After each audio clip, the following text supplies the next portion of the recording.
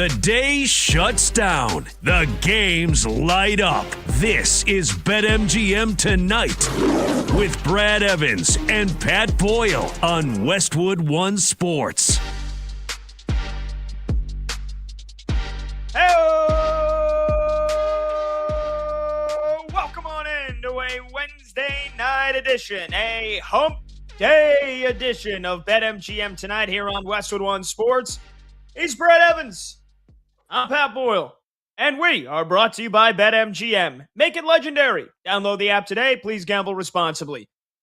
We are with you every Monday through Friday from 6 to 11 p.m. Eastern, and you can watch the show live on YouTube. Just search BetMGM Tonight and hit that subscribe button.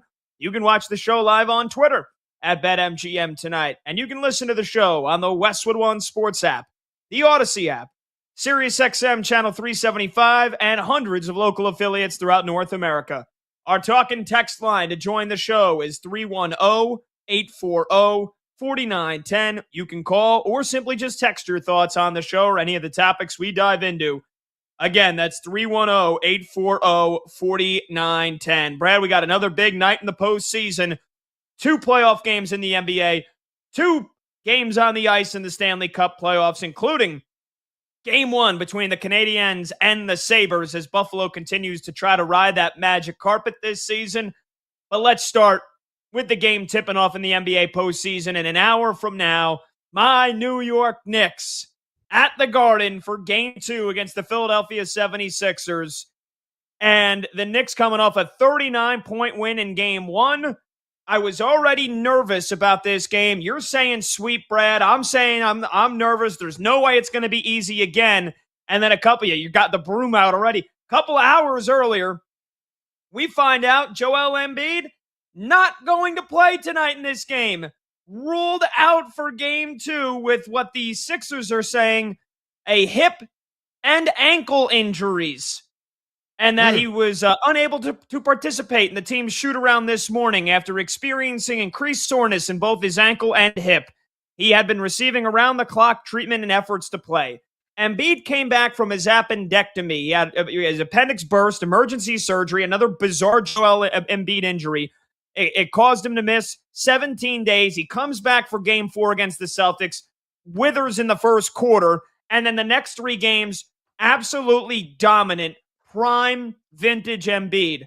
Game 1, the Knicks had it right there for the taking. Sixers coming off a blowout or the physically grueling emotional win on Saturday night in Game 7 against the Celtics, and the Knicks take it to him.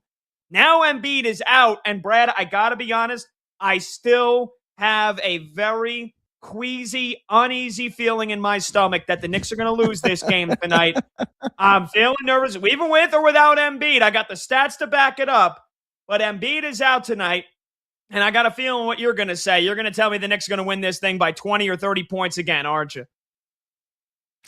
Yeah, man. I think you're going to have supreme confidence right now because your New York Knicks are just on another stinking planet. It's not even in the Milky Way. It's somewhere unknown in the deep, dark universe, and it's a place that is absolutely white hot because you look at what they have done so far statistically in this postseason. I mentioned it on yesterday's show. They are numero uno among all NBA postseason teams in net efficiency, and it's by a wide margin at 21.4 as a comparison. Philadelphia near the bottom of the barrel in net efficiency. They're lucky to still be alive in this NBA playoff run. Minus 7.7 is overall net efficiency. So even if the Knicks somewhat cool off, take a slight step back, they still have plenty of guns in the arsenal to shut Philadelphia down. There is only one way in my mind that Philadelphia hangs tough in this game. They have to rely on some small ball, likes of Kelly Oubre, Tyrese Maxey, and really the ultimate X factor in my mind is VJ Edgecombe. I think you kind of like him tonight as well, based on some of the plays that I've already seen from you. I'm especially high on him. He has got to have a high volume shooting night, do a little bit of everything, and he's certainly capable of that just for Philadelphia to remotely compete. So my man, just you need to relax, slam a couple of shots before this game tips off. Because I think I got to quell the nerves and everything's going to work out A-okay, just fine Ben Stiller is going to be back in the house watching his beloveds after he was at the Met Gala. Chalamet is going to be there. He's probably sinking shots pregame like you saw in the video that was going viral the last 24, 48 hours inside MSG. The Knicks are just dominant right now, and Philadelphia is not exactly robust competition unless they're out of their damn minds, and I just don't see that happening. The Knicks are going to kill them inside and on the glass. The Knicks are one of the best defensive teams in the Eastern Conference, in the entire of the NBA in this postseason run so far. And again, Philadelphia is fortunate to even be in this position. They get their asses handed to them. Yes, you are correct in my prognostication. Knicks by 20 plus, and I'll even take it a step further. Knicks by 25 plus. Ride those old lines, baby. New York's gonna be rocking tonight. Oh boy. Oh, but I get it. You're doing everything you can to quell my nerves, and you actually believe it, right? Because again, the Knicks are the only team in NBA playoff history to win 3 straight games by 25 plus points. Their offensive rating in the last 4 games is 118. 118. That's basically number 1 or number 2 out of all offenses in the regular season, where they don't play a lot of defense. And the Knicks are putting up these historic numbers here in the playoffs. And they're shooting over 50, 60% from the field routinely, 50% from deep. I mean, you name it. OG Anunoby can't miss. Jalen Brunson dropping 30 in his sleep. Karl Anthony Towns playing the best postseason basketball of his career. And even Mikal Bridges, who I basically given up all hope on, is playing lights out right now. Everybody for the Knicks is red hot. But, man, I have this terrible pit in my stomach. And maybe even as something as small as Mitchell Robinson, their backup center, they're big, getting downgraded to questionable just moments ago because of an illness. That doesn't make me feel great. I know Mitch is a backup, and he's a great rebounder and great defender. And with Joel Embiid not playing, you might not even have to see a lot of Mitchell Robinson tonight. But still, if he's got an illness and all of a sudden he pops up on the injury report, well, is anybody else on the team sick? Because I'll tell you that much. I can already see it, Brad. Knicks cough up 15-point lead, lose with half the team battling the flu. I can already see it right now. Nothing is allowed to be easy as a Knicks fan when you've known nothing but misery and heartbreak. So I am expecting the worst. Are you going to drop the bomb or not? We'll get into how the Sixers are going to win this game and how they can win this game. But I just want to get back to Embiid here because he didn't look injured in game 1. Sure, he didn't look good. I mean, from a basketball standpoint, the Knicks shut him down. He had a terrible night shooting the basketball. He's able to get to the free throw line, of course, another 9 times. But, I'm sorry, call me the skeptic here. I don't think that Joel Embiid is actually that injured to the point where if this is game 7, he's playing. He's playing here. So is this, dare I say it, maybe even just a little bit of load management in the playoffs? The Sixers losing game 1 by 39. They know they again, you want to include the age-old adage. A series doesn't start till the home team loses. Sixers know they got games 3 and 4 in Philly, and that's their best shot they got to give. They got to win both of those games. Is it to the point where, I'm not saying Embiid's faking an injury, but even if he's only half compromised, is this a spot where Nick Nurse and the Philadelphia 76ers are saying, you know what? We don't even want to risk him getting hurt more. We don't want to risk an injury here. We're going to sit the big guy out. If we hit 25 threes tonight, great. But if not, we'll be down 0-2. We don't really care. And also, couldn't they have just done this in game 1? They had all the excuses in the world here, Brad. Saturday night, game 7 in Boston to a Monday night at the Garden. Couldn't they have shut him down for game 1 so that he was 100% fresh and ready to go here for game 2? This just doesn't make sense to me. And again, maybe I'm a conspiracy. I got the conspiracy theorist tinfoil hat on here. I just don't think Joel Embiid is actually that hurt to the point where it's like, yeah, he just can't go tonight. I'm not buying it. Apparently, the monsters have been stacking on various parts of his body. Look, it's to use a different context, a different sport, and a channel the great Jim Mora. It's the playoffs. You talking about the playoffs? Playoffs? Indeed. This is the playoffs. Everything's on the line. Your entire season. The reputation of your organization and franchise. Your career is on the line to a certain extent, and the legacy that you leave as a big part of that. So Joel Embiid, I don't think is faking this at all. I think he's banged up truly. With myriad setbacks, and he's like, hey, man, I'm nowhere close to 80%, not even 75%. I cannot give it my all remotely against this New York Knicks team who's playing, again, out of their damn minds. So Joel Embiid making that call, and Team Dockers and the coaching staff apparently agreeing that, hey, listen, Joel, sit down. We don't want you out there potentially injuring yourself to a harsher extent and maybe miss the entire series. We're going to rely on some of our bench assets and the rest of the collective to remain competitive and maybe somehow, some way steal the show against the New York Knicks and prevent falling to a 2-0 deficit. So, yeah, man, I know you got the tinfoil hat on. I know it's nice and snug, fitting tightly on top of your dome right now. And you got wonderful coif. Very admirable of and jealous and envious. Wish I had your hair, my man.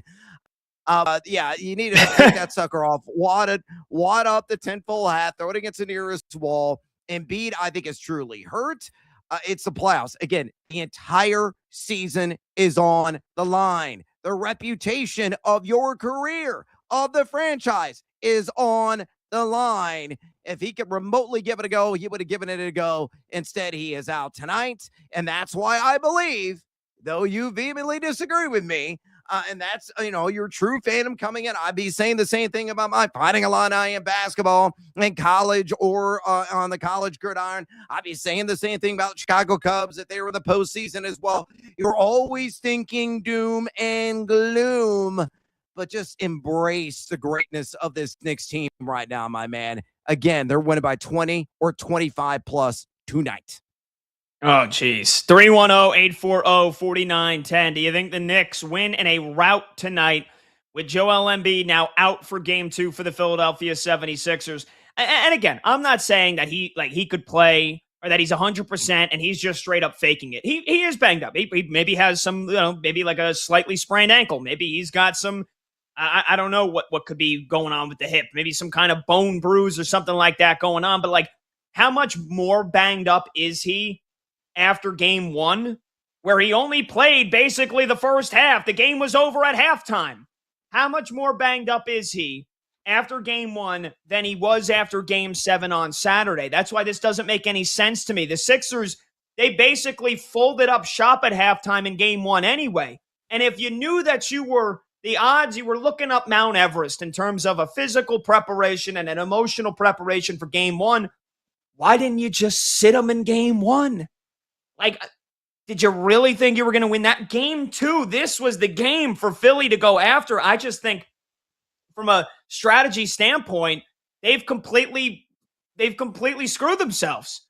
Like, Embiid should have just sat game 1. Sixers would have got their tails handed to them like they did. And then Embiid could have came back and he wouldn't have played since Saturday. This just feels like mismatch. I mean, don't get me wrong. As a Knicks fan, I love it. I love it that Embiid's not playing. But it feels like this is just completely mismanaged here by Philadelphia. Because, again, how much more banged up is he after that game on Monday night than what he was in, what kind of shape he was in on Saturday after game 7 in Boston? That's what I'm wondering. Yeah, again, you just need to relax, my man. I know you are spending a lot of these conspiracy theories. I know you're wondering about Joel Embiid and, why he is not out there, but he's not going to be out there, period. So they got to rely on the other crutches. Maybe Paul George erupts tonight. That's a distinct possibility. He's certainly had his moments in this NBA postseason. But again, I think it's going to be some of the other key assets on this squad that really have to rise to the occasion. Let me give you a play. Because I think you and I are very symbiotic, and maybe this is you hedging as you were hedging earlier with this scenario. And this is true, folks.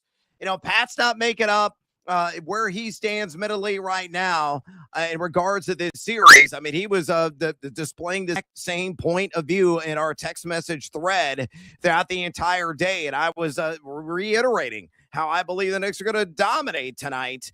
Though I will say, I think VJ Edgecombe is going to ball out because he has to. His volume is going to increase and increase sharply. I think he's got a great chance to score at least 15 points. I grabbed it before the Embiid news at BetMGM at plus 170. It's now minus 150 for him to reach 15 points of the box score. If you want to take it another step further, he scores 20 or more points. Still get that right now at the Lions Roar at plus 240. Pat. So I think Edgecombe's that guy that has that electricity in the veins. He has that, volcanic tendency to his overall game. I know he only hit 20 points twice in the Boston series, but that's a guy that is capable of exploding onto the scene and into the box score tonight. So I think, again, he's a true X factor in this game. That's why I feel he's going to score at least 15 at minus 150, 20 plus at plus 240. VJ Edgecombe will be the reason why you are correct, though he could still go out, ball out. The rest of the team royally suck, and I wind up being correct. But we'll see how the tonight. But regardless, I like VJ Edgecombe to ball out. Yeah, so you like VJ Edgecombe to do a lot of scoring tonight, and he's going to have to. I mean, obviously, without Embiid, Edgecombe's going to have to step up. The biggest pressure is on Tyrese Maxey, who just straight up did not get into the game from, like, metaphorically, didn't get himself inserted into the game until it was too late. You know, they kind of let to Embiid, tried to get him going in the first quarter. It didn't work. Tyrese Maxey, I think, only took one shot in the first quarter, and he finished the game 13 points, 3 for 9 from the field. And 7 of those 13 points came from the free throw line. He was a team worst, minus 28. Tyrese Maxey's the best player on this team if you don't count Embiid. And even then, there's plenty of nights where Embiid's on the floor and Maxey's still probably more valuable than him, especially in the last 12 months. And so it's on Tyrese Maxey tonight. And the Knicks know that. And the Knicks shut him down in game 1. I mean, they took away the pick and roll game with him and Embiid. The Knicks packed the paint. Maxey, who does such a great job of getting downhill and getting to the bucket, and the Knicks shut that off. The Knicks, OG Anunoby was absolutely tremendous when he had help over from the wings and the corners to defend the three-point shots, to slide over and help and give help to Karl Anthony Towns and Mitchell Robinson. So they shut down Maxey. And now you don't have Embiid. Maxey's going to have to do a lot of this himself. And then they need a guy who goes by the name of Playoff P. They need Paul George. They need vintage Paul George. I'm talking about prime Indiana Pacers Paul George to step up tonight. 36 years old. And Paul George actually played pretty damn well in that first round series against Boston. He averaged 17 points per game. He shot 49% from the field, and he shot 55% from deep. They're going to need that tonight from Paul George. And they're going to need VJ Edgecombe. Brad, where you think VJ Edgecombe is going to do a ton of scoring, I think he's going to do a lot of work on the glass. VJ Edgecombe only had 1 rebound in game 1 against the Knicks. And for a guy that's got as much bounce as him, and he's only 6'4", but as much athleticism and as bounce as he does, they need him to be a guy that gets second chance opportunities. They need his athleticism. They need the spring in his step. VJ Edgecombe had 2 games against Boston with double-digit rebounds. He averaged 5.5 on the season. He had 2 games with 10 rebounds against the Celtics, and he had 4 games with 7 or more rebounds. That's what they need tonight from VJ Edgecombe, because I don't know how much, you would think logically, all right, Embiid's out. Who's the next guy up? Well, it's another veteran, another guy in his mid-30s that feels like he should be 45 years old, and yet he's only in his mid-30s because he's been around for forever. He's only 32. Andre Drummond, I don't know how much part of the offense Andre Drummond can be tonight, right? When he's a complement, when he's a substitute for Embiid, it's one thing. Without Embiid, Andre Drummond, if the game plan that Philly should be going for, shooting a ton of threes, I know Andre Drummond didn't take a single three for like the first 8-9 years of his career. He's actually started to take some, which is just a wild concept. But even then, you can't expect Andre Drummond to go out there and space the floor where you can go 5 out on the perimeter. That's, I think, the game plan for Philly tonight. Without Embiid, they got to go like how the Boston Celtics in their title run, and even now still to a large part, they'll basically just put everybody on the perimeter, and it'll be one person, Tatum or Jaylen Brown, driving and kicking it out, and everybody's just sitting waiting for threes. That's the game plan for the Sixers tonight. They're probably going to shoot 50 threes, And if they make 22 of them, they're going to live with whatever the results are. So they need threesome Maxey. They need threesome from playoff P, Paul George. They need Kelly Oubre to be a monster defensively and try to slow down Jalen Brunson. And they'll need the second chance opportunities from the 6'4" springiness that VJ Edgecombe can bring. So, Brad, I've been saying it since the Knicks won game 1. For the last 2 days, I don't feel good about this game. As a diehard Knicks fan, I promise you this won't be easy. I'm warning you, and I'm warning Knicks fans now, this will be a tie game with under 5 minutes to go. I promise. And I love to be wrong. And I hope I'm wrong. But I don't think I'm going to be. I think this game is close. So if you want to play it, I would honestly play the Sixers to cover. And maybe that's an emotional hedge for me. Sixers plus 10.5. And then also VJ Edgecombe over 5.5 rebounds at plus money. And take it up to 10 rebounds at plus 825 on BetMGM because I think he grabs double-digit rebounds. I think if Philly keeps this close, this is a game where they need all hands on deck, and they're going to need as many second-chance opportunities on offense as possible, and I think VJ Edgecombe can give it to them. You're listening to BetMGM tonight with Pat Boyle and Brad Evans, sponsored by Progressive Commercial Insurance, protecting your business vehicles 24/7. See if you could save at progressivecommercial.com. You want to join the show? What's your prediction for Knicks-Sixers Game 2? And did Philly screw this up by not sitting Joel Embiid in Game 1? Because now he's out for Game 2. We'll get to those calls when we come back, and we'll touch on the hot topics of the day, including Dusty May to the NBA. Oh, boy, don't count it out. He's Brad Evans. I'm Pat Boyle. We're just getting rolling. This is BetMGM tonight on Westwood One Sports.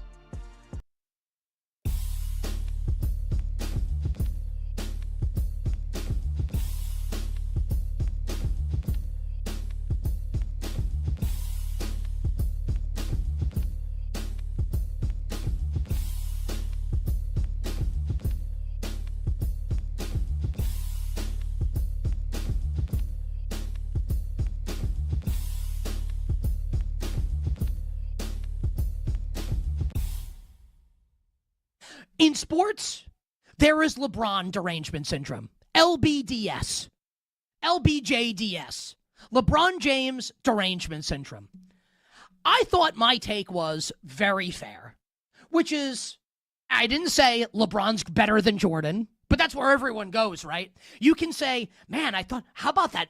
Man, that was a great pass by LeBron to DeAndre Ayton for the layup to cut the early deficit to 6-4. And people will respond by saying, not my GOAT. Who said he was the GOAT? It's insane the way people consume this guy. It's ridiculous, right? So I put out what I feel like is a very fair opinion. And fair doesn't mean you have to agree with me. Fair just means it's fair. That I feel bad for him at age 41, like he knows, like he did against the Spurs that year, like he did against the Warriors the final time. It doesn't matter what he does, they're going to get their asses kicked. It doesn't matter. They're up against it. And at 41, I have way more sympathy now for him than I did in 2007 and in 2018 and any other time in his career that this has happened. And what I get back, I mean, I can't tell you. I've been called names in my life. We've all been called names. Maybe me more than you. It's fine, right? I'm in my 40s also. I don't care. I was called in the last 12 hours a bronzesexual more than I've been called any name in my entire life. I said, I feel bad for LeBron James. So I am now a bronzesexual because I said I feel bad for him. Not my GOAT, LeBron James. I don't think he's the great. I think Jordan's the best ever.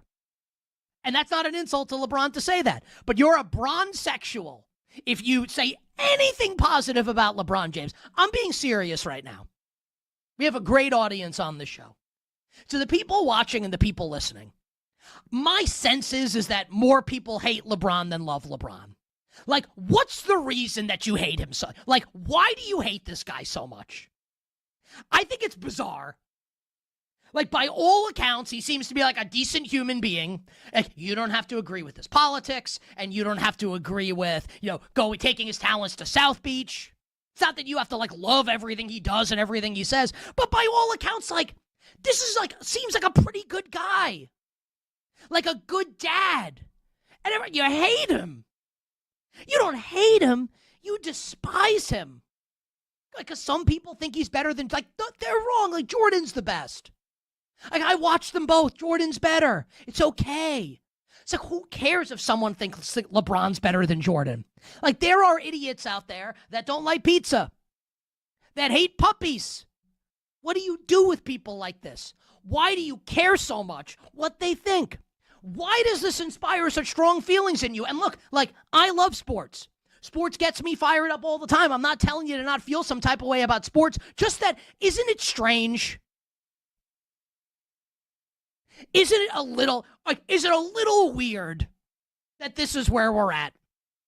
That, like, he plays so well in this game. He was fantastic last night. There's nothing he can do. This is like you're trying to save the doomed marriage. Like, you can't. It's over. You can go to therapy, and you can do counseling, and you can say, I'm going to try and do better. Like, it's done. This is done. The series is done.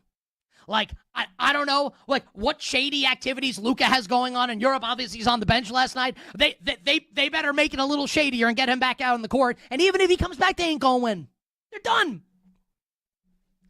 And the response to this is, well, not my goat. You like bronsexual. Like, should go to another super team. Like, really? Just like, this is what we're doing here with LeBron.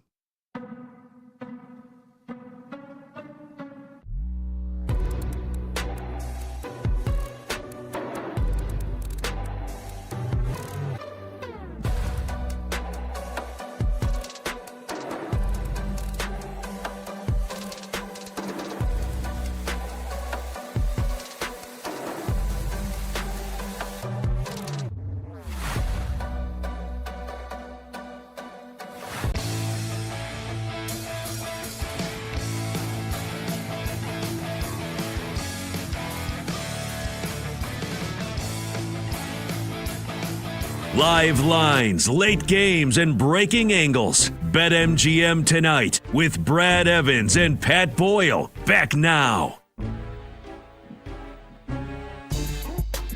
Welcome on back. BetMGM tonight, Westwood One Sports. He's Brad. I'm Pat.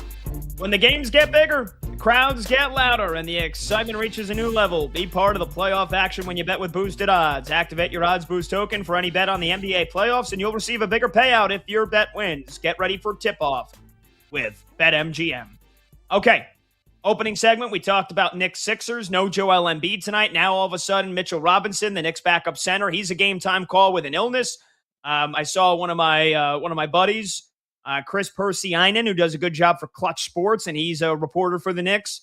He said that Mike Brown said he doesn't know any more than any of us, and that Mitchell Robinson is sick. So that's something to monitor as well. But I'm nervous that the Sixers not only keep this game close, that they win this freaking game tonight without Embiid. And Brad is trying to calm me down. He's saying Knicks by 25, Knicks by 30, not going to be a contest. I've seen this movie way too many freaking times before. I'm telling you, this game is going to be close.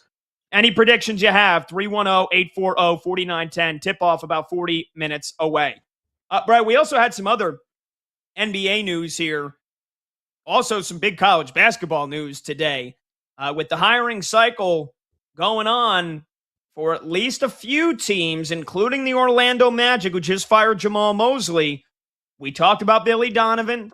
His name is not going to go away anytime soon, despite the fact that he had this job in 2007 and then said, you know what, actually, please let me go back to Florida. And he couldn't coach in the NBA for 5 years because of that. Billy Donovan, who's already gone from the Bulls. Tom Thibodeau, Tibbs with the Magic. His name is definitely not going to be going away. But how about Dusty May from Michigan? Multiple outlets reporting that Dusty May is linked to not only the Orlando Magic, but also the Golden State Warriors in case Steve Kerr steps down. He met earlier this week, Steve Kerr, with Warriors brass, including GM Mike Dunleavy Jr. for the second time in as many weeks. They still don't have a decision on whether Steve Kerr is coming back or not. So could Dusty May go from FAU, where he brought him into the Final Four, to Michigan, where he wins a national championship this year in year 2? Meteoric rise. Could he go right to the NBA here? How legit, what percent chance Do you think this could happen here? Dusty May all of a sudden coaching in the NBA, or is this maybe a page out of Dan Hurley's playbook? What do you think, Brad? Look, and I think there was actually smoke to that fire with Dan Hurley. Dan would tell you that. I think it's greater than a 30% chance that Dusty May could take the jump, leaving Ann Arbor and going somewhere in the NBA. You mentioned the two teams he is connected to. The original report came out a couple of days ago from Mark Stein, and this is what Stein said. He said, quote, league sources say that the Magic are admirers of Michigan's Dusty May, would have a level of interest if he were indeed available. It must be noted that the expectation at this point in the college game is that May will stay with the Wolverines after they beat UConn for the national title. Does May, however, indeed have NBA aspirations? End quote. And then he brought up the additional link with the Golden State Warriors. The Warriors, I think, are an ideal fit really for Dusty May. You look at him personality-wise, and I think he's an excellent fit. For if he had aspirations to go to the NBA, wherever it may be, he's a cool cat, a mild-mannered kind of guy, not fiery, not in your face, and a guy that's just a stellar X's and O's coach, pushes the right buttons. He looks like an NBA coach. He really does. And now he's reached the pinnacle, the mountaintop of the college basketball world in just year two there at the University of Michigan. You mentioned the achievements that he had at teeny tiny Florida Atlantic. What's really left for him to prove? Now, obviously, he could be like Danny Hurley. He could build, quite the legacy, quite the story at the collegiate level, maybe win additional titles at the University of Michigan. If the Indiana job ever opened up. Remember, he was a manager on Indiana Hoosiers, teams back in the day. I think he's always wanted to coach in Bloomington at that, it's still kind of a blue blood. A lot of people consider a former blue blood. That might entice him and lure him away. That would be a little bit muddy, a little bit sticky, leaving Michigan and going to a rival Big Ten school in Indiana, but I certainly think that would be on the table if Darren DeVries got fired or moved on. That could open up. So there's a number of different avenues that Dusty May could travel down, but I think it would be really enticing. More than anything else is Golden State, man. The opportunity to coach Steph Curry. I know Steph is getting a little bit longer in the tooth, may only have a couple of years left. But I think he is a guy that could be plug and play immediately.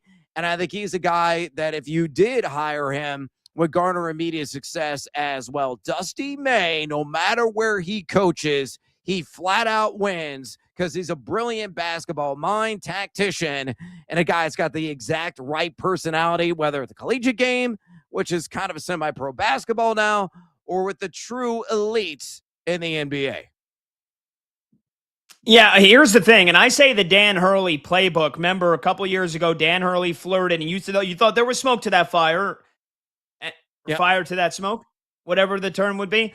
And I agree with you. I think he was really close to taking the Lakers job, and then they ended up going with J.J. Redick. But I also do think that Dan Hurley knew that there was a chance that he'd be willing to move his family and his wife and his kids to Los Angeles if it was the right deal. And then UConn said, all right, hold on, we'll pony up here. We'll give you a fat new contract extension, whatever you want, Danny. And it worked. And I do think that was the goal. He was trying, hey, you know what? If I'm going to flirt here, if I'm going to see what's at least, UConn, why don't you give me a couple more $1 million? Why don't you pony up here? Here's the thing. A lot of people are probably listening and saying, well, Pat, Dusty May just signed a contract extension. Did he? Is that official yet? Because I remember just a month ago, A.D. Ward Emanuel said, to the entire crowd at the Chrysler Center where they're celebrating the national championship, Dusty May, we've already reached an agreement. He's going to be the Michigan basketball coach for years to come, and that reportedly the deal is a 5-year contract. That hasn't been signed yet. Not at least a week ago when Dusty May said himself that it was just a formality, an unsigned Michigan deal. This new contract extension was just a formality, and that the lawyers are going to work out the details, and it would probably be finished around this, sometime this summer.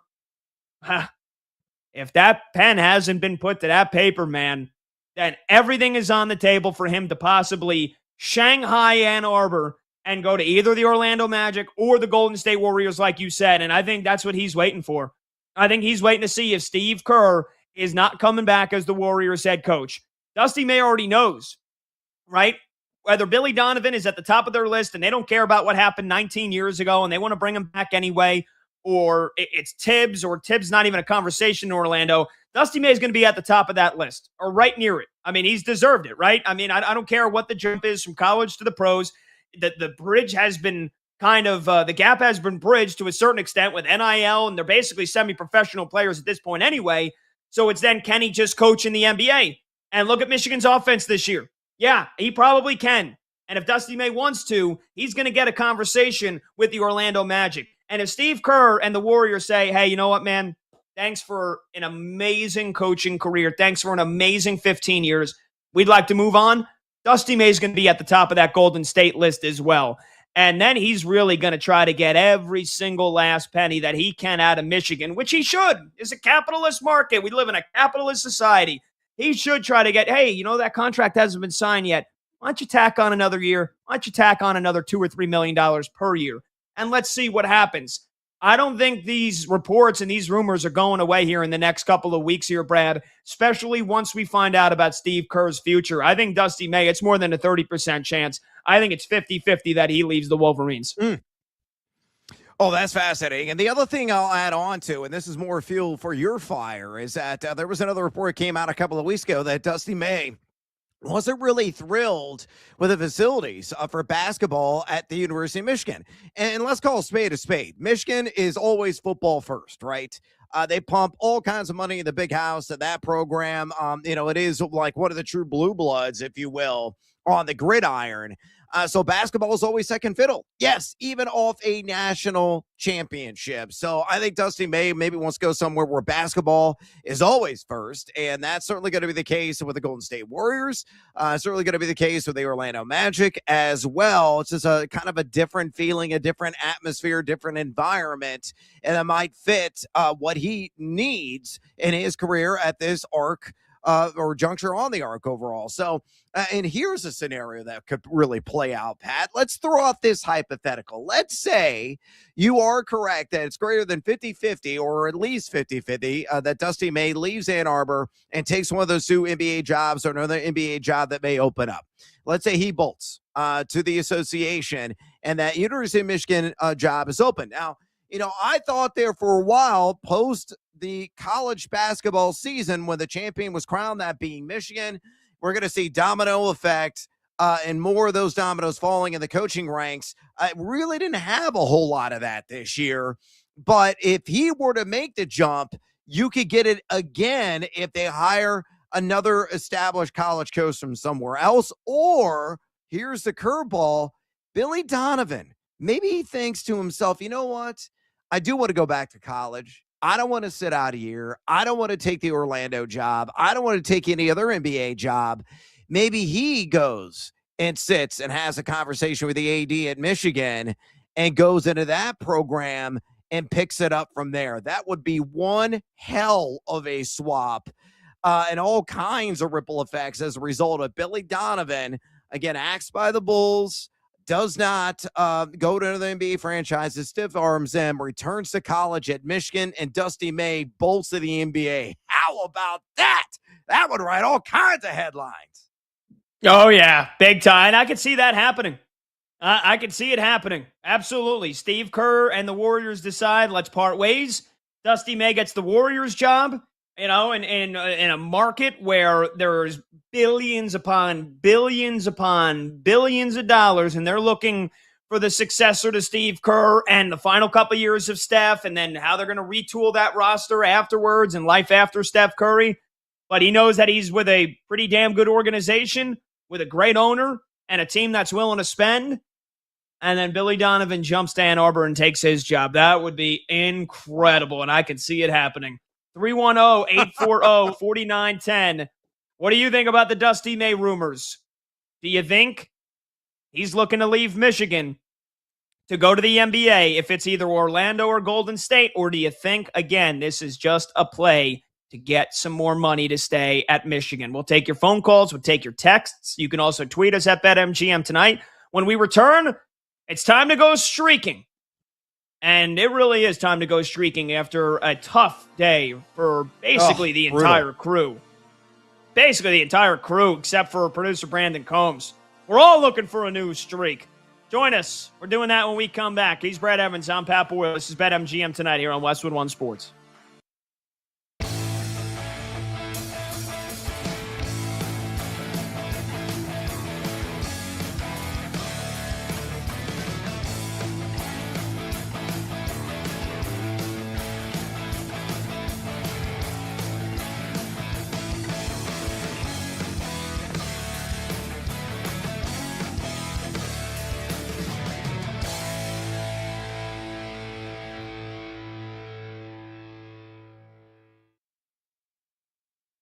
And I am also excited about what the Cincinnati Bengals have done.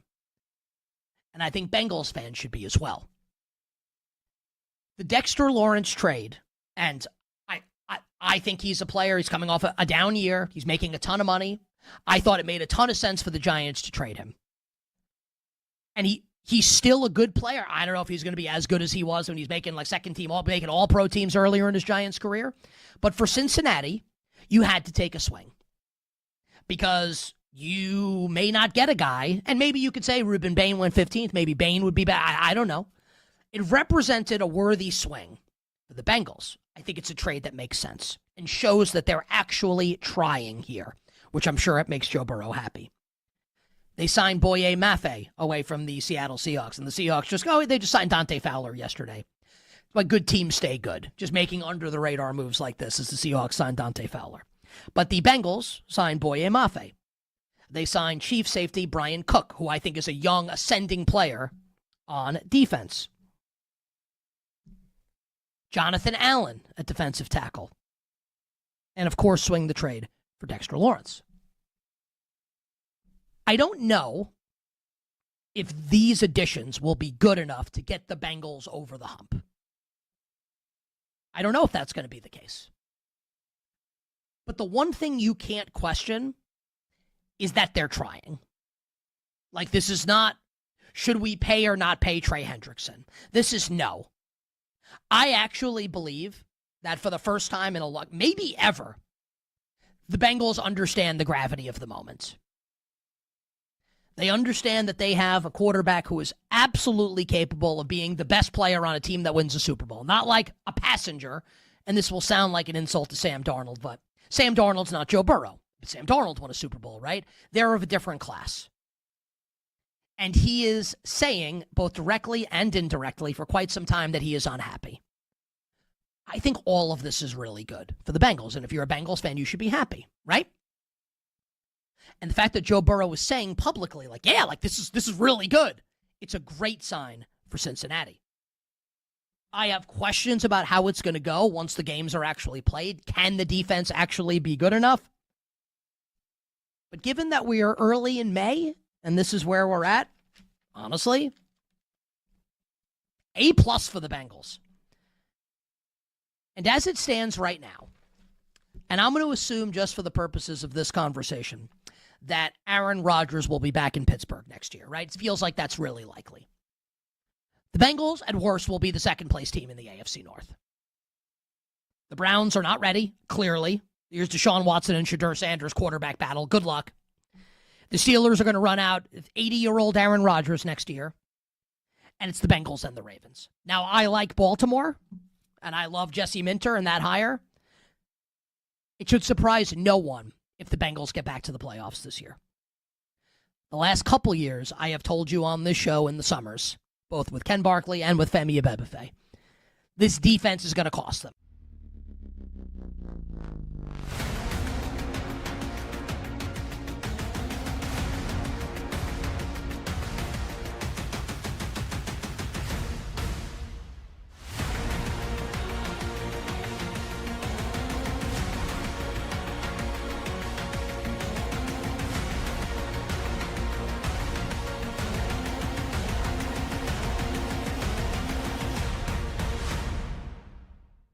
I think the Cavs are going to come back and win the series. I don't say that with a ton of confidence. What say you, Jay, in 30 seconds?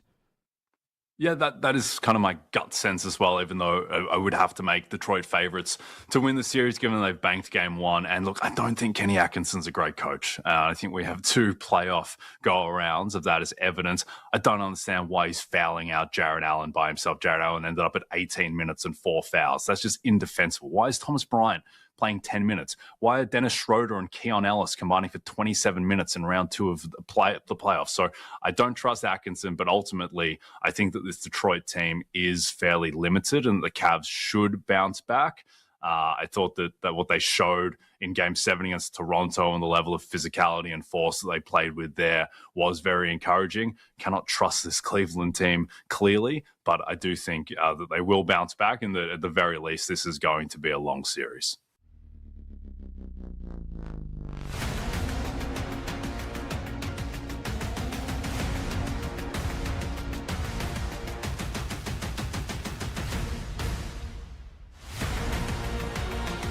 When the game goes live, the conversation turns up. BetMGM Tonight continues now.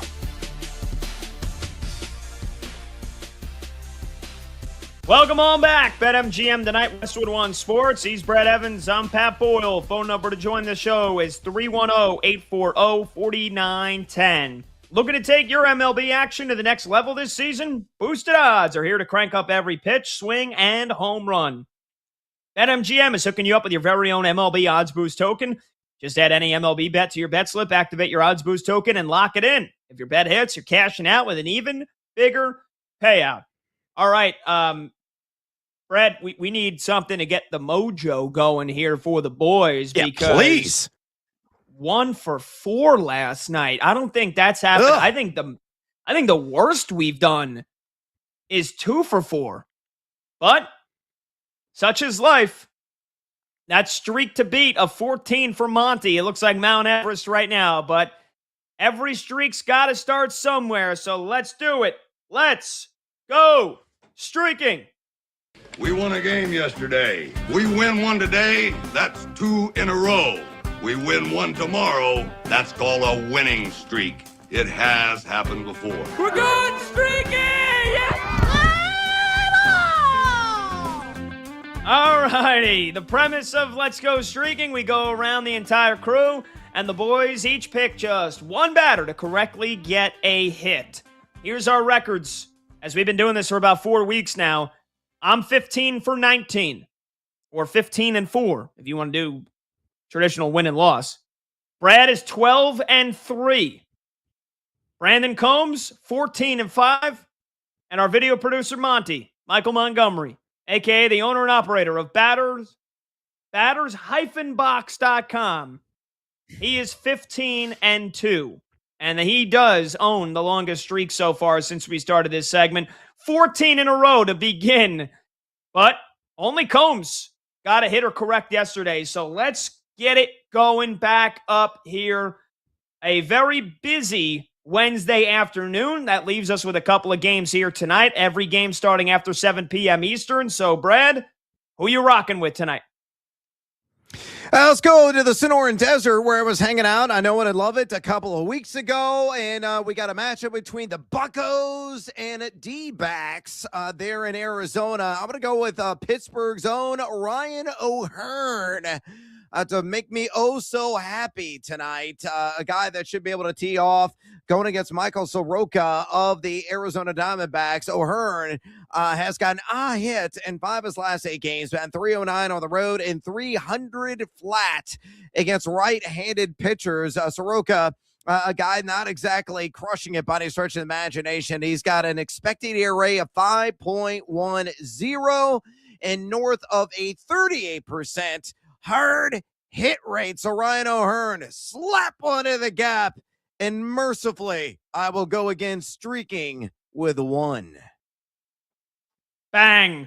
All righty. I'm actually sending, I'm texting basically everybody that I know, all my group chats right now.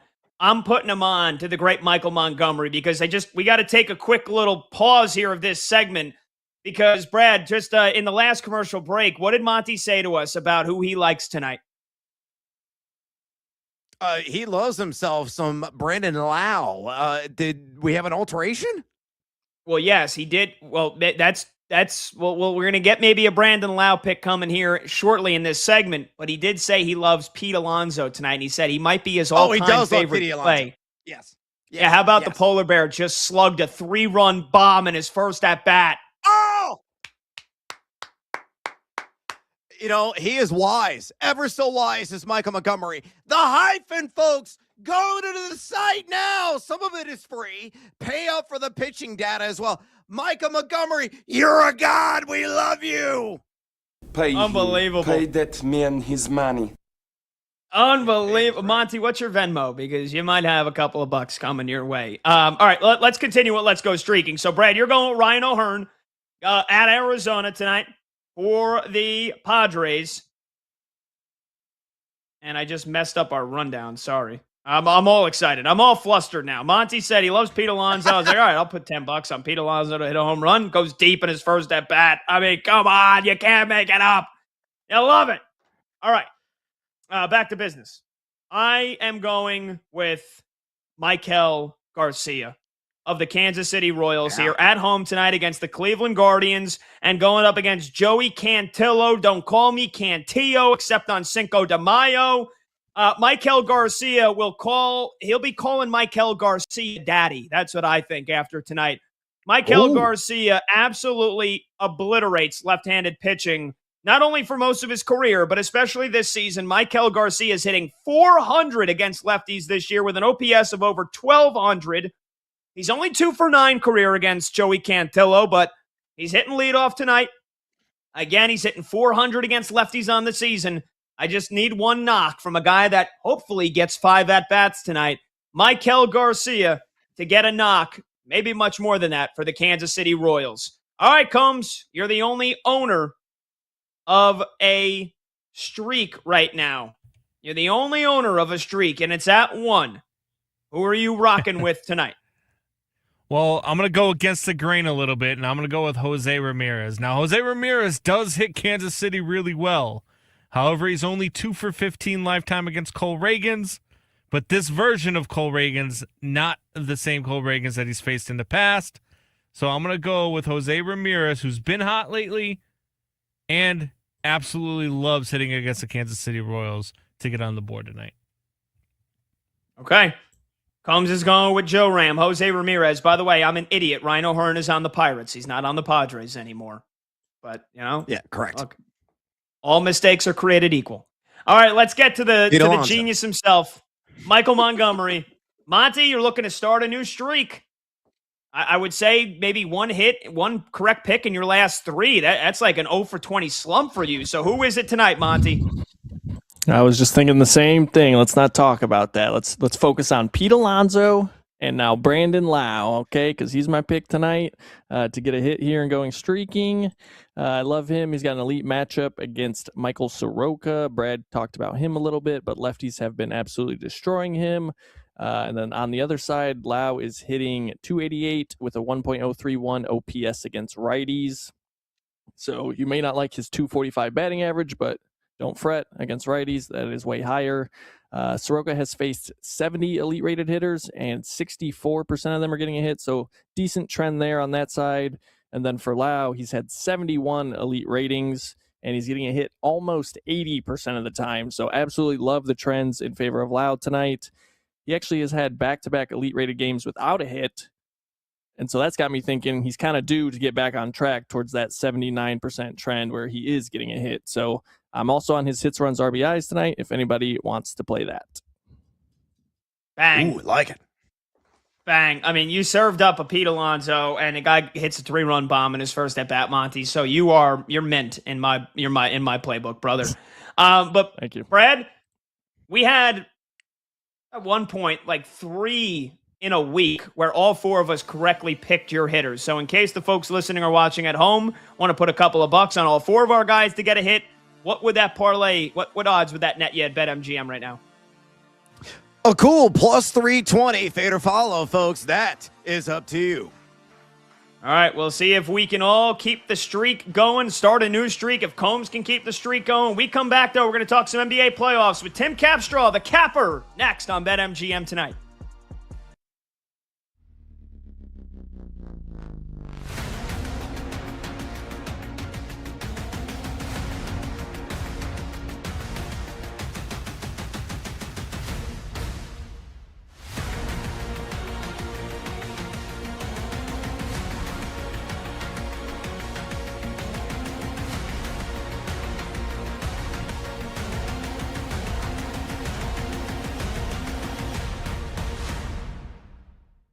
We had Tom Verducci on the show on Monday, and I asked him about the Mets and the Phillies and the Red Sox and the Astros, just like the theme of these teams with big expectations that have fallen short.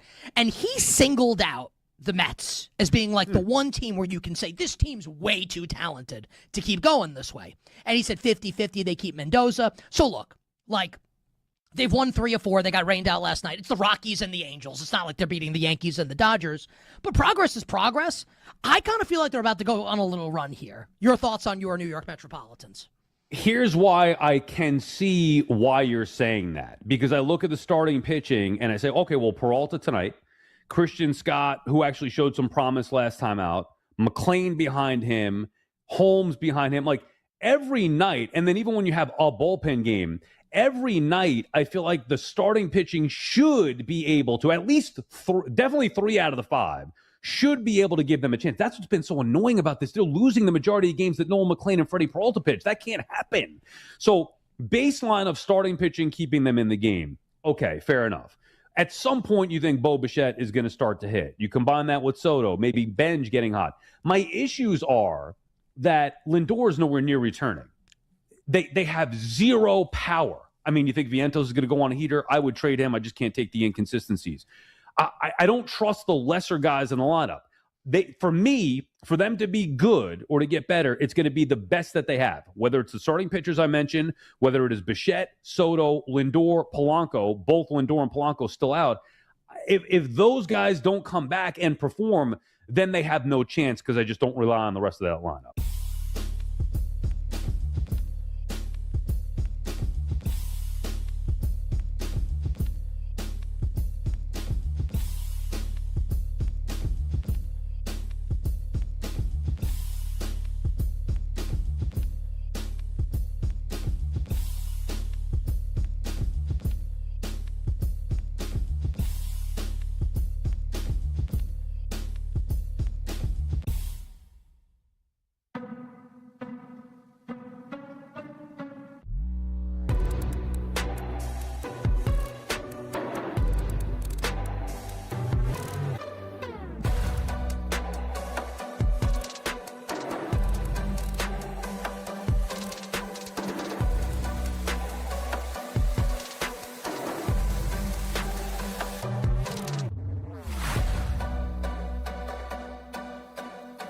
What is your best take on the Wolves-Spurs series, 1 game in ahead of Game 2 tonight?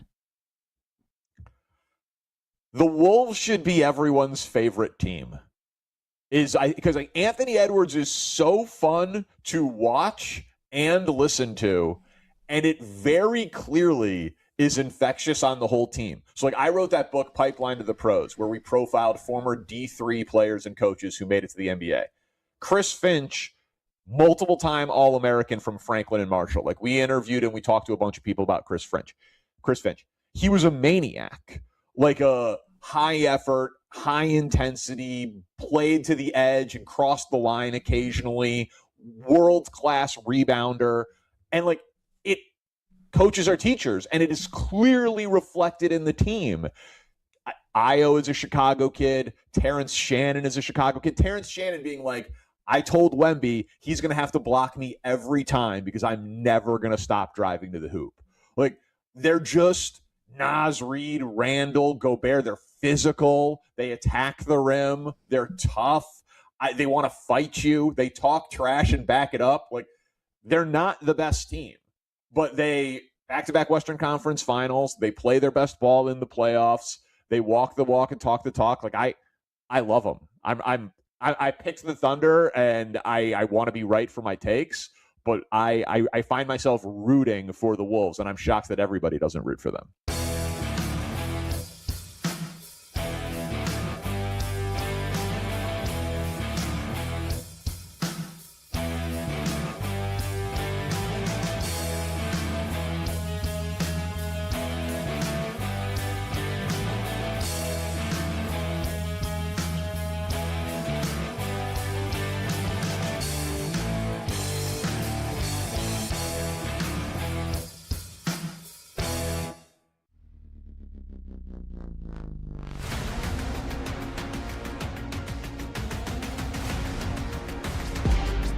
The day shuts down. The games light up. This is BetMGM Tonight with Brad Evans and Pat Boyle on Westwood One Sports.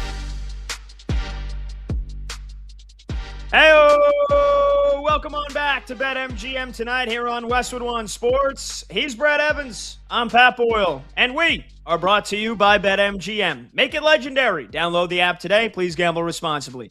Hour number 2 starts right now, and you can watch the show live on YouTube. Just search BetMGM Tonight and hit that subscribe button. You can watch the show live on Twitter at BetMGM Tonight, and you can listen to the program on the Westwood One Sports app, the Odyssey app, SiriusXM Channel 375, and hundreds of local affiliates throughout North America.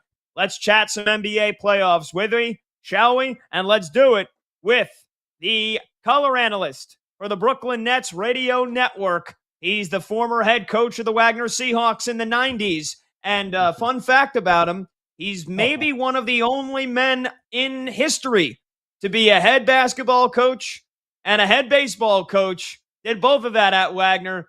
He is the Capper. It's Tim Capstraw who joins us now to chat NBA playoffs. Capper, what's going on, brother? How you been, man? I've been okay. If I was that good of a coach, I'd still be coaching, right? That's for sure. So I'm just kind of... That's why broadcasters become broadcasters a lot of times, right? Because they got tossed out of coaching. But well, you are damn good at that. You and Chris Carino on Nets Radio did a phenomenal job. Capper, let's start with the Knicks-Sixers series here. Minutes away from tip-off in Game 2 at the Garden. Yep. Joel Embiid ruled out for this game just earlier today, and Philly's coming off a beatdown at the hands of the Knicks in Game 1, getting blasted by 39. It was never really a contest. So I got a two-parter here right off the bat for you, Capper. I know you're a pro. You can handle the double dip. First question, what have you seen from the Knicks offense that has led to this historic stretch for them? They got an offensive rating of 118 in the last 4 games. It's just absurd. And then the second part, how can Philly win this game tonight without Embiid? I know the regular season is much different than the playoffs, but the Sixers actually have an identical offensive rating with Embiid and without him this season. So what have you seen from the Knicks offense, and then how can Philly win this game tonight? Well, first of all, I think it's no secret that, midway through or after the couple losses to the Atlanta Hawks, they got Karl Anthony Towns much more involved in the offense. They got him out on the perimeter. They set some screens along the baseline. That loosened things up. It wasn't so ball dominant of Jalen Brunson handling the ball that often, or as often as he was. Also, a big part of offense is playing great defense. The Nets were able to play great. Their defense has really stepped up. Josh Hart becoming part of that, going on to CJ McCollum was also part of the ingredients that got their offense going, even though it was because of his defense. They got stops, they're able to get out and run. The half-court offense, they had a good balance with Cat out top. And then Brunson doing his thing. And then OG Anunoby being a pro that he is. They are locked in right now. They are playing great basketball. They might have found something and a great balance in their offense right now because they look awful good. And That's what I keep trying to tell Pat. That's what I keep trying to tell Pat Capper, by the way. Go ahead and answer part 2, but Pat's like kind of worried that Philadelphia is somehow going to win this game tonight. Please talk some sense into him. Well, here's the thing about series, though. You got to, and this is what happened, or you go back to Atlanta. There are times when they take a lot of twists and turns, these series. You get kind of thinking, we got it all under control. Remember, just 10 days ago or whatever, they were down 2-1 and the sky was falling. So things can change a little bit. Without Embiid, Obviously, it is tougher, but they have played a lot of games without Joel Embiid, and they are a talented group of guys that can play. The Sixers are still pretty talented, although he was obviously the difference maker in their last round. Embiid was unbelievable, but I think in a funny way, it might help them loosen up a little bit, play a little. Maybe Maxey gets going because of that. And also, I think defensively, they've got to find a way.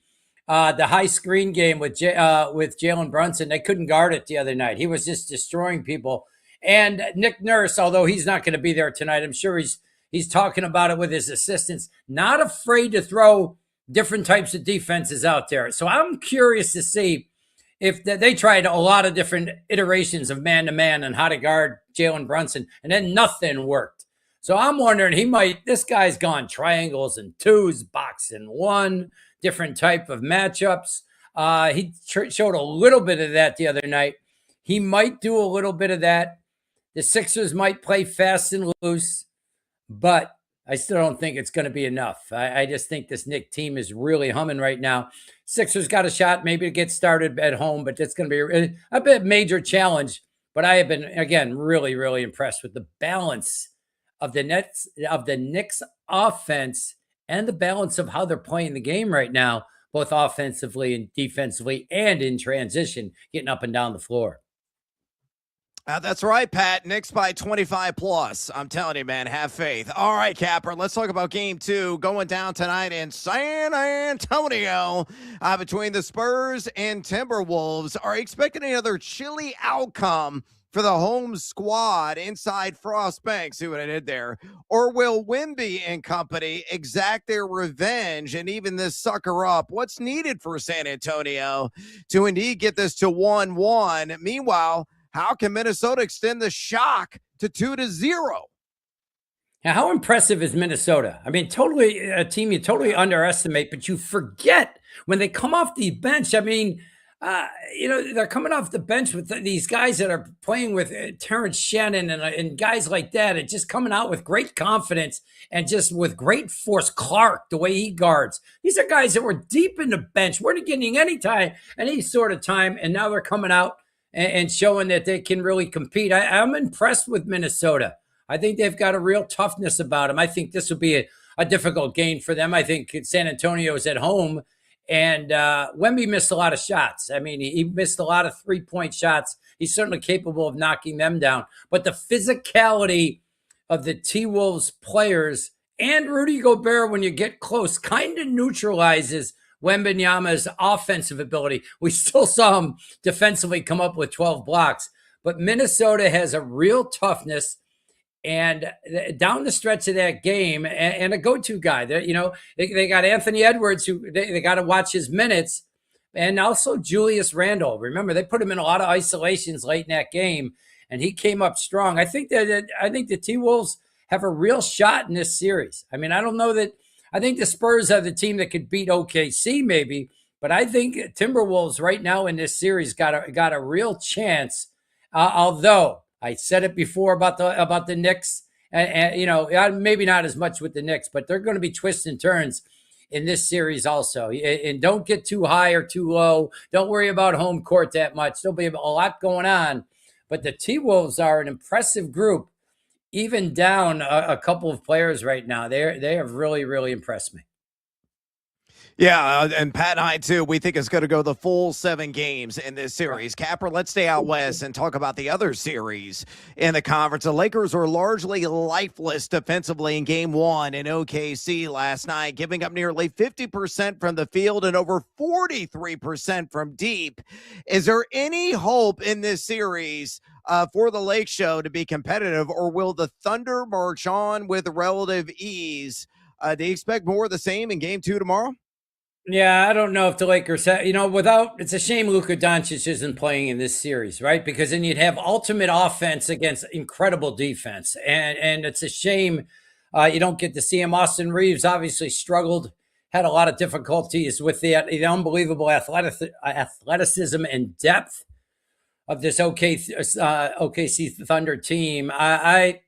Listen, they're just really good. And that was probably and they've been off for a while. So that was probably their rusty game, right? I mean, OKC is really, they are really, really impressive. They come at you in waves. They have guys that understand their roles. There's one good defender after another. Chet Holmgren, it can be a second fiddle to Shea. You don't even have Jalen Williams playing. Man, they are good. They're going to get better. Without Luka, it's going to be a real struggle for the Lakers. We're talking to the capper, Tim Capstraw, here on BetMGM tonight, Westwood One Sports. He's Brad Evans. I'm Pat Boyle. Capper is the color analyst for the Brooklyn Nets radio network. Capper, how about the Pistons-Cavs series with Game 2 tomorrow night? Detroit watched an 18-point lead evaporate, but then held on to win by double digits anyway yesterday. After the game, Donovan Mitchell complained that he's not getting any calls, and he mentioned because he doesn't flop. And that's once again become a big topic here in the postseason. So, Capper, do you think flopping has gotten out of control from some certain star players, or is it on the refs and the officiating crews to either not call the exaggerated contact or even go as far as to start dishing out some technical fouls for flopping? Like, how do we solve this issue? I say don't call anything. Don't call. If you're not sure it's a foul, don't call it. I don't want stoppages, and I don't want to be reviewing, and I don't want to be seeing, and I don't want free throws.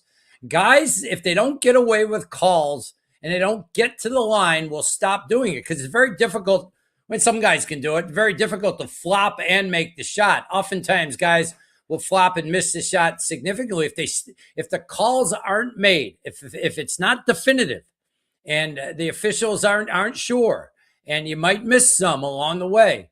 But I think that's the price you got to pay, and I think just no calls are the way to go. And I think that would start to neutralize or slow down some of these guys that are really, really adept at getting guys in position, because there's already enough real fouls that these guys know how to create. They're great, and it's not even flopping. They're just great at creating contact when they go into the paint, and then they get the call, and there wasn't even any flopping going on. Now you add flopping onto that. Don't give them those. I don't even like when the offensive players initiate contact when it's obvious. There's a ton of free throws because of that. And the players know exactly what they're doing, and the defense is not intentionally looking to create contact when the offense. And so whether it be flopping, whether it be that initiating, I wish that it was eliminated, not totally, but I think it could be slowed down, and I think that would slow down some of these calls. You also hear it with the extension of the arms when guys get into the paint. I think the officials or the rules committee will adjust that, because I think guys are really good at just getting their shoulders into people, getting their arms out to people, and creating too much of an advantage. So with all these advantages they're getting, they certainly shouldn't be getting flopping also. And so I just think let it play on, and then I think the players will figure it out, because they always figure it out when there's calls to be made. They'll figure out a way to get to the line. So just make them play on a lot more often. Capper, let's talk about the constantly spinning coaching carousel this time of year in the NBA. And we saw today, rumors are flying right now that Michigan head coach Dusty May, who won a national title this year, could be the ultimate 2-and-done at the collegiate level there in Ann Arbor. Are you buying May bolts for the Warriors or Magic gigs? And what would be a good fit at either locale? Do you think he's a better fit for Golden State or Orlando? Do you think Steve Kerr were to move on?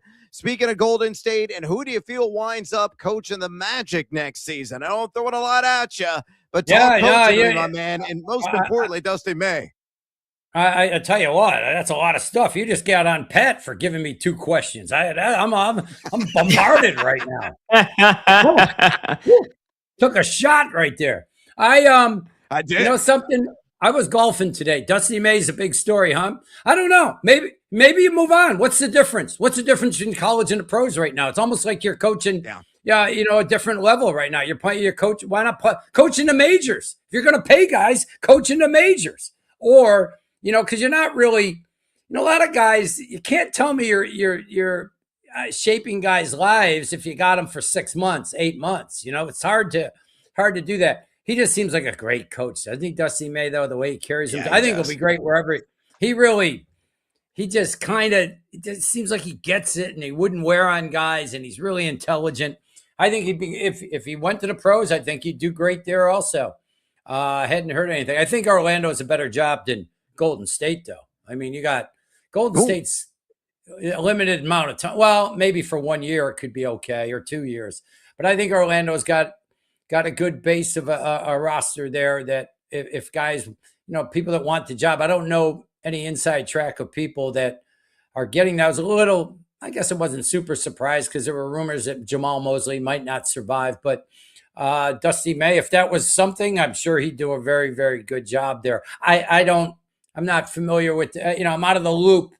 And sometimes we hear a lot of these guys tinkering with these pro jobs now for two reasons. Used to be to get themselves more money. Now you're trying to get your program more money. That's a whole new ball game because you want to make sure. So you want to have a competitive advantage, and that's the way to have it in college right now. If you can have more NIL money, then being the top 5 in that, make sure. And I don't know what Michigan is right now. I'm sure they have a lot, but maybe you get that bump because then and then that might be a way to, it's okay for your agent to get your name out there, to throw it around a little bit, and maybe you can improve your situation at your own school. But it seemed like college basketball worked awfully well for Dusty May, although it is different now. I think they understood that he was able to take different guys that hadn't had success, but weren't necessary, and bring them all together and bring guys, the Elliott Cadeaux, the big guy Mara, they were good. They weren't as good. So wherever he ends up, I wouldn't, he's going to have success. But you never know what these guys' decision or what in the back of their mind or what other people are just kind of throwing out there for them. Yes. Great answer. Yeah, great answer. We're talking to the capper, Tim Capstraw, Brooklyn Nets radio analyst here on BetMGM tonight. Capper, you are the radio analyst for the Brooklyn Nets. You do a damn good job. And I love when you get the call to do TV a handful of times a year as well, because your energy is infectious. It's palpable. It makes the game better hearing your insights. But let's be honest here. The Nets have been in a tough spot ever since KD and Kyrie and even a little bit of James Harden came to town and they left a huge mess in their wake when it didn't work. We got the draft lottery coming up on Sunday. The Nets are tied with the best percentage to land the number 1 pick. If they get it, Capper, anybody particular from this historically loaded draft class that you'd love to see in BK next year? And is Darren Peterson from Kansas too volatile of a prospect for you? With he kind of brought load management to college basketball this past season. Well, I don't know enough. Here's the thing, though. We get to, that's why you got to do your research, right? That's why you got to really know what's going on. Some of these guys, they get some tough information or bad advice sometimes. I don't know who I would take. I think DeBanza, I think a lot of people are leaning towards he's kind of the complete guy that you got a really good player, outstanding athlete. But man, you could get thinking you're unlucky getting the 4th pick and end up with the best player. You could have the 5th pick. And then there could be somebody 9 through 15 that's the 2nd best player. It's wild. This year, more so than most, but we've seen it in a lot of different, in several drafts that you never know where stars come from. Let's look at the MVPs of our league the last few years. You got 2nd rounders in Jokic. You got Giannis 15th. You got different guys at different times. But I would probably, and this is just my outside view, I think DeBanza, but I'm kind of a foundational guy. Like I love any other year, I'd say Boozer because I like foundation guys and all that. But I understand why people think maybe his ceiling might not be as high. But man, I just like, if you're building, you want to have a foundation, and that's a foundational piece right there. But I probably, but I'll tell you what, I'm not as much of an authority. And again, it's the research you do. It's the knowing these guys. But I can't wait, and I got like Sunday afternoon, right? I got to kind of get some sage, and I got to whatever you got to do. The Nets could use some luck. The Nets could use some luck, you know. I was going to say, it's on We Mother's got- Day. I'm not the best decision from Adam Silver. That's just me. I mean, we do it on a Monday night. Mother's Day, 3 p.m., we're going to do the lottery? I mean, come on. All right, anyway, Capper, last one for you here, finally. Give us a prediction if you're willing. Is it OKC's title to lose here this postseason? Is Tim Capstraw taking the Thunder to repeat or the Field? Any of the other 7 teams still left in it? Can anybody take them down, assuming injuries don't play a massive role? No, I'm going to go with OKC. I think that they haven't acted at all like a championship team that's cruising on in through the season, and we'll get it. We'll turn it up in the playoffs. That's not how they play. That's not how they're wired. And it's interesting how they just kind of go about their business, and they are that impressive. That impressive. I do think if the Knicks got there, they'd be dangerous. And I think the Spurs could also give them. I don't think that was a fluke that they won 3 games during the year, because you're always getting OKC's best shot. They don't take games off. So maybe there's something with the matchup, and there's a lot. There's 7-5 guy. That's a pretty big thing with the matchup.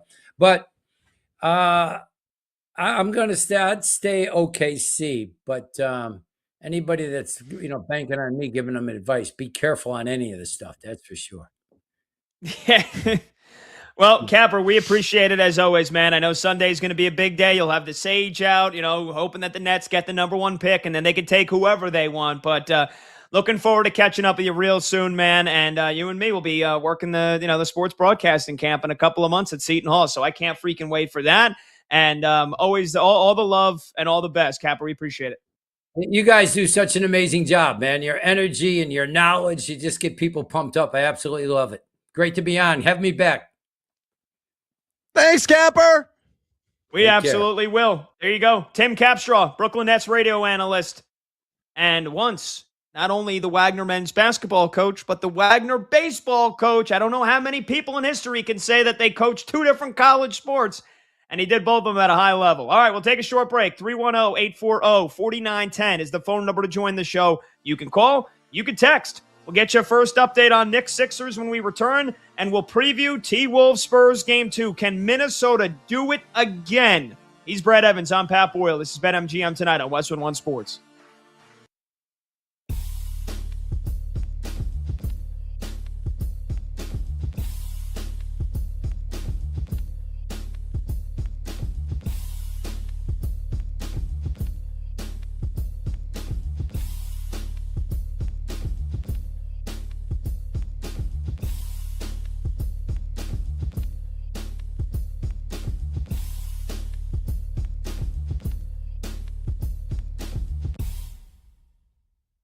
In sports, there is LeBron derangement syndrome, LBDS, LBJDS, LeBron James derangement syndrome. I thought my take was very fair, which is, I didn't say LeBron's better than Jordan, but that's where everyone goes, right? You can say, man, how about that? Man, that was a great pass by LeBron to DeAndre Ayton for the layup to cut the early deficit to 6-4. And people will respond by saying, not my GOAT. Who said he was the GOAT? It's insane the way people consume this guy. It's ridiculous, right? So I put out what I feel like is a very fair opinion. And fair doesn't mean you have to agree with me. Fair just means it's fair. That I feel bad for him at age 41. Like he knows, like he did against the Spurs that year, like he did against the Warriors the final time. It doesn't matter what he does. They're going to get their asses kicked. It doesn't matter. They're up against it. And at 41, I have way more sympathy now for him than I did in 2007 and in 2018 and any other time in his career that this has happened. And what I get back, I mean, I can't tell you. I've been called names in my life. We've all been called names. Maybe me more than you. It's fine, right? I'm in my 40s also. I don't care. I was called in the last 12 hours a bron-sexual more than I've been called any name in my entire life. I said, I feel bad for LeBron James. So I am now a bron-sexual because I said I feel bad for him. Not my GOAT, LeBron James. I don't think he's the great. I think Jordan's the best ever. And that's not an insult to LeBron to say that. But you're a bron-sexual if you say anything positive about LeBron James. I'm being serious right now. We have a great audience on this show. To the people watching and the people listening, my sense is that more people hate LeBron than love LeBron. Like, what's the reason that you hate him so? Like, why do you hate this guy so much? I think it's bizarre. Like, by all accounts, he seems to be like a decent human being. Like, you don't have to agree with his politics, and you don't have to agree with, taking his talents to South Beach. It's not that you have to, love everything he does and everything he says, but by all accounts, this is, seems like a pretty good guy. Like a good dad. And you hate him. You don't hate him. You despise him. Because some people think he's better than, they're wrong. Jordan's the best. I watched them both. Jordan's better. It's okay. It's who cares if someone thinks LeBron's better than Jordan? There are idiots out there that don't like pizza, that hate puppies. What do you do with people like this? Why do you care so much what they think? Why does this inspire such strong feelings in you? And look, I love sports. Sports gets me fired up all the time. I'm not telling you to not feel some type of way about sports. Just that, isn't it strange? Isn't it a little weird that this is where we're at? That, he plays so well in this game. He was fantastic last night. There's nothing he can do. This is like you're trying to save the doomed marriage. You can't. It's over. You can go to therapy, and you can do counseling, and you can say, I'm going to try and do better. It's done. This is done. The series is done. I don't know, what shady activities Luka has going on in Europe. Obviously, he's on the bench last night. They better make it a little shadier and get him back out on the court. And even if he comes back, they ain't going to win. They're done. And the response to this is, well, not my GOAT. You like bron-sexual. Should go to another super team. Really? Just this is what we're doing here with LeBron.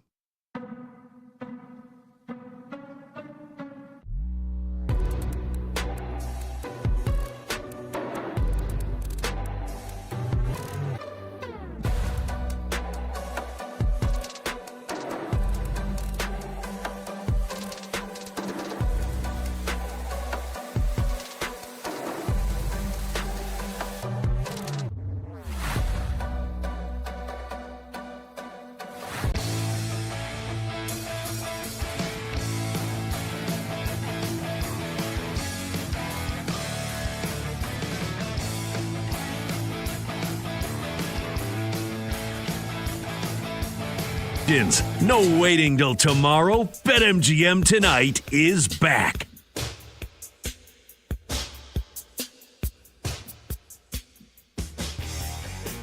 Welcome on back. BetMGM tonight, Westwood One Sports. He's Brad Evans. I'm Pat Boyle. Phone number to join the show is 310-840-4910. This segment is sponsored by Progressive Insurance. Save on commercial auto insurance from Progressive. Get a fast quote at progressivecommercial.com. A huge shout out once again to the capper, Tim Capstraw. Just phenomenal stuff.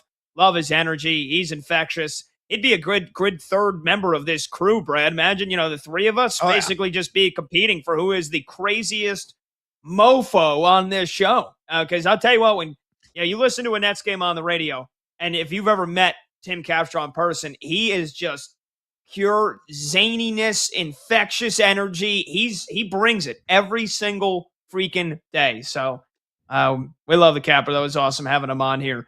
Okay. Before we get to T-Wolves Spurs game 2, let's get you the first scoreboard update here of game 2 between Knicks and the Sixers at the Garden. Sixers led by as many as 7 so far. It's 17-14 Philadelphia midway through the first quarter. We got a track meet going on so far. I got the game on my other screen. You're getting playoff P. That's for damn sure. Paul George, 11 points already. He's 4 for 4 from the field. He's already hit 3 triples. He leads the way for Philly. Again, no Joel Embiid in this game. And for the Knicks, it's OG Anunoby with 5 points, Karl Anthony Towns with 5 points, leading the way for the New York Knicks. And Mitchell Robinson is out, by the way, not playing in this game with a illness that caused him to pop up on the injury report basically last second. And I think it's worth mentioning as well. I didn't see it, and I was looking over a couple of times. I don't know if Nick Nurse is on the sideline. I wanted to mention that. I know his brother just passed away, which is again, goes without saying how freaking sad that is. So he took a quick, basically 24-hour leave of absence from the team to go attend his brother's wake or his brother's funeral. And so I didn't see in my first look if Nick Nurse is on the sideline or not for the Sixers. But, again, either way, massive game for them to not fall into an 0-2 hole. And Brandon Combs, producer, says in our show chat, he is there. So that's, look, you want to add a little extra emotional, investment and ambition and motivation on top of it. There you go. You got the Sixers now playing for their head coach's, brother who just passed away. 310-840-4910, the number to join the show. Okay, T-Wolves Spurs, game 2. And Brad, I feel like you're starting to become like an honorary Timberwolves fan here because of the ILL connection. We're waiting to see whether or not Anthony. Yeah, you love you some Terrence Shannon Jr. You love you some Ayu Dosunmu, who's going to be back tonight. But the big news that we're waiting for, you and I both expect him to play, but Anthony Edwards is still officially questionable for game 2 here with that knee injury that caused him to miss the end of the series against Denver. He miraculously came back in game 1 and scored 18 points in 25 minutes, but he is still questionable here for game 2. And I wonder, does Minnesota maybe say, all right, there's the risk of re-injury. Ant-Man did kind of look rather slow at the end of that game in the fourth quarter in game 1. He gave up 2 offensive rebounds. He had a bad turnover, didn't look less than 100%. They were kind of deferring to Julius Randle in the final 2 minutes. And so I wonder, is there a chance Minnesota just says, hey, we already got 1 on the road. Do we just not punt this game, but punt it in terms of we're not playing Anthony Edwards. We want him to be fresh for game 3 and hopefully the rest of the series. Hopefully we'll find out here in the next 45 minutes or so. But either way, Brad, how do you see this game going here? Game 2 tonight, San Antonio, once again, nearly a double-digit favorite, or they are a double-digit favorite. Yeah, I mean, it's a colossal question you just laid out there with AE and his overall status. I think Ant-Man's going to gut it out. I think he's going to play. That's my gut feeling. I'm not reading any insights. I don't have any inside information anywhere. I think he's going to come off the pine like he did in game number 1. He played 25 minutes, scored a very efficient 18 points in those 25 minutes in the opening act. Maybe it's around the same. Maybe it's a little bit dialed back in terms of minutes played. Maybe it's more like 20 minutes overall. I don't think it's going to be an increase by any stretch. I don't think it's going to go to 28 or 30 by any stretch of the imagination because they have depth. I keep saying it. I keep, screaming it from the highest mountaintop until I'm blue in the face that this Minnesota Timberwolves team, their greatest strength is their bench. You mentioned Terrence Shannon. You get Ayo Dosunmu back. We're going to see if Shannon's going to be in the starting lineup or he's going to be playing more of a tertiary role coming off the pine. Ayo Dosunmu could be in the starting lineup, though he could be eased back in coming off that calf strain.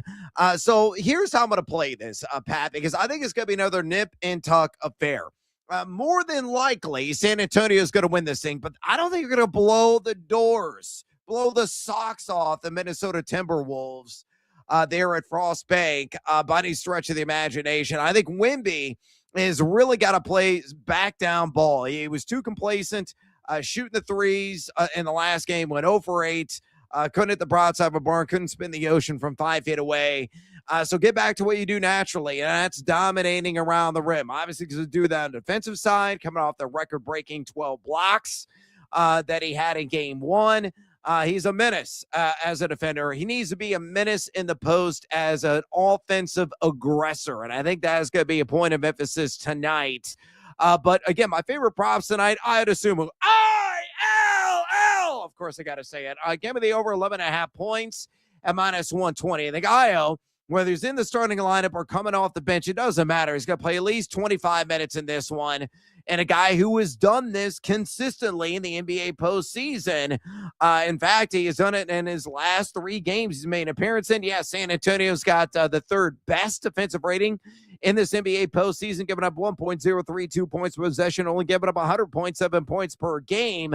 But Io is shooting lights out. Against the Denver Nuggets, he shot 60.9% nice from the floor roll, over 54% from deep.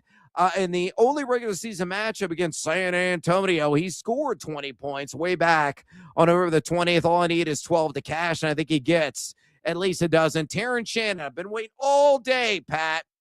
What is the line going to be? Well, 10 or more points. It just dropped. Plus 107. Daddy won. Daddy need. Oh. Daddy gotta have it. Let's go, Brandon. We're bringing out this hammer. Da, da, da. Da, da, da, da, da, da, da. This is asinine. Are you kidding me? What the books are going to learn? That's all I got to say. Thank you, BetMGM, for the generous line. I took Terrence Shannon in game number 1, if you listen to the show, at 15 or more points at plus 625. Cha-ching! Let's make it back-to-back at plus odds. I think Terrence Shannon, with or without Anthony Edwards, got to be that X factor again. Could be in the starting lineup. Maybe he's going to come off the bench. I think at a minimum, he's going to play probably 18 to 20 minutes. He plays that. I think he's going to reach double figures in scoring. So give me him 10-plus points. And Dylan Harper as well. This was a perplexing line that I saw earlier today. It opened at BetMGM, 12 or more points at plus 240 this morning. People probably saw that like, yeah, I'll take that. He was awesome in game 1. He scored 18 coming off the bench. It's now minus 111. I think Dylan Harper, much like Terrence Shannon, Shannon for the T-Wolves, Harper for the Spurs, that X factor. He's going to play a critical role. Guy can break you off the dribble. He's got range. He's a crafty and creative scorer. I like him to get at least a dozen. Now minus 111. I still can't believe it got better 2-1 odds early days. So to recap, Pat. I think this is going to come down in the final seconds. I'm not going to take anybody in line, but I love the player props market. I would assume ILL over 11.5 points minus 120. Terrence Shannon, more ILL. 10-plus points, a plus 107. And Dylan Harper of the Spurs, 12 or more points. I got a plus 240, now minus 111. Let's freaking go. I mean, you want to talk about EV. You want to talk about CLV. I mean, Brian, you might want to, instead of an MD, you want to change the doctorate that you got to CLV because that's unbelievable. It's crazy. That's an unbelievable movement that you got ahead of this morning. I mean, holy smokes. Look, I think this is a close game as well. I think the Timberwolves are flat out the better team. Now, again, I could be proven dead wrong here over the next course of the week and a half and the rest of the series. But I just don't think that they're 10 points worse than San Antonio, even with the home court. And you're telling me that if this game is in Minnesota, right? I think basically around every game that I've been tracking and looking at and just, going back over the last couple of years here, home court advantage in the NBA is worth about 7 points. So you're telling me this game's in Minnesota, even with Anthony Edwards playing 25 minutes, that the Spurs on the road are going to be 3.5 points better than Minnesota? I just don't see it. I don't see it. People have gotten rope-a-doped by the Minnesota Timberwolves for 3 years now, and I was one of them. I didn't think they were getting back to the conference finals last year, and yet there they were. And this is after a mediocre regular season that they had. And then they knock out Joker and the Nuggets. And I think there's a lot of people that are like kind of doing some revisionist history, like, Denver's actually a flawed team. They're actually not that good. No, they are very damn good.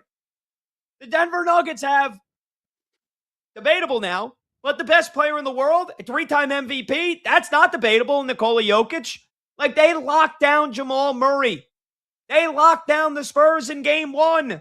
These are two defensive-minded teams. Minnesota's defense is arguably better than San Antonio's. And I know that the Spurs have the best defender on the planet, a unanimous Defensive Player of the Year in Victor Wembanyama, but they don't have the playoff experience. It's a reason why I didn't think they were going to get to the conference finals.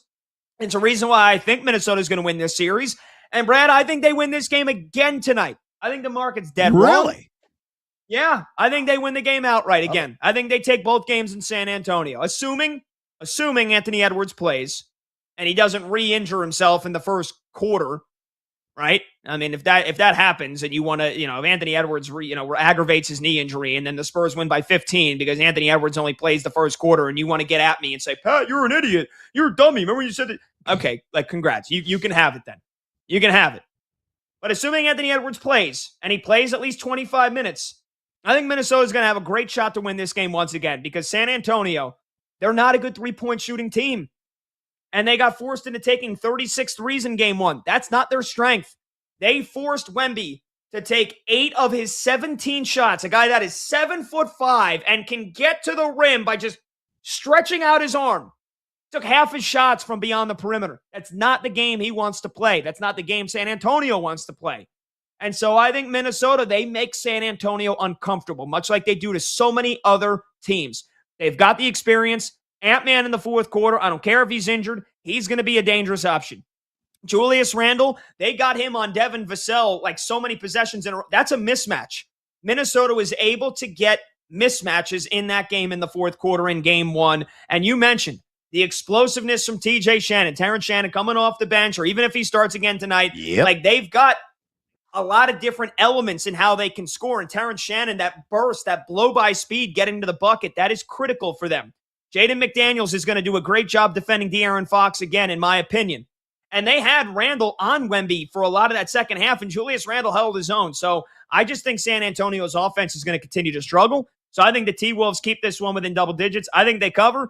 And then one player prop that I do like, I like Julius Randle once again to go over rebounds. 6.5 right now at nearly plus money. He had 10 in game one.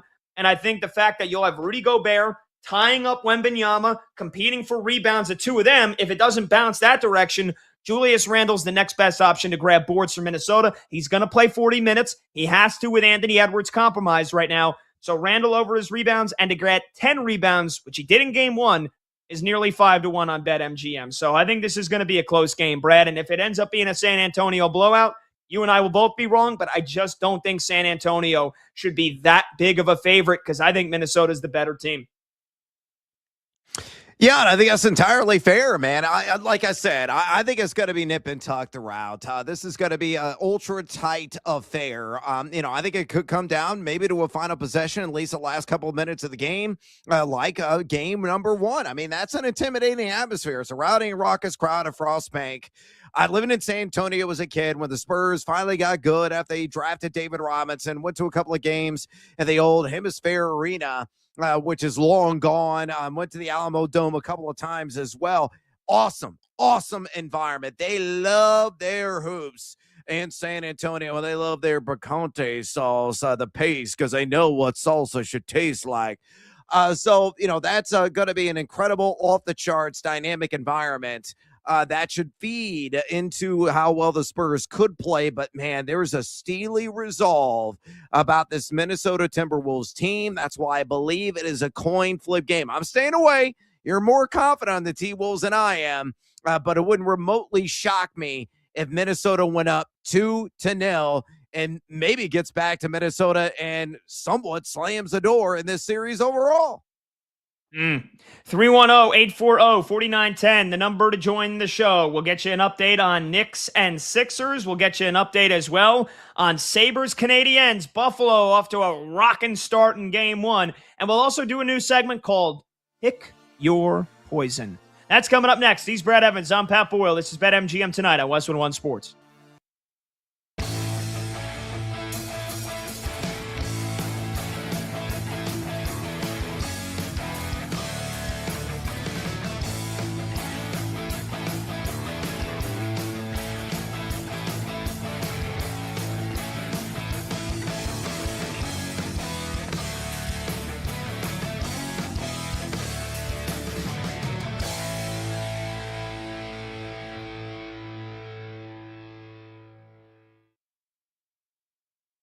And I am also excited about what the Cincinnati Bengals have done.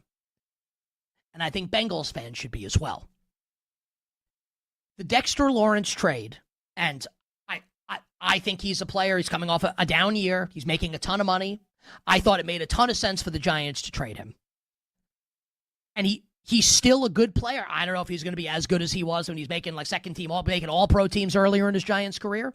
But for Cincinnati, you had to take a swing because you may not get a guy. And maybe you could say Ruben Bain went 15th. Maybe Bain would be back. I don't know. It represented a worthy swing for the Bengals. I think it's a trade that makes sense and shows that they're actually trying here, which I'm sure it makes Joe Burrow happy. They signed Boye Mafe away from the Seattle Seahawks, and the Seahawks they just signed Dante Fowler yesterday. But good teams stay good. Just making under-the-radar moves like this as the Seahawks signed Dante Fowler. But the Bengals signed Boye Mafe.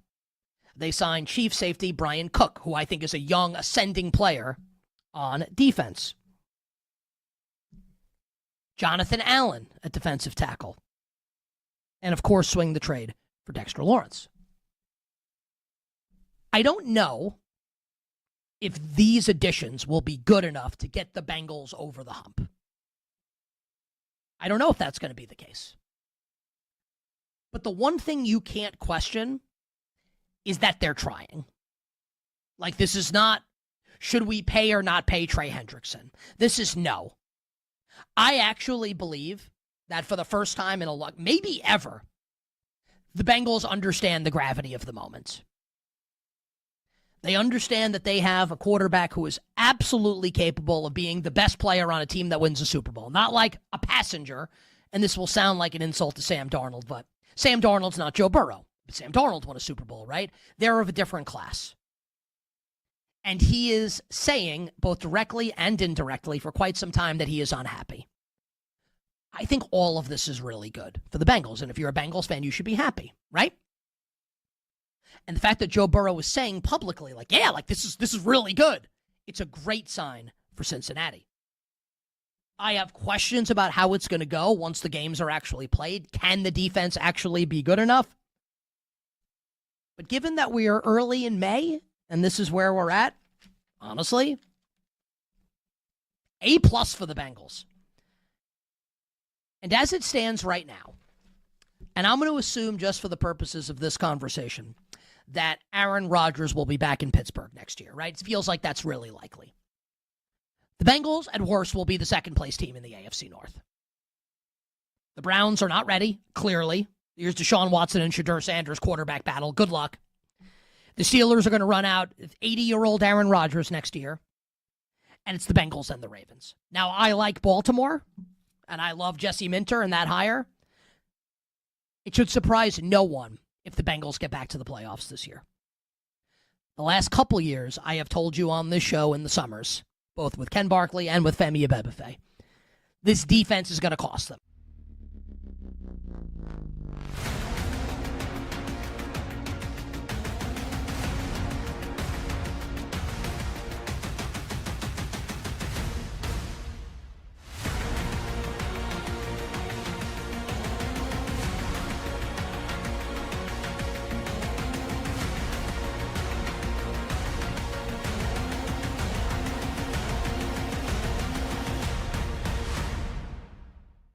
I think the Cavs are going to come back and win the series. I don't say that with a ton of confidence. What say you, Jay, in 30 seconds? Yeah, that is kind of my gut sense as well, even though I would have to make Detroit favorites to win the series, given they've banked game one. And look, I don't think Kenny Atkinson's a great coach. I think we have 2 playoff go-arounds of that as evidence.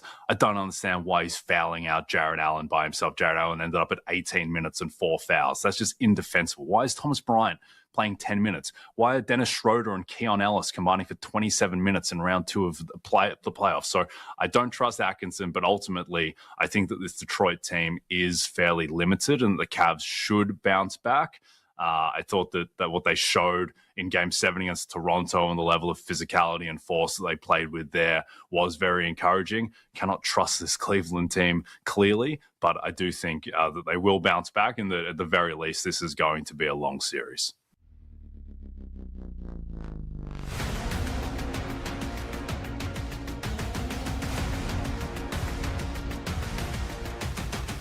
Late games, loud opinions, and money time moments. BetMGM Tonight rolls on.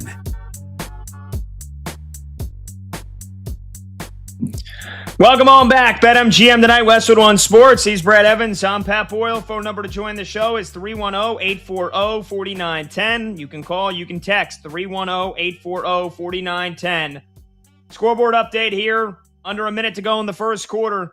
My New York Knicks lead the Sixers 29-28. It has been nip and tuck. It's been close. It's been back and forth. Again, no Joel Embiid for Philly. And Mitchell Robinson, the Knicks backup center, is out with an illness that popped up today on the injury report. Paul George leading the way with 11 points. For the Knicks, 3 players with 7 points. OG Anunoby, Karl-Anthony Towns, and Jalen Brunson all have 7. But Karl-Anthony Towns, in unsurprising fashion, already picked up 2 fouls in the first quarter, so he's been on the bench. And Knicks are going to have to go deep into their bench now because Ariel Hukporti, their active backup center with Mitchell Robinson out, he's picked up 3 fouls. They're going to Jeremy Sohan, the former Spur, who's coming in the game. So Knicks going deep into the bench. And Tyrese Maxey just hit both of his free throws. Philly back in front, under a minute to go in the first quarter.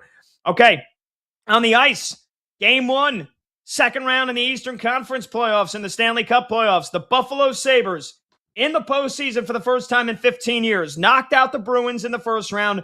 And, Brad, it's got to be rocking in Buffalo right now because they had a 2-0 lead to start the game against Montreal with Josh Doan and Ryan McLeod scoring. But right before the first period ended, Nick Suzuki on the power play gets the Habs on the board. So it's 2-1 Buffalo at the end of 1.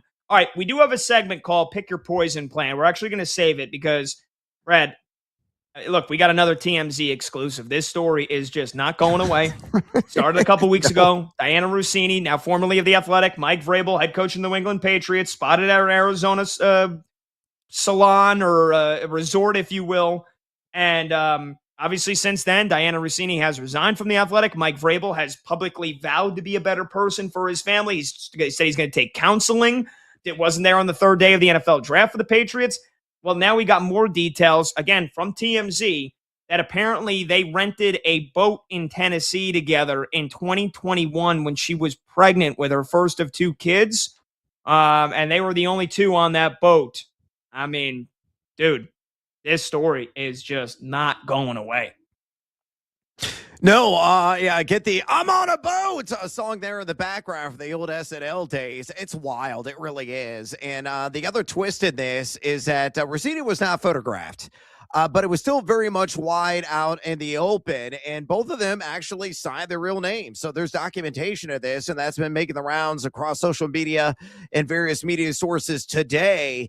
But Vrabel did agree to take a photograph with the rental company staff, and he did, and that photo's making the rounds as well. So there's not only a paper trail, but a photograph trail of this boat rental involving the 2 of them. So it prompts all kinds of questions. You know, she gives birth, a matter of just weeks later, names a kid Michael. You could jump to conclusions from there.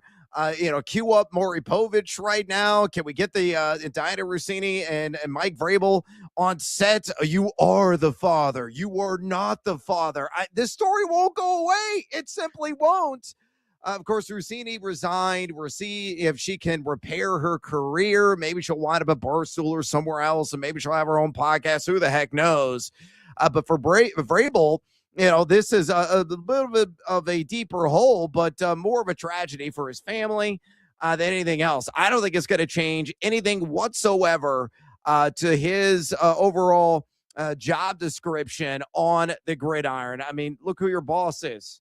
It's Robert Kraft, and he's got a storied history with a salacious background as well. So, yeah, I think there's still the tip of the iceberg here, my man. They're going to have more evidence yet to come in the next weeks and months. I don't think it will ever come to this, but could it, if we ever got, I don't know, like let's just address the elephant in the room, and you've already kind of done it. Let's say that's Mike Vrabel's kid. Is there any chance he's not coaching the Patriots this year? No. 100% he's coaching the Patriots this year. Doesn't matter if he's the father or not the father. Doesn't matter. There's 0% chance he's not coaching the Patriots, right? Yeah, he's 100% going to coach the Patriots. Okay. Because it feels like this story has gotten even more and more wild as the days have gone on. And again, like you said, this could be the tip of the iceberg if we ever got some down and dirty investigating here and forensic investigating. All right, take a short break. When we come back, we'll talk some baseball. The Cubbies are going for their 14th straight home win, and the Astros suffer another devastating injury. That's next on BetMGM tonight.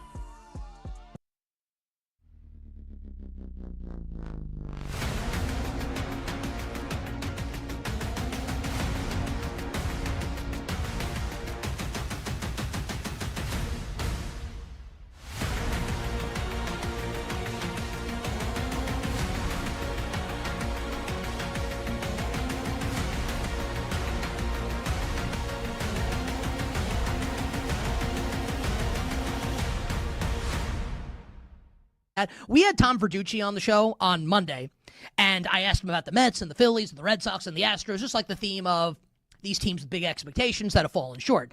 And he singled out the Mets as being like the one team where you can say this team's way too talented to keep going this way. And he said 50-50, they keep Mendoza. So look, like, they've won 3 or 4. They got rained out last night. It's the Rockies and the Angels. It's not like they're beating the Yankees and the Dodgers.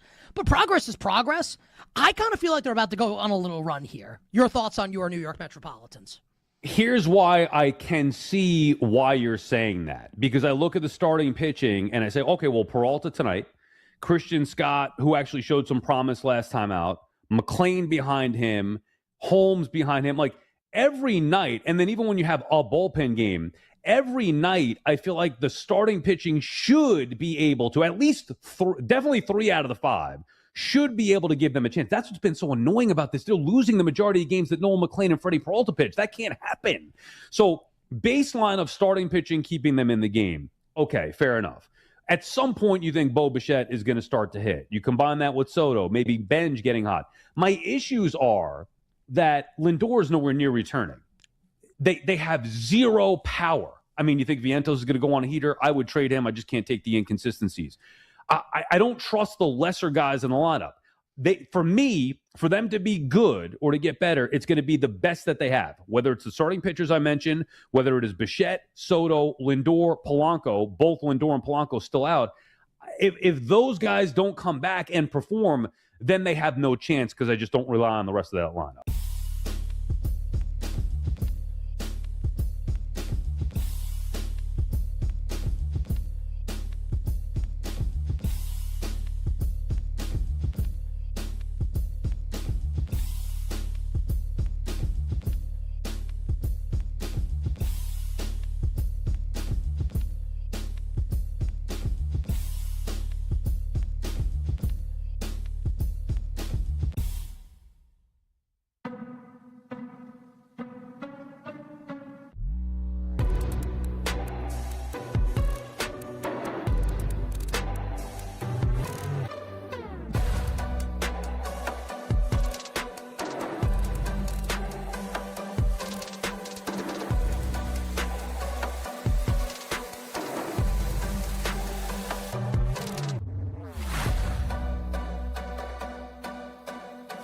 What is your best take on the Wolves-Spurs series, 1 game in ahead of Game 2 tonight? The Wolves should be everyone's favorite team. Because Anthony Edwards is so fun to watch and listen to, and it very clearly is infectious on the whole team. So I wrote that book, Pipeline to the Pros, where we profiled former D3 players and coaches who made it to the NBA. Chris Finch, multiple-time All-American from Franklin and Marshall. We interviewed and we talked to a bunch of people about Chris Finch. He was a maniac, like a high-effort, high-intensity, played to the edge and crossed the line occasionally, world-class rebounder. And, coaches are teachers, and it is clearly reflected in the team. Io is a Chicago kid. Terrence Shannon is a Chicago kid. Terrence Shannon being like, I told Wemby he's going to have to block me every time because I'm never going to stop driving to the hoop. they're just Naz Reid, Randall, Gobert. They're physical. They attack the rim. They're tough. They want to fight you. They talk trash and back it up. Like, they're not the best team, but they back-to-back Western Conference Finals. They play their best ball in the playoffs. They walk the walk and talk the talk. Like, I love them. I picked the Thunder, and I want to be right for my takes, but I find myself rooting for the Wolves, and I'm shocked that everybody doesn't root for them.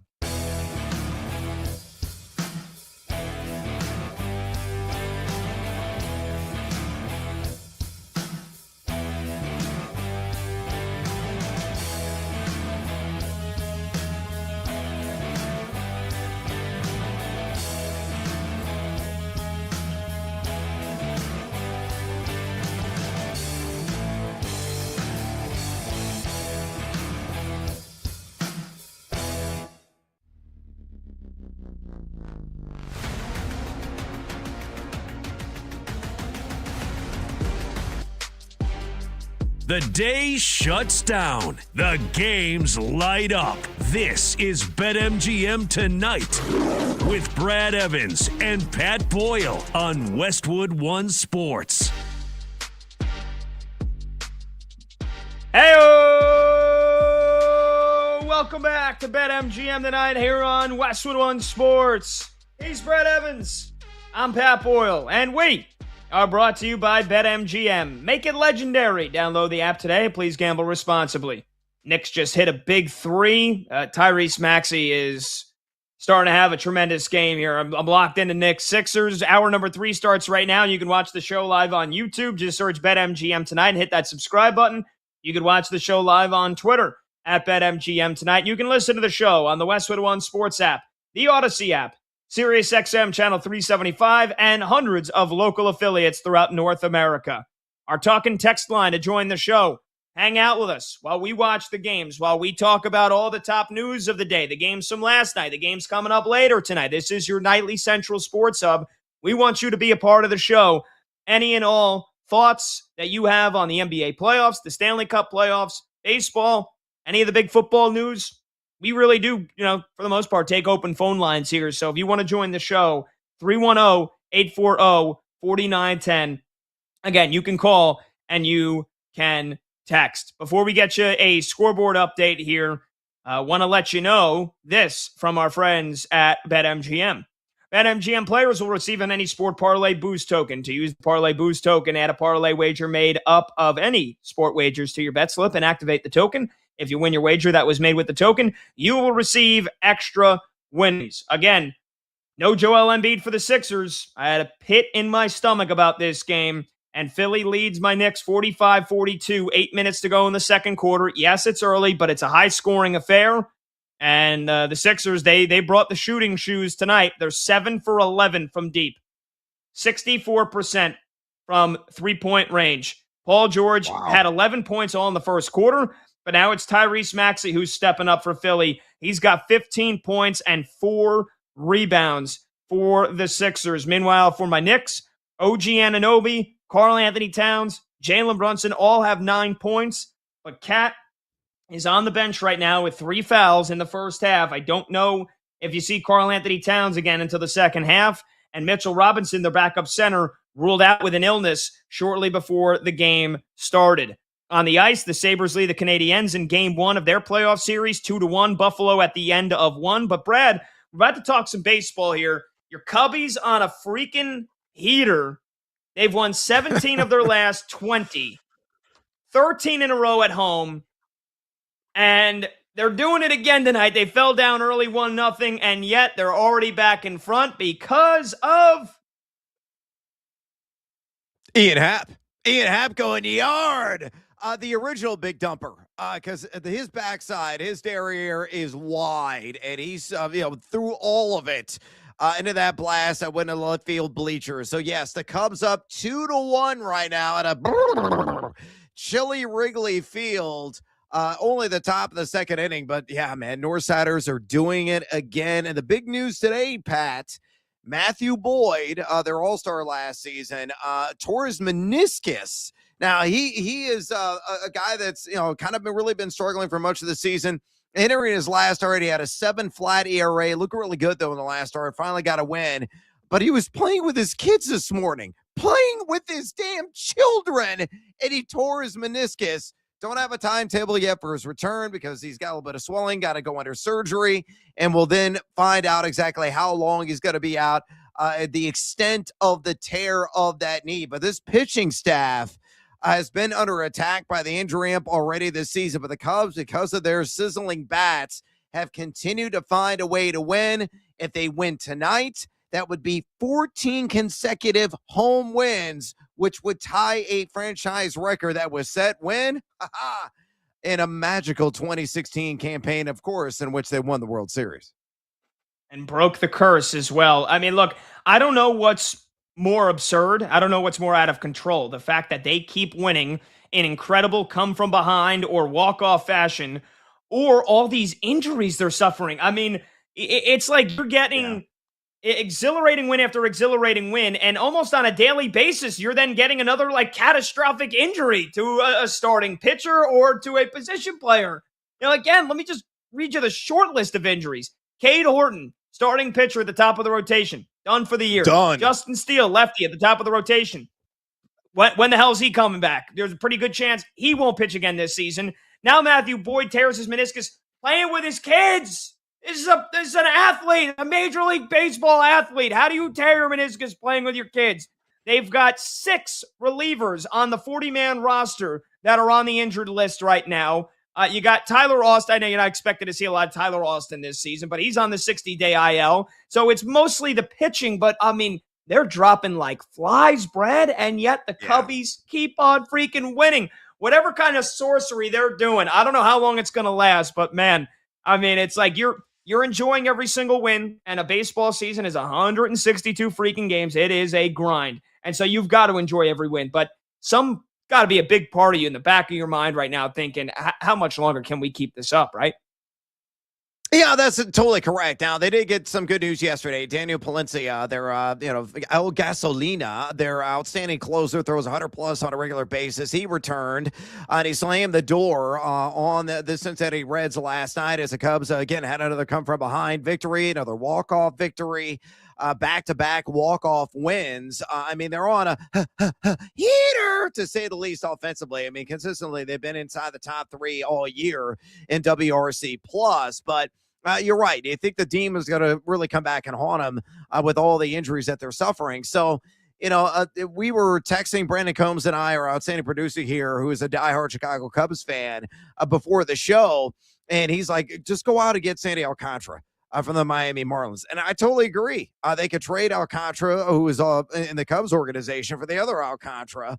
And Alcantara in the Cubs organization with the top prospects around. That could make a ton of sense. Sandy Alcantara is going to get dealt by the deadline at some point. The Cubs flirted with acquiring him last year. They didn't pull the trigger. But now, desperate times call for desperate measures, especially with Justin Steele missing at least an additional month. And, his original timetable was going to be maybe mid-June. You're going to be lucky to see him after the All-Star break. But let's say they pull the plug on him for the entire year with no Cade Horton. And now with the unknown and the recovery time for Matthew Boyd, going out and getting an innings eater like Sandy Alcantara is a must-have move for the Chicago Cubs, who are clearly going to be in contention this season because of their offense. But yeah, they got to get some bodies in that rotation that they can rely on to get you a consistent 5 to 7 innings every 5 days. Yeah, I mean, again, I can't get over this this stat that Combs put up for us here in the rundown. So again, the Cubs have won 17 of their last 20. They've won 13 in a row at home, and in totality, they're on a 7-game winning streak. At 24-12, they have the 3rd best record in baseball behind the New York Yankees and the Atlanta Braves. But in 17 of their last 20 games they've won, in those 17 wins, 10 have been come from behind victories. 9 of them have been after allowing the first run, which, again, they did tonight, and they're already in front because of Ian Happ's 2-run bomb.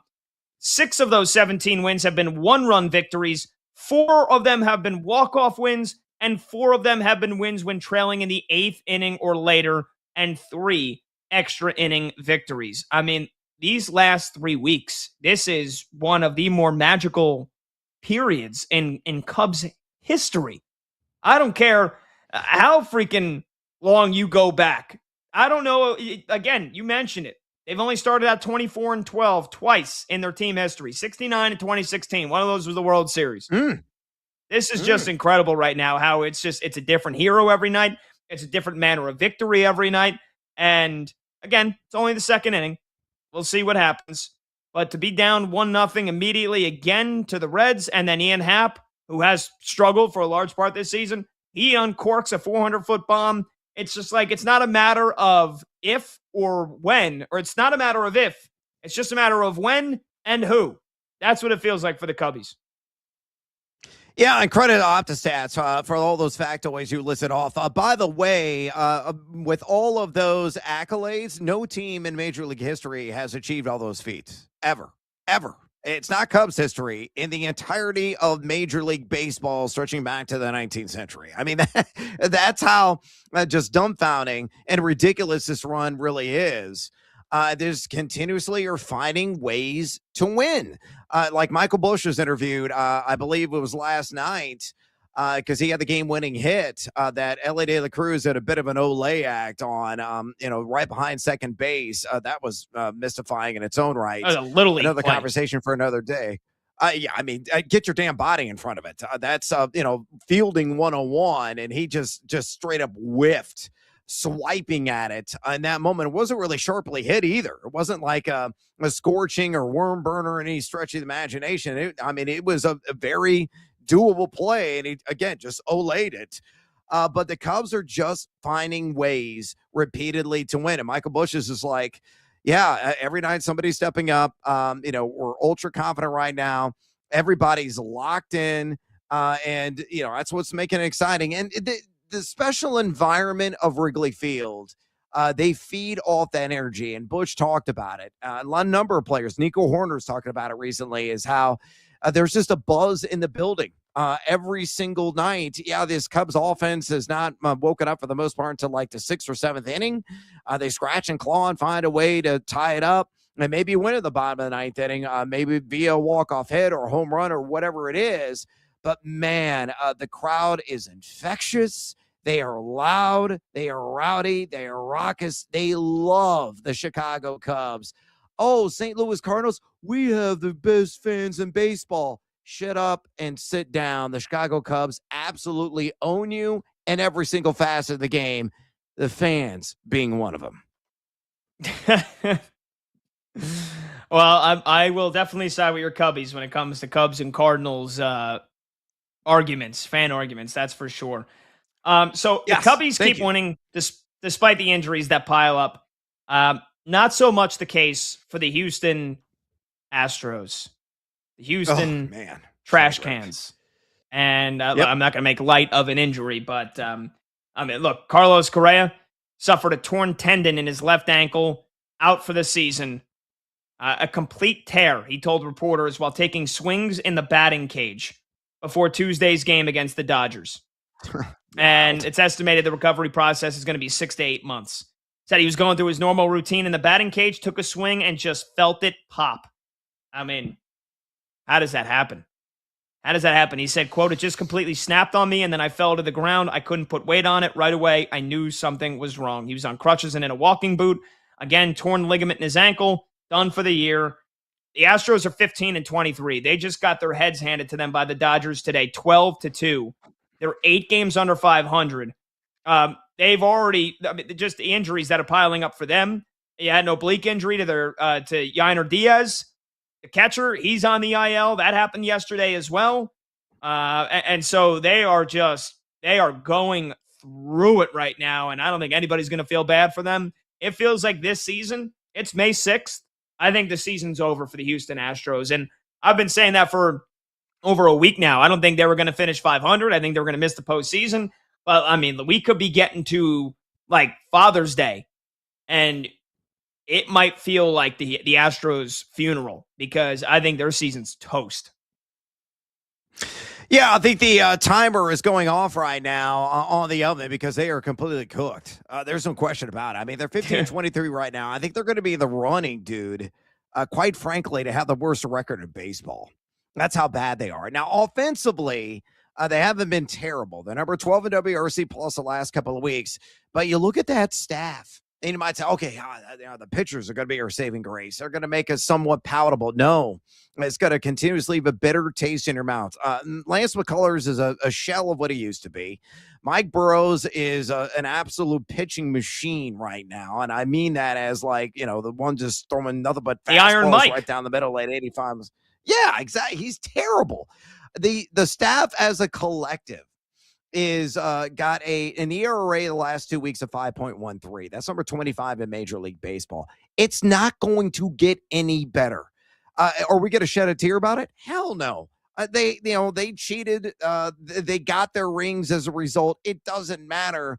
So Houston, that train, that travels there in the background, I still call it Minute Maid Field. It's derailed. The season is over with. They're going to be giving away like 5-for-1 hot dogs to get butts in the seats come July the 4th because this thing is going to go downhill in a damn hurry. And it's already pretty bad as it is. Yeah, I mean it's gone downhill. I mean they're terrible. They're a terrible team, with a terrible pitching staff. So yeah, it's gonna be a long summer in H-Town, and with the Rockets already getting knocked out and the way Kevin Durant that season ended, I mean, what do you? I guess you're just looking forward to Texans football at this point, right? I mean, geez. All right, one more piece of baseball news here. You got more injury news for the Dodgers as well. They're no stranger to dealing with injuries, but Tyler Glasnow exited today's start against Houston, which ended up again in a 12-2 win for the Dodgers. Tyler Glasnow exited today's start with lower back tightness. So again, their starting rotation was beat to smithereens last year, but their starting rotation is once again now starting to mount with the injuries here. Glasnow, I would assume he's going to be on the IL. Blake Snell's on the IL. We know Edwin Diaz is probably going to be out for 2 to 3 months. They've got Brusdar Graterol, one of their top relievers, and some other bullpen arms out as well.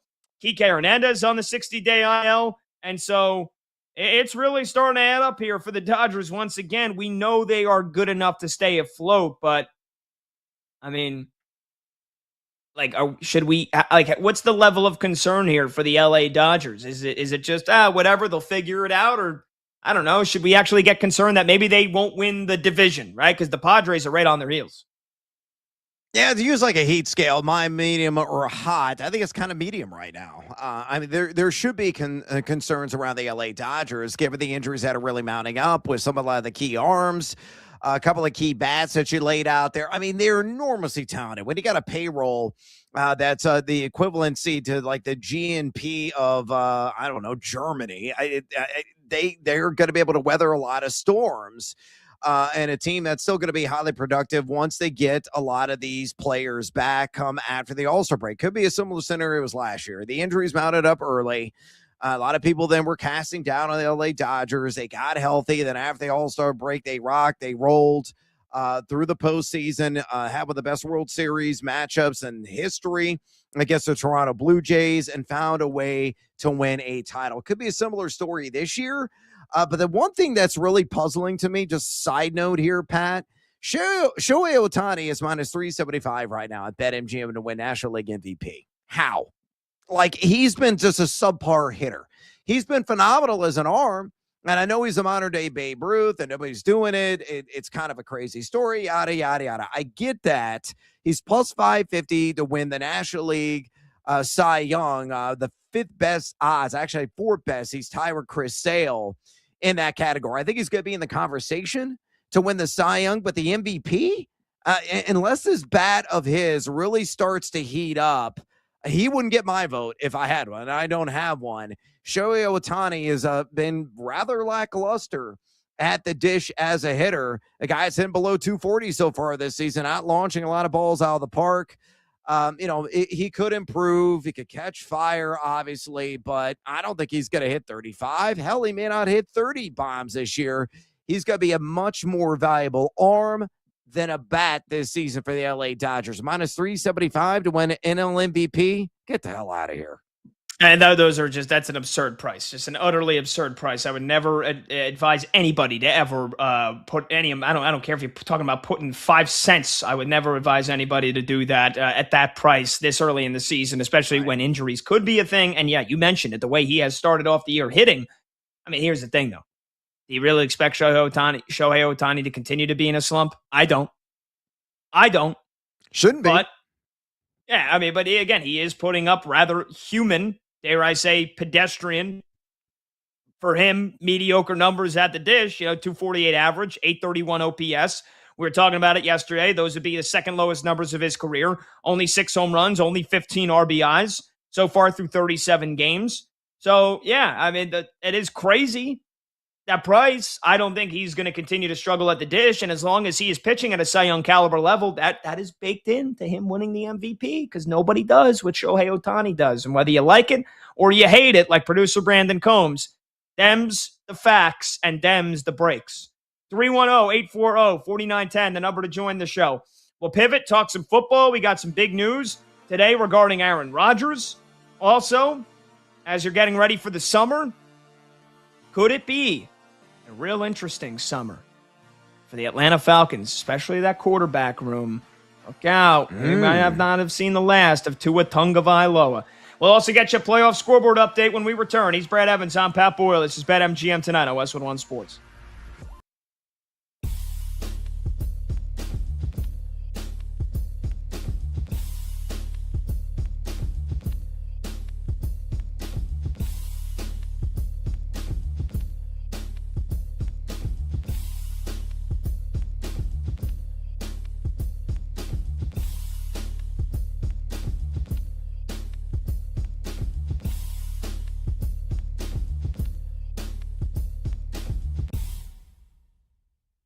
In sports, there is LeBron derangement syndrome, LBDS, LBJDS, LeBron James derangement syndrome.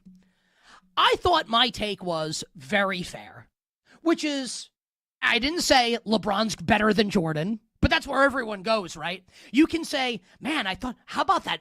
Man, that was a great pass by LeBron to DeAndre Ayton for the layup to cut the early deficit to 6-4. And people will respond by saying, not my GOAT. Who said he was the GOAT? It's insane the way people consume this guy. It's ridiculous, right? So I put out what I feel like is a very fair opinion. And fair doesn't mean you have to agree with me. Fair just means it's fair.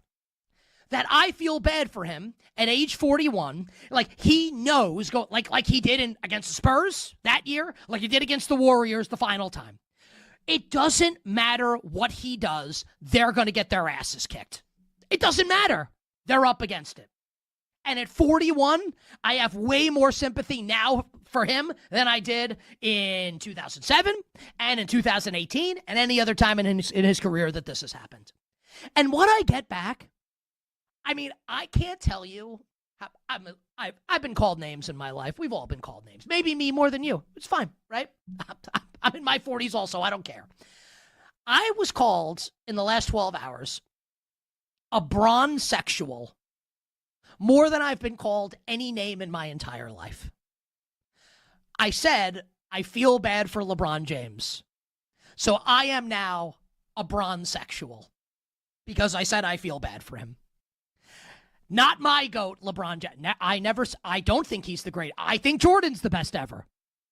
And that's not an insult to LeBron to say that. But you're a bronzexual if you say anything positive about LeBron James. I'm being serious right now. We have a great audience on the show.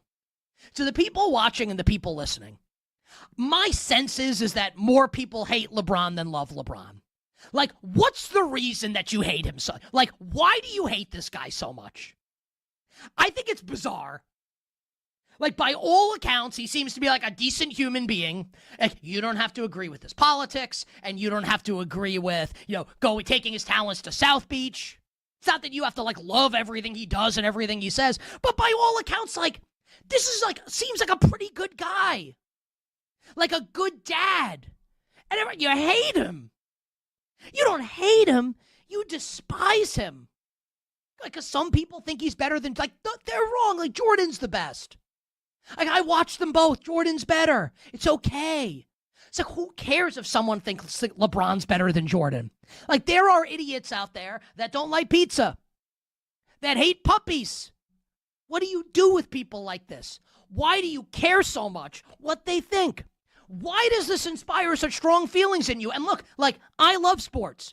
Sports gets me fired up all the time. I'm not telling you to not feel some type of way about sports. Just that, isn't it strange?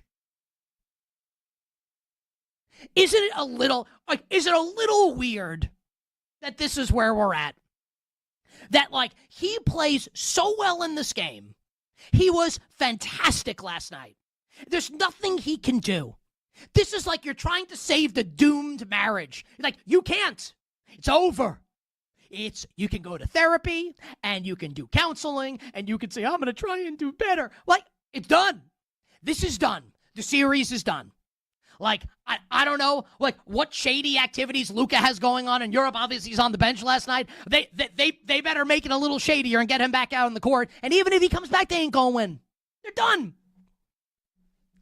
And the response to this is, well, not my goat. You like bronsexual. Like, should go to another super team. Like, really? Just like, this is what we're doing here with LeBron.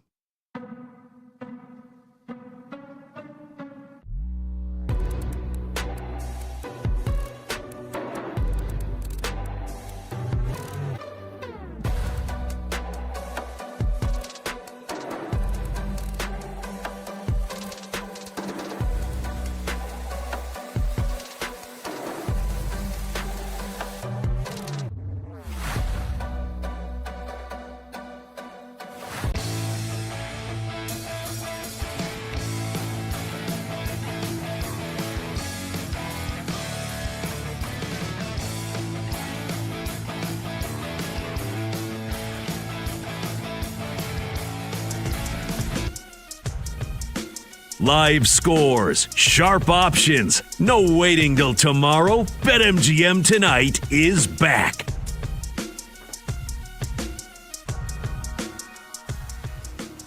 All right, welcome on back. BetMGM Tonight, Westwood One Sports. He's Brad Evans. I'm Pat Boyle. Phone number to join the show, 310-840-4910. That's 310-840-4910. Halftime at the Garden. I warned you. Sixers in front of the Knicks, 62-61. With Tyrese Maxey going nuclear in the second quarter. He's got 19 points at the half for Philly, who, again, is missing Joel Embiid, ruled out earlier this afternoon because of ankle and hip injuries. Maxey's got 19. Paul George had 11 in the first quarter, and he's only had 2 since, but 13 points at the half for him.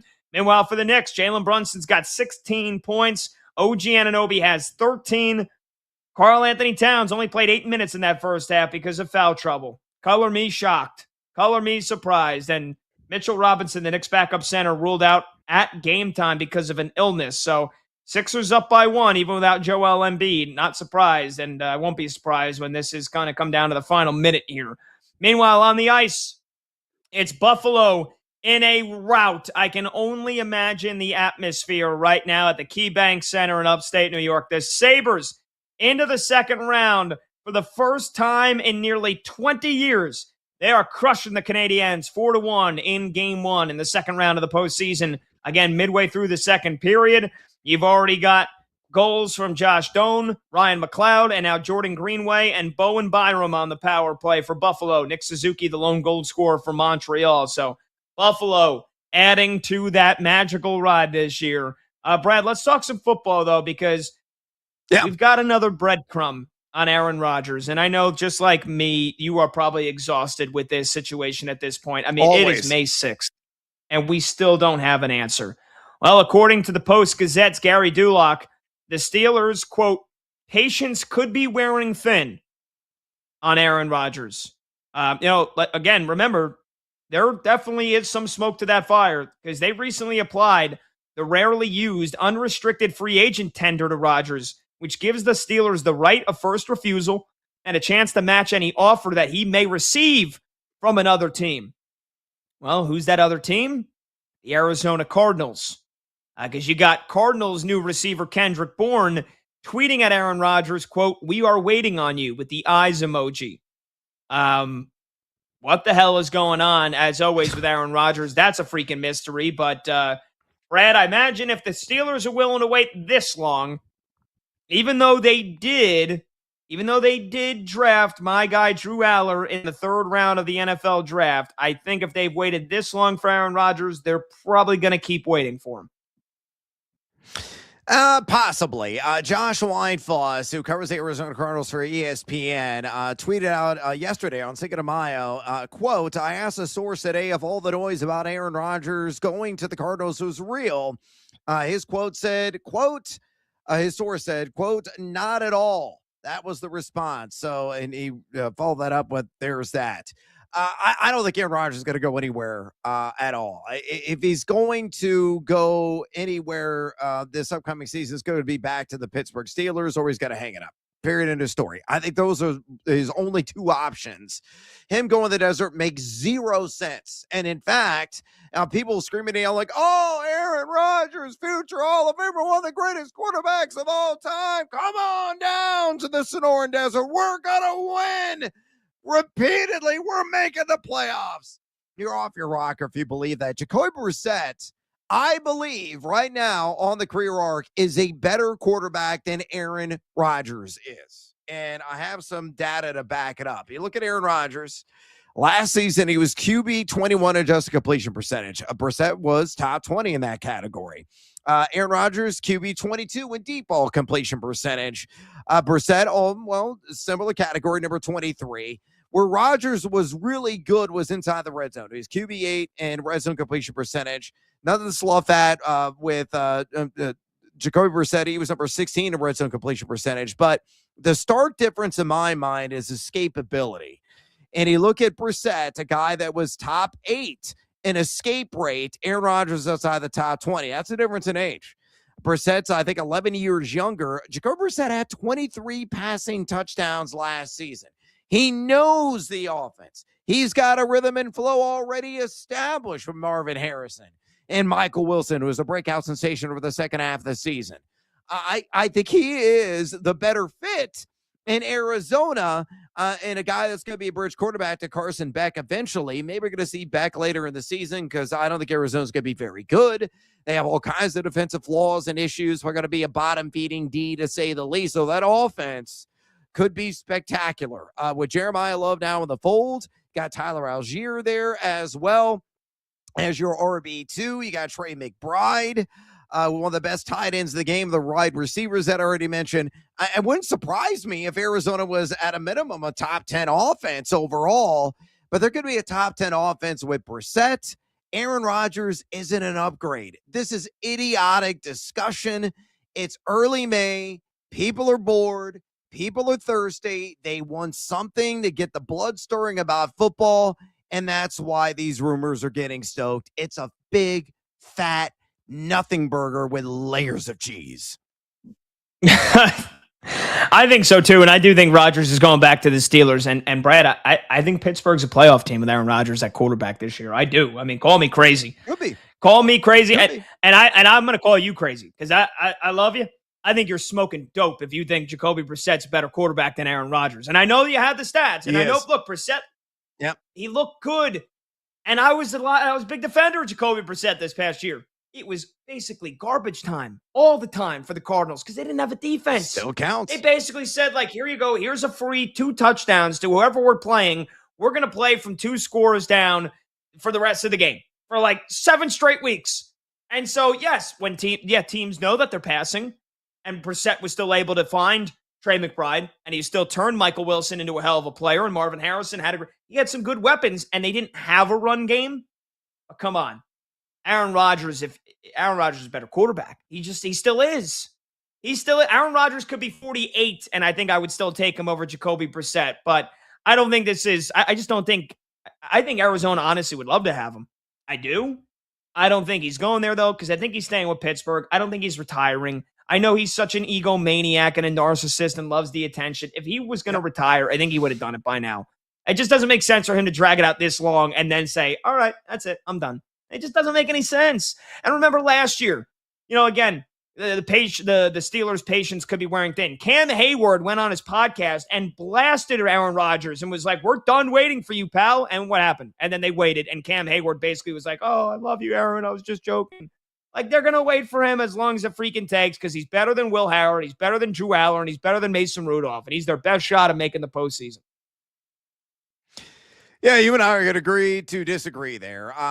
Look, I think Aaron Rodgers is an ideal fit with the Pittsburgh Steelers, but you already have a chemistry and rapport in Arizona with Jacoby Brissett. And, 11 years of age makes a monumental difference in my mind because you're going to have more spring and spry legs as a result. And look, nothing's going to change in Arizona. Is Jacoby Brissett or Aaron Rodgers, if he were in the desert, going to feast in garbage time? Yes, because his defense ain't stopping a soul.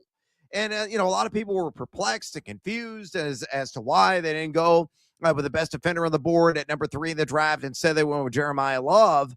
But they're like, it's one player on defense. That player may not make a world of difference because we're still going to be giving up probably 20, 25 points every single game. But with Jeremiah Love, maybe we're going to score 26.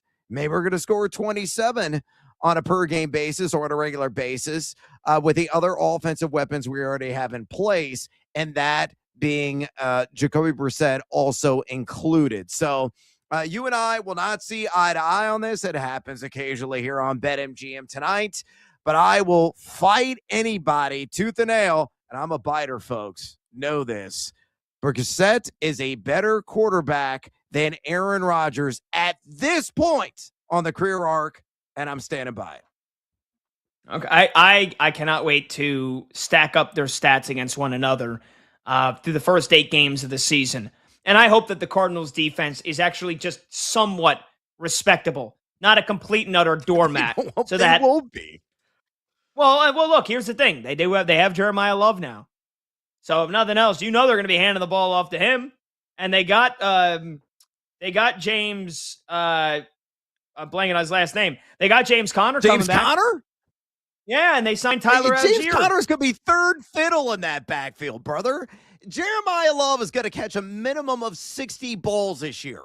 I'm not sure he's going to crack 1,000 yards in the ground. I'm somewhat confident he'll get there, but it's far from a guarantee, even if you give me a guaranteed 17 games. If you give me a guaranteed 17 games, I will lay all the money on the line. He catches at least 60 passes because he is that dynamic of a receiver, and he's instantaneously going to become a supreme check down weapon to one Jacoby Brissett. So, again, if you want to go toe-to-toe on this and see, by week 10 who has the better stats, I can guarantee you right now it's going to be Jacoby Brissett because Arizona's defense is lousy, and he will, once again, come out smelling like a rose in garbage time. Well, better stats is one thing. Who's the better quarterback would be another thing. And I don't know. I mean, what do you think is tell me how we're going to measure. Well, in your mind, do you think quarterback rating is the end all be all, or do you think passer rating is usually the end all be all to see how good of a quarterback has been? I'm kind of fond of QBR, quite frankly. If you're just going to go toe to toe with one singular stat, though, other stats tell the entire story. But if you want to boil it down to one stat only, let's just use QBR. I'm glad you say that because, Jordan Love was actually number 3 in the NFL in quarterback rating, and Caleb Williams was 16. So I know there's somebody on this show that thinks that Caleb Williams is a better quarterback than Jordan Love. QBR would have you think completely otherwise. And even in passer rating, Jordan Love was number 6. Caleb Williams was number 22. So I'm just saying. Just saying. Aaron Rodgers was 14 in passer rating this year. Jacoby Brissett was 16 in QBR. Yep. Jacoby Brissett was 24. Rodgers was 23. So they were basically right next to each other. Very similar. Very similar. Yeah. All right. We might have another little season-long side wager between you and me, Brad, when we get things rolling here. If Aaron Rodgers does end up playing for the Steelers. Maybe he does retire. Who knows? I doubt it. All right. Phone number to join the show. 310-840-4910. You want to get in on that action? Who's going to have the better season, Jacoby Brissett or Aaron Rodgers? That's a little fun conversation in May to have. When we come back, we're going to do Pick Your Poison, and we have breaking news on Anthony Edwards for the Spurs T-Wolves Game 2 tonight. You don't want to miss it. Come on back. He's Brett Evans. I'm Pat Boyle. This is BetMGM Tonight at Westwood One Sports.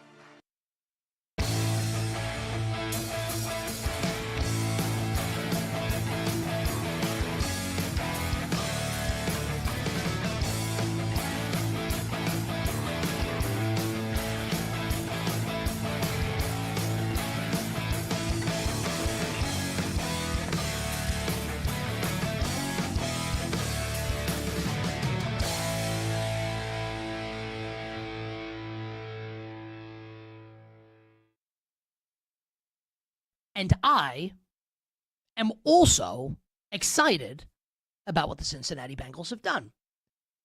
And I think Bengals fans should be as well. The Dexter Lawrence trade, and I think he's a player. He's coming off a down year. He's making a ton of money. I thought it made a ton of sense for the Giants to trade him. And he's still a good player. I don't know if he's going to be as good as he was when he's making like second team, making all pro teams earlier in his Giants career. But for Cincinnati, you had to take a swing because you may not get a guy. And maybe you could say Ruben Bain went 15th. Maybe Bain would be back. I don't know. It represented a worthy swing for the Bengals. I think it's a trade that makes sense and shows that they're actually trying here, which I'm sure it makes Joe Burrow happy. They signed Boye Mafe away from the Seattle Seahawks, and the Seahawks they just signed Dante Fowler yesterday. But good teams stay good. Just making under-the-radar moves like this as the Seahawks signed Dante Fowler. But the Bengals signed Boye Mafe. They signed Chief Safety Brian Cook, who I think is a young, ascending player on defense. Jonathan Allen at defensive tackle. And, of course, swing the trade for Dexter Lawrence. I don't know if these additions will be good enough to get the Bengals over the hump. I don't know if that's going to be the case.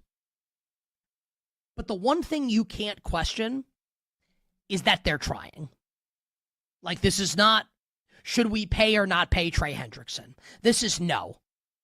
I actually believe that for the first time in maybe ever, the Bengals understand the gravity of the moment. They understand that they have a quarterback who is absolutely capable of being the best player on a team that wins a Super Bowl. Not like a passenger, and this will sound like an insult to Sam Darnold, but Sam Darnold's not Joe Burrow. But Sam Darnold won a Super Bowl, right? They're of a different class. And he is saying, both directly and indirectly, for quite some time that he is unhappy. I think all of this is really good for the Bengals. And if you're a Bengals fan, you should be happy, right? And the fact that Joe Burrow is saying publicly, this is really good. It's a great sign for Cincinnati. I have questions about how it's going to go once the games are actually played. Can the defense actually be good enough?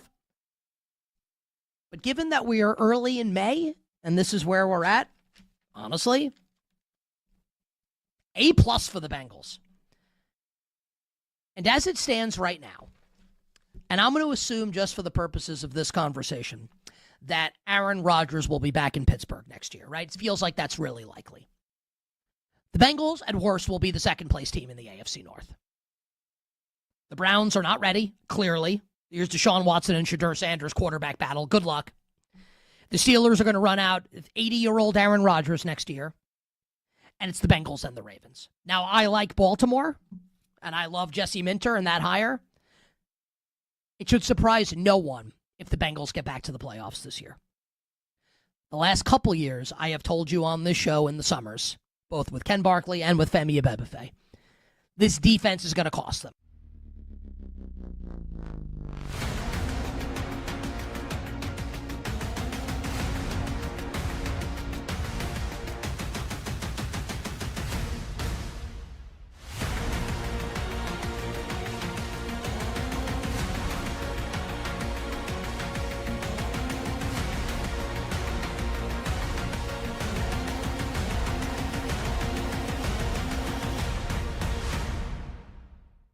I think the Cavs are going to come back and win the series. I don't say that with a ton of confidence. What say you, Jay, in 30 seconds?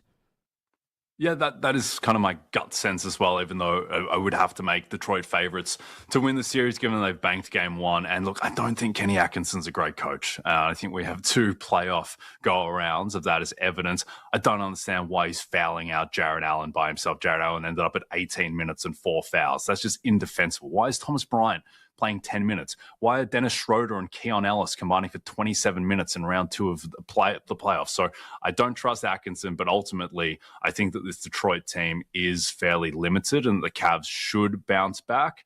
I thought that what they showed in Game 7 against Toronto and the level of physicality and force that they played with there was very encouraging. Cannot trust this Cleveland team clearly, but I do think that they will bounce back, and that at the very least this is going to be a long series.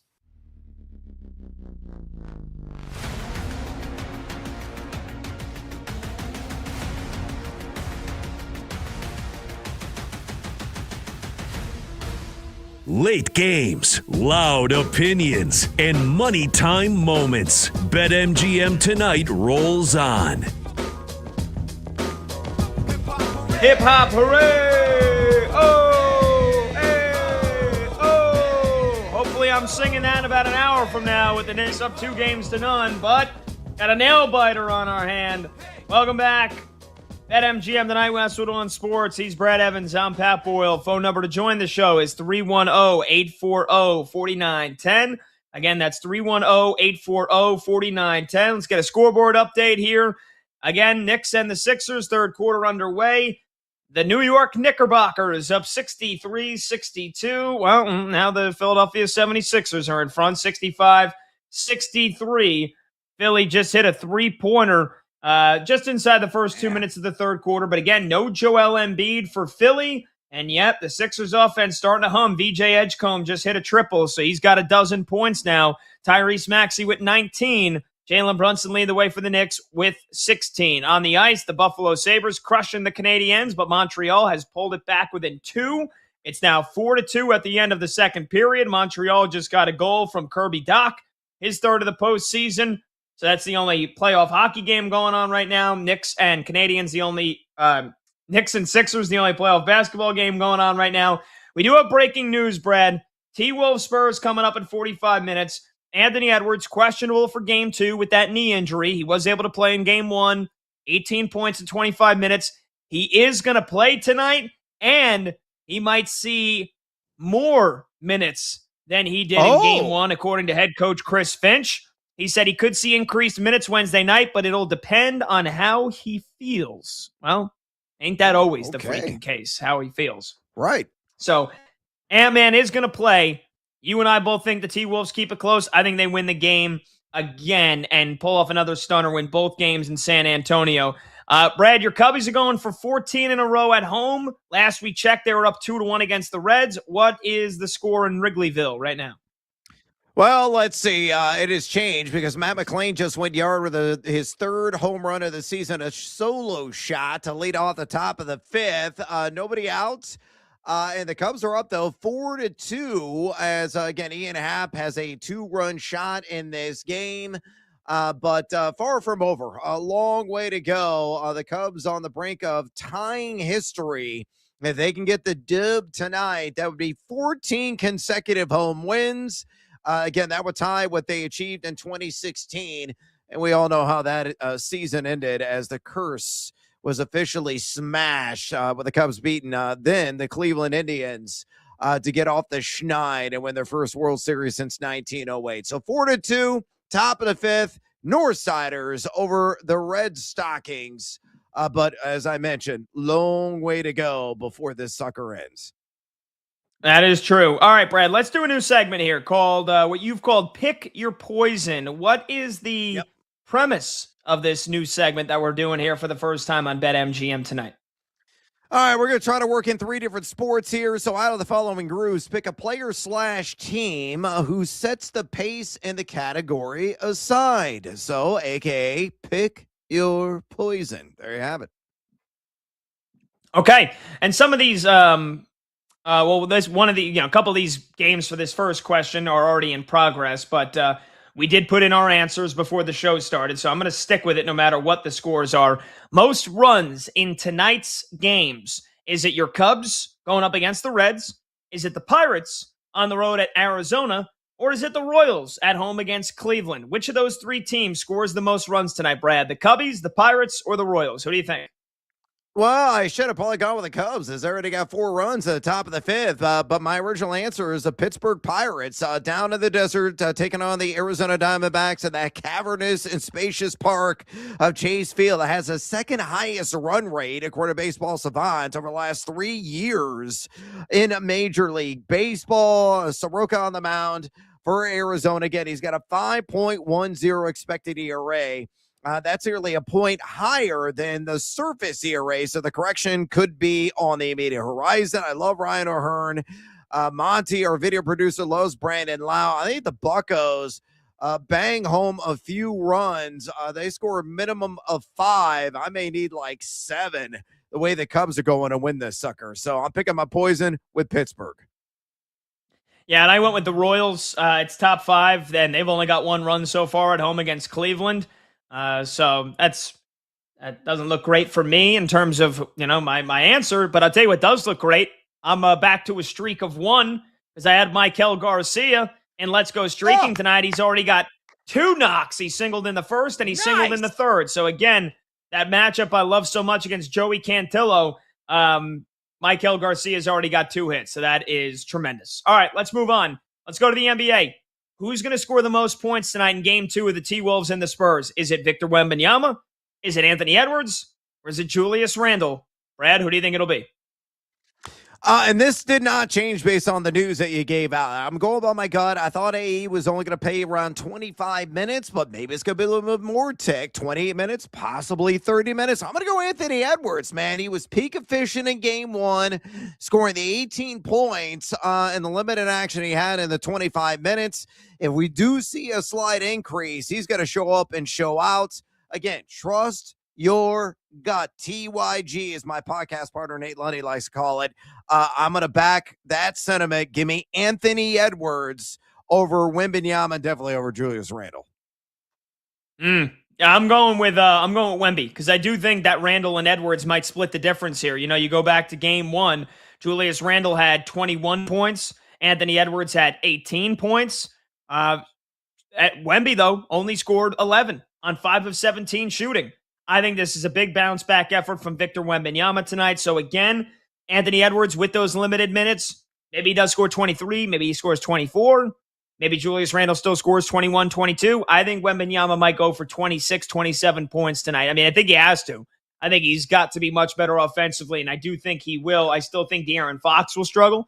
I still think some of the role players for San Antonio will struggle, but if there's one person I'm banking on for San Antonio to have a big bounce back night, it would be Victor Wembanyama. All right, finally, let's look ahead here, Brad. Most rushing yards this season out of these 3 NFL running backs. Is it Christian McCaffrey of the Niners? Is it Kenneth Walker III now of the Kansas City Chiefs? Or is it Josh Jacobs of the Packers? Who gets the most rushing yards between those 3 guys this year, Brad? Yeah, I'm quoting my guy and pulling from his outstanding prep work at ESPN, Mike Clay. A lot of people know him in the fantasy football community. Guy does tremendous work, to say the least. So, punching in his projections. He's got Kenneth Walker III, and he's my pick to go for 263 attempts, 1,182 rush yards, and 9 touchdowns this season. I think you might be underselling it. I think Walker is going to crack at least 1,200 yards, may even reach 1,300 on the ground. I know the offensive line, some people have some questions about it. Brett Veach, though, earlier this week said the offensive line looks real good, according to his words. They're number 17 last season, middle of the pack in run blocking efficiency, according to Pro Football Focus. But Walker, very efficient. For the Seattle Seahawks, 3.00 yak per attempt. He forced a missed tackle, 27.6% of his carries. He was number 4 in total missed tackles forced. And his stack rate, meaning 8 or more men in the box, around 27%. He's going to see a lot of light fronts because of Patrick Mahomes, who I think is going to be ready week 1. So give me Kenneth Walker III to have the most rush yards over CMC and Josh Jacobs. Yeah, I'm going with McCaffrey. Again, last year, McCaffrey with 1,200 yards. I don't think Josh Jacobs is going to do it. Josh Jacobs played 15 games. He only had 929 yards, and I would hope Green Bay this year throws the ball even more with Jordan Love. But Josh Jacobs he's not a big yard racker. I mean, he's a great running back, great in the red zone. I just think McCaffrey, with the touches he's guaranteed to get if he's healthy, he's doing this. Kenneth Walker, I don't mind it. I like it, especially in that Kansas City offense. They've already talked about they want to run the football. They got to take the pressure off Mahomes. How do you do that? You give it to a great back like Kenneth Walker. And with the way that Isaiah Pacheco ran the football last year, you wouldn't be threatened that he's going to eat into Kenneth Walker's, touches. Isaiah Pacheco's not even on the team anymore. They've got Emmett Johnson and Amari DiMercado as the backups. I don't think either of those guys are eating into Kenneth Walker's touch share. So I like it. I just still think it's CMC because he's one of the best running backs in the game. All right, Brad, we'll bid you adieu, brother. Got another big jam-packed show tomorrow, so we'll talk then. Go, Cubs, go! All right, coming up next, the Lakers played an A game and still got beat by 18. What does that mean for the rest of the series? This is BetMGM Tonight.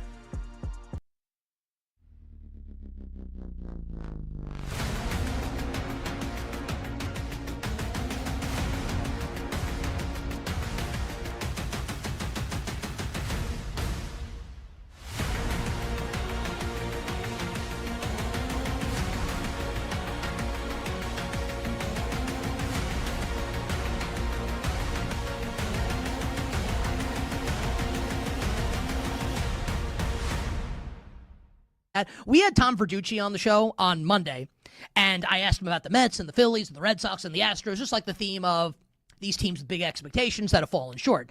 And he singled out the Mets as being like the one team where you can say this team's way too talented to keep going this way. And he said 50-50, they keep Mendoza. So look, they've won 3 of 4. They got rained out last night. It's the Rockies and the Angels. It's not like they're beating the Yankees and the Dodgers. But progress is progress. I kind of feel like they're about to go on a little run here. Your thoughts on your New York Metropolitans? Here's why I can see why you're saying that. Because I look at the starting pitching and I say, okay, well, Peralta tonight, Christian Scott, who actually showed some promise last time out, McLean behind him, Holmes behind him, like every night. And then even when you have a bullpen game, every night, I feel like the starting pitching should be able to, at least definitely 3 out of the 5, should be able to give them a chance. That's what's been so annoying about this. They're losing the majority of games that Noel McLean and Freddie Peralta pitch. That can't happen. So baseline of starting pitching, keeping them in the game. Okay, fair enough. At some point, you think Bo Bichette is going to start to hit. You combine that with Soto, maybe Benj getting hot. My issues are that Lindor is nowhere near returning. They have zero power. I mean, you think Vientos is going to go on a heater? I would trade him. I just can't take the inconsistencies. I don't trust the lesser guys in the lineup. For them to be good or to get better, it's going to be the best that they have. Whether it's the starting pitchers I mentioned, whether it is Bichette, Soto, Lindor, Polanco, both Lindor and Polanco still out. If those guys don't come back and perform, then they have no chance because I just don't rely on the rest of that lineup.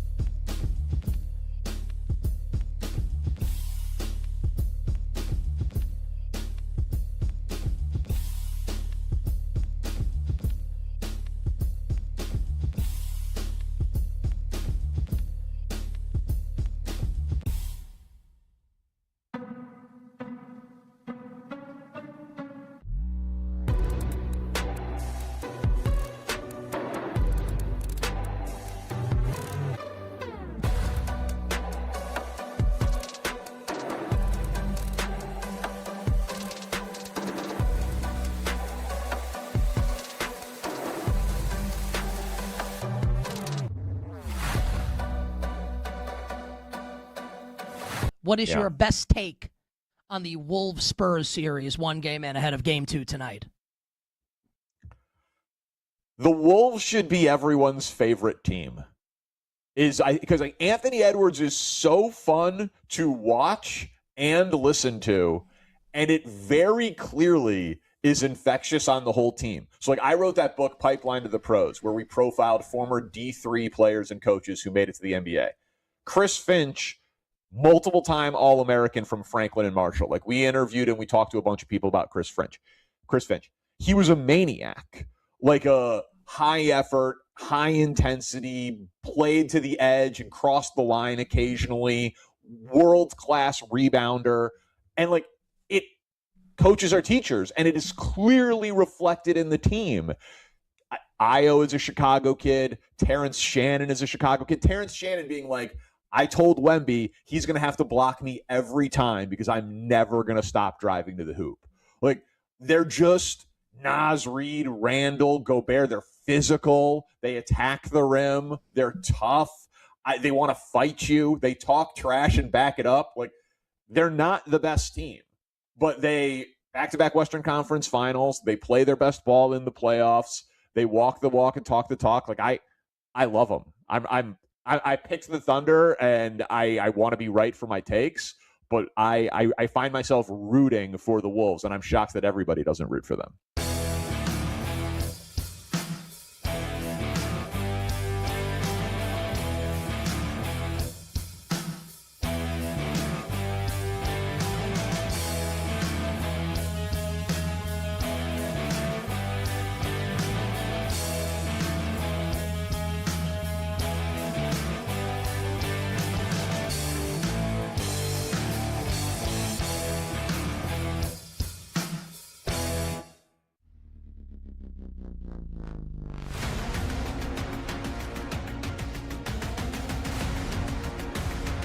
Day shuts down. The games light up. This is BetMGM Tonight on Westwood One Sports. Hey-o! Welcome on back to BetMGM Tonight here on Westwood One Sports. We bid adieu to Brad Evans, and that means we've got 2 solo hours coming your way. I'm Pat Boyle, and we are brought to you by BetMGM. Make it legendary. Download the app today. Please gamble responsibly. We're with you in total every Monday through Friday, 6 to 11 p.m. Eastern. I get you 2 solo hours for the 2 final hours of each show during the week. You can watch the show live on YouTube. Just search BetMGM Tonight and hit that subscribe button. You can also watch the show live on Twitter at BetMGM Tonight. And you can listen to the show on the Westwood One Sports app, the Odyssey app, SiriusXM Channel 375, and hundreds of local affiliates throughout North America. Our talk and text line is 310-840-4910. You can call, you can text 310-840-4910 to join the show. You can also tweet me at PatBoyle44. All right, we'll give you a quick scoreboard update, and then I'll give you my thoughts and takeaways from Game 1 late last night between the Lakers and the Thunder. But as I said it, I've been saying it all day. I got a pit in my stomach, an uneasy feeling. Even without Joel Embiid ruled out for Game 2, the Sixers are going to keep this close. And I was really nervous that the Knicks are going to lose this game. And it's looking like it might come down to the wire. 4.5 minutes to go in the third quarter. And the Sixers lead the Knicks 81-80, despite being double-digit underdogs, despite getting blown out by 39 points in Game 1. The Sixers have a 1-point lead. Tyrese Maxey, 21 points and 5 assists for Philly. Paul George has 19 points. Meanwhile, for the Knicks, Jalen Brunson's got 18 points. And despite only playing 8 minutes in the first half because of foul trouble, Karl Anthony Towns is lighting it up here in the third. He's got 20 points. He's a perfect 6 for 6 from the field. And he's got 4 fouls. Can he stay out of freaking foul trouble? Because he's dominating the game when he's on the floor. Karl Anthony Towns, I mean, gotta let him take over. Gotta let him take over this game. So it's back and forth. The Knicks just hit 2 free throws to go back up by 1, but it has been nip and tuck the entire way. You got Spurs T-Wolves coming up in a half hour. Anthony Edwards will play again for Minnesota in Game 2. And then on the ice, they just started the third period, and the Buffalo Sabres in Game 1 lead the Montreal Canadiens 4-2. Buffalo looking like they could be a worthy opponent if it's them and the Carolina Hurricanes in the Eastern Conference Finals. Carolina up 2-0 on Philly with Game 3 in Philadelphia tomorrow night. Okay, so Lakers Thunder yesterday, Game 1, it went about as well as it could have for LA, in my opinion, watching the game, especially once we signed off. I watched the entire second half uninterrupted, not having to do a radio show. So just cued into all the X's and O's.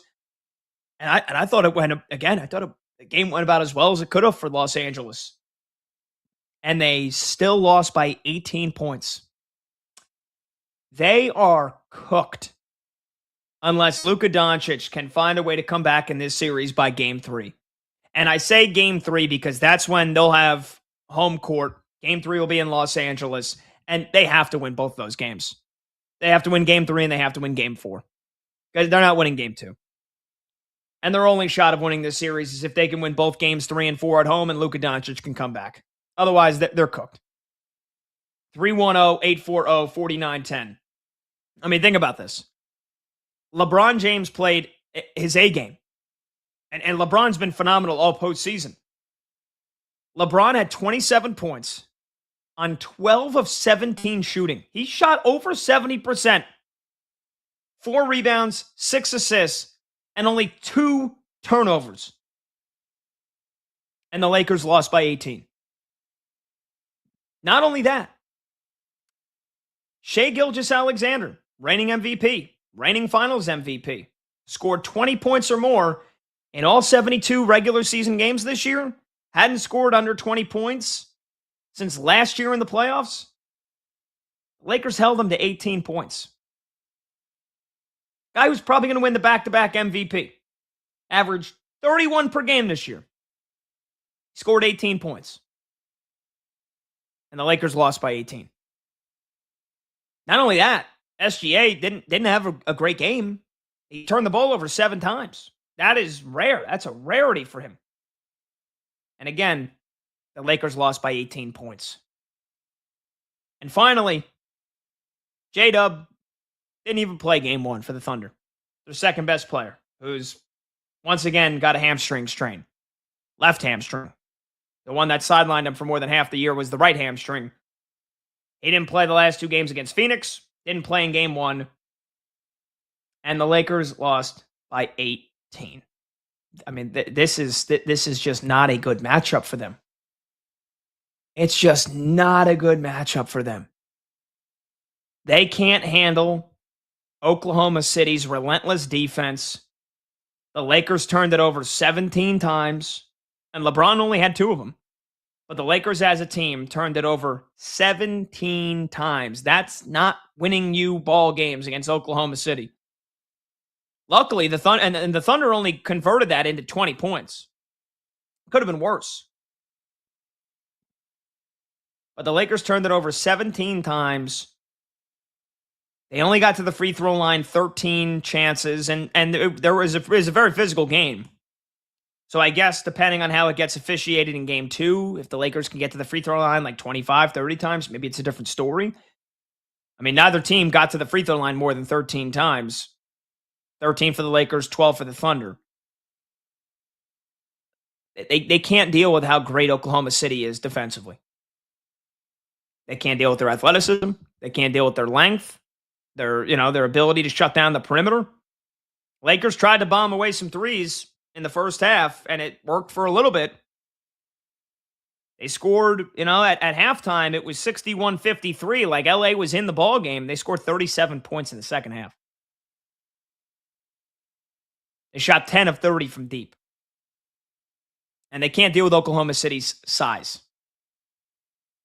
Hartenstein protecting the rim. Chet Holmgren being able to not only protect the rim, but roam the baseline and get out to the perimeter. It's a big issue. It is a big, it's just not a good X's and O's matchup for the Lakers. What they do well, they matched up well with Houston, not only because the Rockets, their offense was broken, especially in the games that Kevin Durant did not play. And even in the one game that he did, he was terrible in the second half. But as good as Houston's defense was, it's not the kind of relentless pressure on the perimeter and blitzing screens and jumping passing lanes. It's more so Houston would kind of pack the paint. And yeah, at times they encourage the Lakers to shoot, but the Lakers hit some threes. The Thunder are on the perimeter. They are on you. And then if you are able to get to the second level, here is 7'3" Chet Holmgren and 7' Isaiah Hartenstein, often on the floor at the same time, waiting for you. Good luck. Good luck.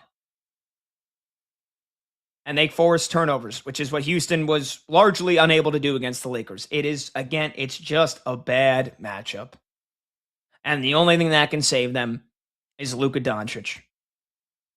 So, I mean, how can the Lakers even keep games close, let alone win 4 games, let alone win a game if Luka Doncic doesn't end up playing?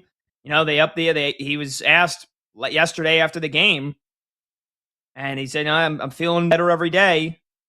Today, he actually spoke to reporters again, and he said that he started running again. I mean, that doesn't seem like he's like within 2-3 days of playing. He started running again. You know, originally it was an 8-week timetable. Luka said he's been doing everything in his power to beat that. He's yet to be cleared for contact. He's yet to scrimmage. And he remains week to week for the time being. But at least he started running. I mean, good luck. You're going to have to force this to 6 games to have a chance, I think, of Luka Doncic playing. And even if you avoid a sweep and you force a game 5, I don't even know if that guarantees he's coming back. Well, just looking ahead, because they are going to play game 2 tomorrow.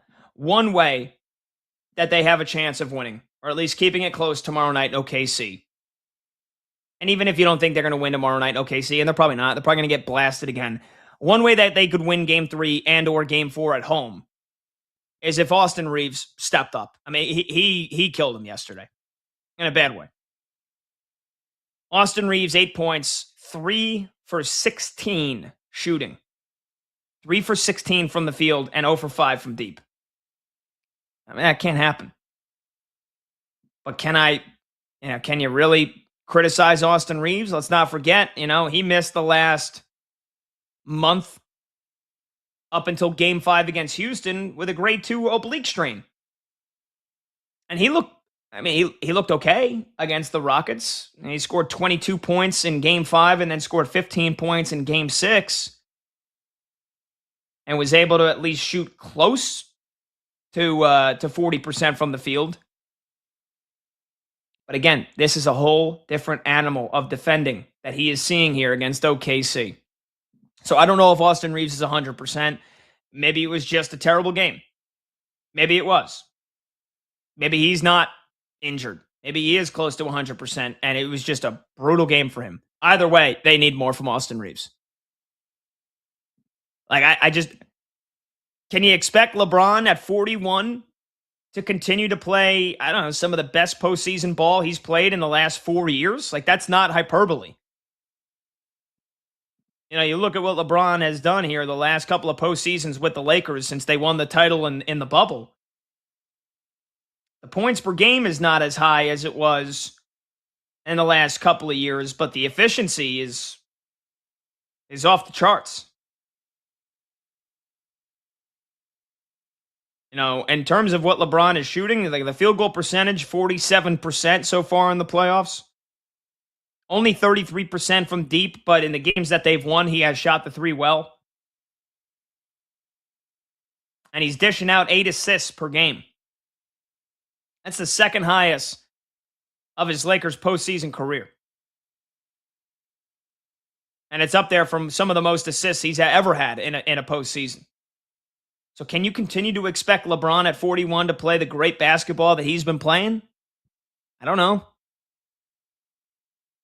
And again, I'm looking up and down this Lakers roster here. Like DeAndre Ayton, who has been the butt of so many jokes over the last couple of years, and rightfully so, he's actually played pretty well.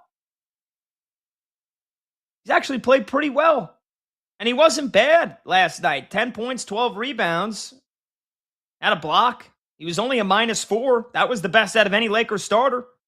Oh, that was the best out of any Laker that played more than 2 minutes. So, where can the Lakers improve? That's what I'm asking. That's what I'm wondering. That's what we're debating here. Where can the Lakers even improve here? Is it just Austin Reeves? Because I don't think unless Austin Reeves scores 30 and hits 5 or 6 threes, that'll give him a chance. They got absolutely nothing off their bench. Nothing. That's another big disparity in this series.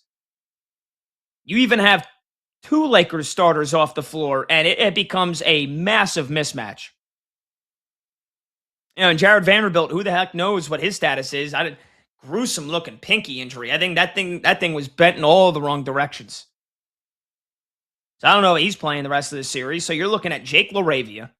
You're looking at Jackson Hayes. And you're looking at Luke Kennard, who you're hoping can find a way to get open for threes. He went 1 for 3 from deep last night. The Thunder bench is the best bench in basketball. They're the best team in basketball. And so if you're telling me that some of the bench matchups, it's, again, Jake LaRavia, Jackson Hayes, Luke Kennard versus Alex Caruso, Cason Wallace, who's good enough to be a starting point guard on half the teams in the league, and the other Jalen Williams. And, Jared McCain, who the Sixers traded away to OKC. The Sixers could use a scorer like Jared McCain. I wonder where they could have gotten him. Yeah, that's right. They had him. They traded him away to OKC. Jared McCain hitting 4 threes in the game last night. Lighting it up. Another bucket off the bench for OKC. That's why this series is going to be close. Luka's out. The Thunder bench will obliterate the Lakers bench. And the Lakers just cannot score on this defense. I mean, again, LeBron had an amazing game. They held SGA to under 20 points. They forced him to have 7 turnovers. And they got crushed. Game was over by the fourth quarter. Game was over by the fourth quarter. It was a 12-point game going into the fourth. It was never really close. And I don't think outside of the Lakers going on 7-0 to start the game or 5-0 to start the game, outside of that, I never was worried for a single second. And I don't think anybody watching that game was. 310-840-4910. Here's another point. Chet Holmgren, who was the best player last night, 24 points, 12 rebounds, 3 blocks. He should absolutely dominate every game in this series. And I know I gave some kudos to DeAndre Ayton, but the fact that Chet Holmgren can shoot the 3, the fact that he can drive, the fact that he can hit the mid-range. I mean, he pulled out all the tools and all the weapons in his arsenal last night. And on a night where, again, SGA has a mediocre game, Chet Holmgren steps up and delivers. And he is he's a beast that doesn't get enough credit because he's on the same team as SGA and because he's probably the 3rd best player on this team behind J-Dub when J-Dub is healthy. But Chet Holmgren is a weapon, man. He is a weapon of mass destruction. And I think he is going to have whatever he wants in this series. Because you get him in any kind of pick and roll action where he gets off of DeAndre Ayton. And again, I've given some credit to DeAndre Ayton. He can't guard Chet Holmgren. But if you even get any kind of action where Hartenstein puts a pick or puts a screen or anybody else puts a screen on Ayton, you get Chet Holmgren going up against anybody else on this Lakers defense, it's over. He's scoring. He's scoring almost every time. And that's exactly what happened last night. So at this point, I wanted to give the Lakers a chance. I thought maybe Luka could play at some point in this series, but he only just started running today. He has to get clear for contact. He has to get clear to scrimmage 5-on-5. I mean, look, I think if it's a miracle Luka's coming back in 7 days from now, that puts you at game 5. Series might be over before then. Series probably will be over before then. This is looking like a sweep. It's looking like a sweep. Because I don't see how the Lakers, they scored 90 points. They're going to struggle to score 100 in every game. This is a much better defense than the Rockets. And the Lakers, in those games, in the 6-game series, scored 107, 101, 112 in overtime. In regulation in that game, they scored 101. So 107, 101, 101, 96, 93, 98. And now you got the best defense in the NBA and one of the best defenses in the last 20 years of this sport. They're cooked. They are cooked. And it might be the last postseason that LeBron plays, and he's going to go down doing everything that he could possibly do, and he's playing great ball. It's just not even remotely close enough. Not remotely close enough. 310-840-4910 is the phone number to join the show. That's 310-840-4910. When we come back, we're going to talk a little puck. Because the Colorado Avalanche, after what they did last night, they are indeed a wagon. And I'll tell you what the Stanley Cup that we deserve to see should be. Plus, we'll get your phone calls, 310-840-4910. We'll get you an update on the Knicks and the Sixers. I'm Pat Boyle. This is BetMGM Tonight right here on Westwood One Sports.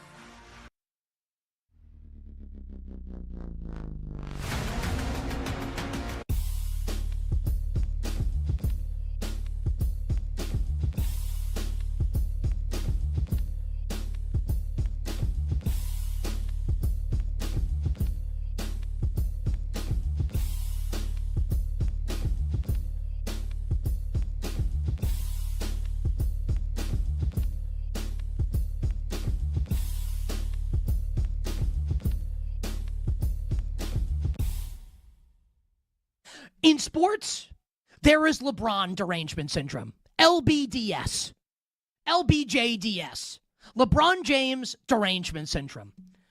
I thought my take was very fair, which is, I didn't say LeBron's better than Jordan, but that's where everyone goes, right? You can say, man, I thought, how about that? Man, that was a great pass by LeBron to DeAndre Ayton for the layup to cut the early deficit to 6-4. And people will respond by saying, not my GOAT. Who said he was the GOAT? It's insane the way people consume this guy. It's ridiculous, right?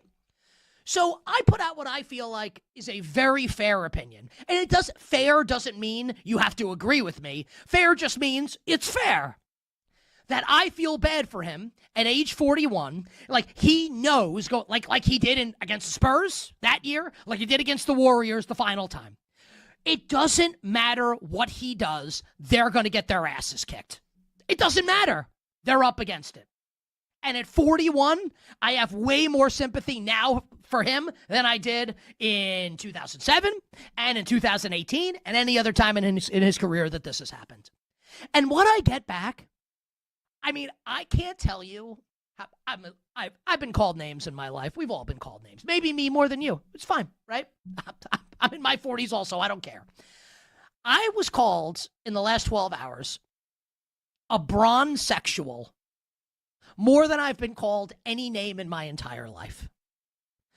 I said, I feel bad for LeBron James. So I am now a bronzexual because I said I feel bad for him. Not my GOAT, LeBron James. I don't think he's the great. I think Jordan's the best ever. And that's not an insult to LeBron to say that. But you're a bronzexual if you say anything positive about LeBron James. I'm being serious right now. We have a great audience on this show. To the people watching and the people listening, my sense is that more people hate LeBron than love LeBron. Like, what's the reason that you hate him so? Like, why do you hate this guy so much? I think it's bizarre. Like, by all accounts, he seems to be like a decent human being. Like, you don't have to agree with his politics, and you don't have to agree with, taking his talents to South Beach. It's not that you have to, love everything he does and everything he says, but by all accounts, this is, seems like a pretty good guy. Like a good dad. And you hate him. You don't hate him. You despise him. Because some people think he's better than, they're wrong. Jordan's the best. I watched them both. Jordan's better. It's okay. It's who cares if someone thinks LeBron's better than Jordan? There are idiots out there that don't like pizza, that hate puppies. What do you do with people like this? Why do you care so much what they think? Why does this inspire such strong feelings in you? And look, I love sports. Sports gets me fired up all the time. I'm not telling you to not feel some type of way about sports. Just that, isn't it strange? Isn't it a little weird that this is where we're at? That, he plays so well in this game. He was fantastic last night. There's nothing he can do. This is like you're trying to save the doomed marriage. Like, you can't. It's over. You can go to therapy, and you can do counseling, and you can say, I'm going to try and do better. Like, it's done. This is done. The series is done. Like, I don't know, like, what shady activities Luka has going on in Europe. Obviously, he's on the bench last night. They better make it a little shadier and get him back out on the court. And even if he comes back, they ain't going to win. They're done. And the response to this is, well, not my goat. You like bronzexual. Should go to another super team. Like, really? Just like, this is what we're doing here with LeBron.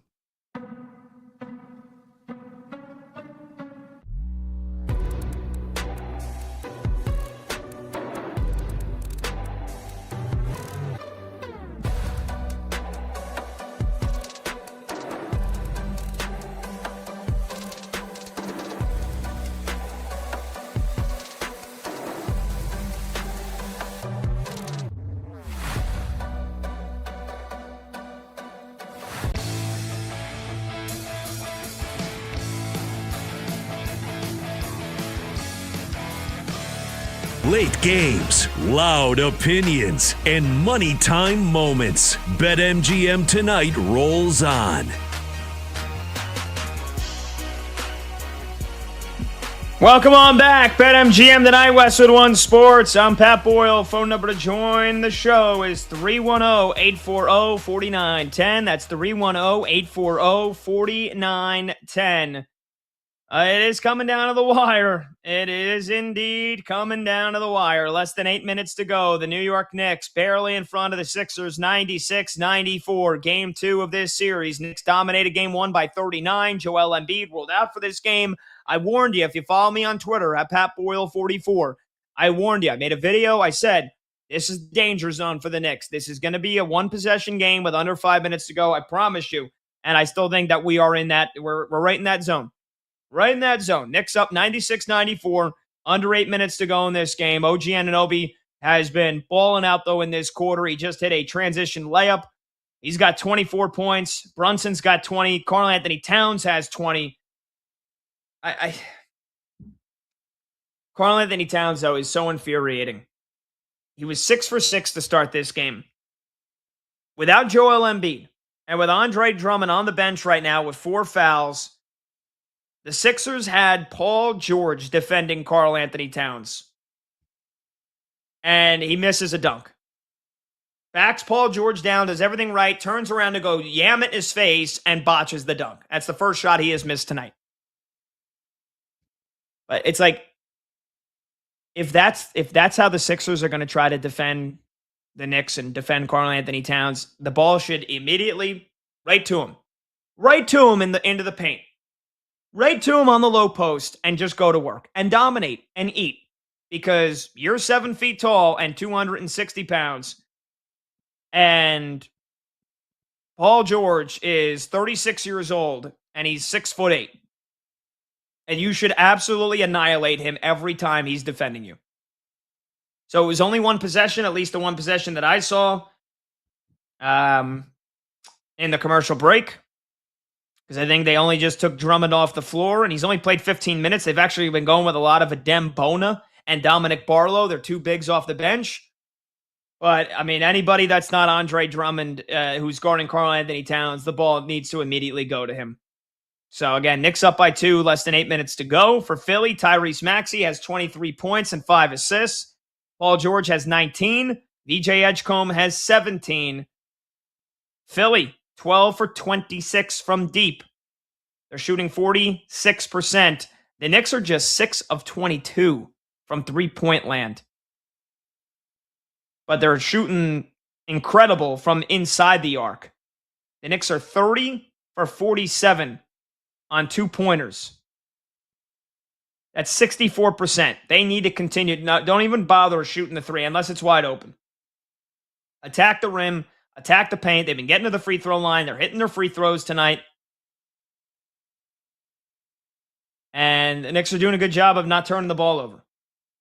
They're +5 in the turnover department. But this one's going to come down to the wire. I knew it. I knew it was coming all day long. It's going to come down to the wire. It's not going to be easy. And then the other scoreboard update here on the ice. Sabres lead the Canadiens still 4-2, under 4 minutes to go in the third period. So Buffalo closing in on a big home win in game one of that series. And this was the last series to start here in the second round. Coming up in about 10 minutes, you got game 2 between the Golden Knights and the Ducks. Vegas leads that series 1-0.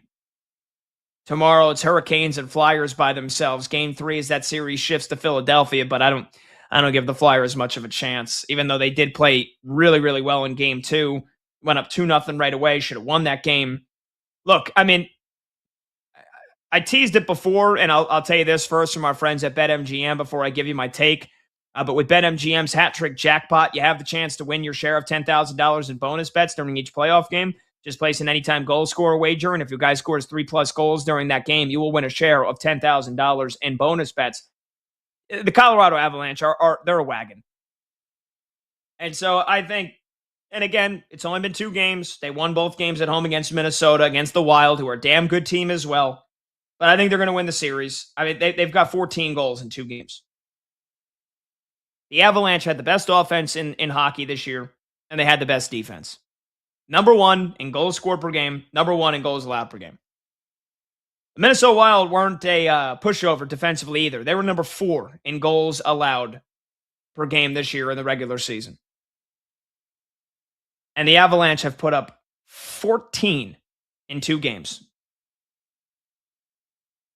And they've won each game by 3 goals. I mean, there is a clear disparity between these two teams. Can it change? Can Minnesota make adjustments? Sure. They're a damn good team. They finished Colorado was the President's Trophy winners. They had 121 points. They were a wagon, and they're a wagon here in the playoffs, and they're proving it. They haven't lost a game yet in the postseason. They swept their way through the Kings. They're 6-0 in the playoffs. They've only had 2 games decided by a goal. They're basically winning every game by multiple. I think that was the first 2 games of that series. I think they've won 4 straight games by multiple goals. I mean, they're just decimating teams. Decimating. Can Minnesota make adjustments? Yeah, they had 104 points in the regular season. They've got some damn good players. Nick Foligno, Kirill Kaprizov, Quinn Hughes. It's a damn good squad, and they're getting lambasted by the Avalanche. So, no disrespect to Minnesota, but I don't think I think Colorado's winning the series. I mean, that goes without saying. And then I don't see either the Ducks or the Golden Knights giving them much of a challenge either. I think they're going to cakewalk to the Stanley Cup Finals. And I think if you're a neutral fan, if you're a hockey fan and your team's out of it, the Stanley Cup that we deserve to see is the Colorado Avalanche and the Carolina Hurricanes. That would be the best Stanley Cup that you could ask for. 2 teams that are clearly the best in their conferences. 2 teams that Carolina's been knocking on the doorstep. Colorado, they've got a decent part of this core left still that won a Stanley Cup just a couple of years ago. That is the Stanley Cup final that we, as if again, a neutral hockey fan, you don't have your team's not in it anymore. That's the Cup final that we deserve to see. It's those 2 teams. And I hope we get it. Because neither of them have lost yet. Neither of them have lost a game yet. They're both 6-0. And sure, matchups in the postseason are everything. And again, not to disrespect the Buffalo Sabres, because they look like a damn good squad. And could their speed and their offense give Carolina's defense, which is great, but the Hurricanes' offense always seems to kind of go missing once they get to the conference finals. Could that end up being, could the Sabres actually make a magical run to the Cup final? That would be a pretty damn good Stanley Cup. Don't get me wrong. If you're looking for the 2 best teams and what would give you the best Stanley Cup final, it should be the Avalanche and the Hurricanes. 2 weather-named teams. Avalanche Hurricanes. I just realized that as I'm saying it. I mean, Colorado, and just look at the way that they've been built. They got two goalies that are journeymen in Mackenzie Blackwood and Scott Wedgwood. Both former Devils. Scott Wedgwood played half the season last year as the backup for the last couple of years to Jake Ottinger in Dallas. Came over from Nashville last season. Again, was like the backup and at times the third string goalie for the Devils to start his career, Scott Wedgwood. And then you got Mackenzie Blackwood, who was the other goaltender for the New Jersey Devils a couple of years ago when Wedgwood was on the team. He was the starter. Then he went to hockey irrelevancy with San Jose. Then he comes over to Colorado last year, and those two guys have just been unstoppable. They've been unstoppable. They got one of the best defensemen in hockey in Cale Makar. They got one of the best goal scorers in Nathan MacKinnon, who only had 127 points this year. Gabriel Landeskog is healthy. They got Nazem Kadri back in a trade this year. He was with them when they won the Cup a couple of years ago. They got Martin Necas, who was with the Carolina Hurricanes for the last decade, and he is a hell of a postseason performer. They got my guy Brock Nelson, who used to play with the Islanders, who, again, is tremendous in the postseason. And I know I'm just naming names at this point, but like if you're a hockey fan, you know these names. Even if you're just a casual hockey fan, Brent Burns, guy that played every single game the last 3 years for Carolina, it's a rough and tough as nails defenseman. He's on the Avalanche. He's 41 years old. And he's still putting up great numbers. And he's still playing 18, 19 minutes a game on the ice at 41. And Valeri Nichushkin, who's been with Colorado for the last 6-7 years here. As a guy that had struggled to stay healthy, but when he's been healthy, again, the year they won the Cup, he had 15 points. He had 9 goals in 20 games. He basically averages a point per game in the playoffs over the last couple of seasons. It's like a murderer's row. The Colorado Avalanche. They are, dare I say it, an avalanche. You better get out of the way. You better get out of the way. So I got a lot of respect for Minnesota and the Wild and what they're able to do. Maybe they get a game at home, but this series is probably over in 5. Vegas, team that's been here for the last several years.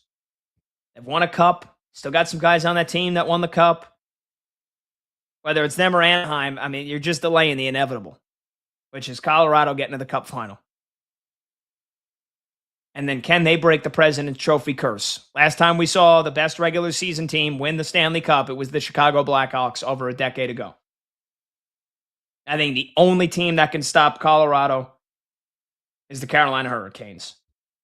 And they look like a wagon in their own right. Undefeated. Probably going to beat the Flyers in 5 or 6 at most. And then they're going to get Buffalo or Montreal.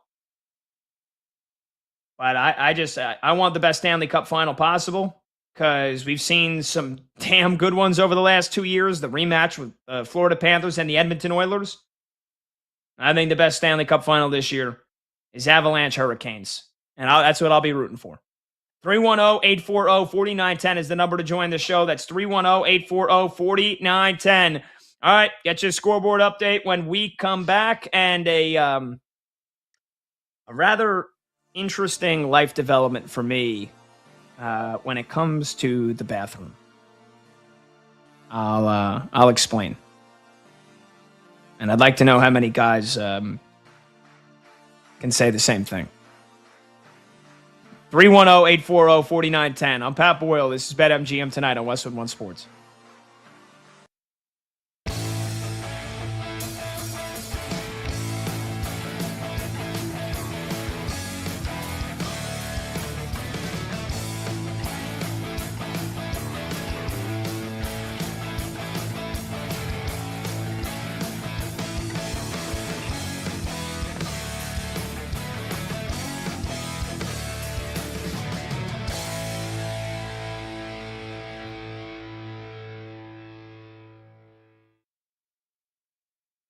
And I am also excited about what the Cincinnati Bengals have done. And I think Bengals fans should be as well. The Dexter Lawrence trade, and I think he's a player. He's coming off a down year. He's making a ton of money. I thought it made a ton of sense for the Giants to trade him.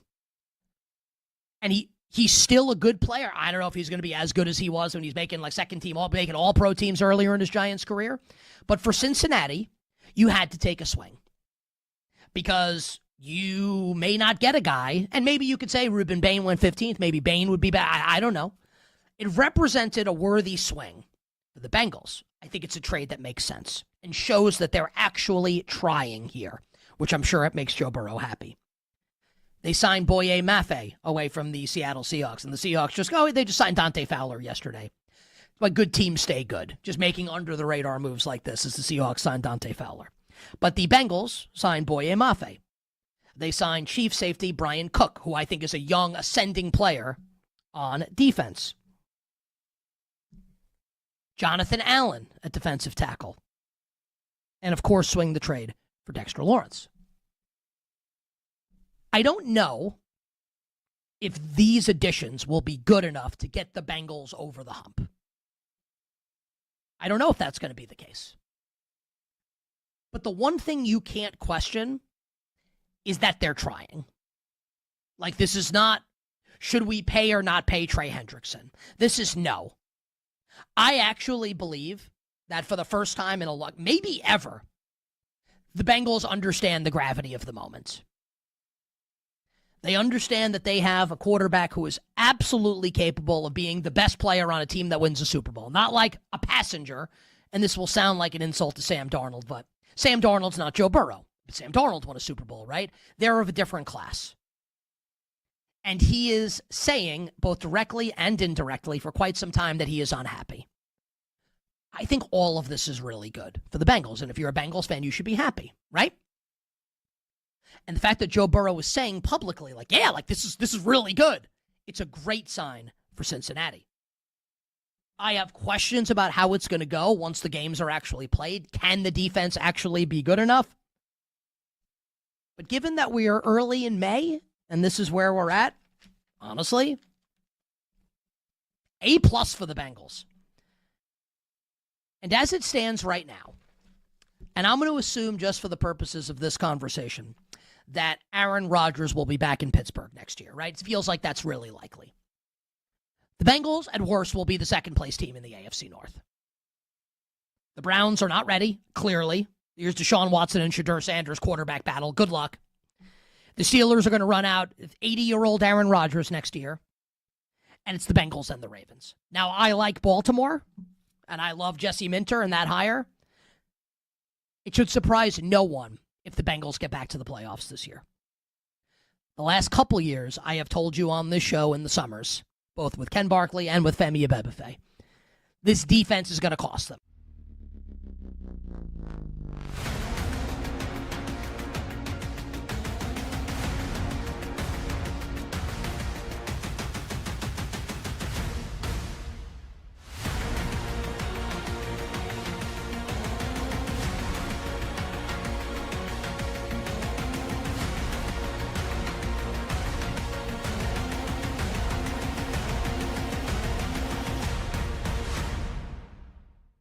I think the Cavs are going to come back and win the series. I don't say that with a ton of confidence. What say you, Jay, in 30 seconds? Yeah, that is kind of my gut sense as well, even though I would have to make Detroit favorites to win the series, given they've banked game one. And look, I don't think Kenny Atkinson's a great coach. I think we have 2 playoff go-arounds of that as evidence. I don't understand why he's fouling out Jared Allen by himself. Jared Allen ended up at 18 minutes and 4 fouls. That's just indefensible. Why is Thomas Bryant playing 10 minutes? Why are Dennis Schroeder and Keon Ellis combining for 27 minutes in round 2 of the playoffs? So I don't trust Atkinson, but ultimately I think that this Detroit team is fairly limited and the Cavs should bounce back. I thought that what they showed in Game 7 against Toronto and the level of physicality and force that they played with there was very encouraging. Cannot trust this Cleveland team clearly, but I do think that they will bounce back, and that at the very least this is going to be a long series.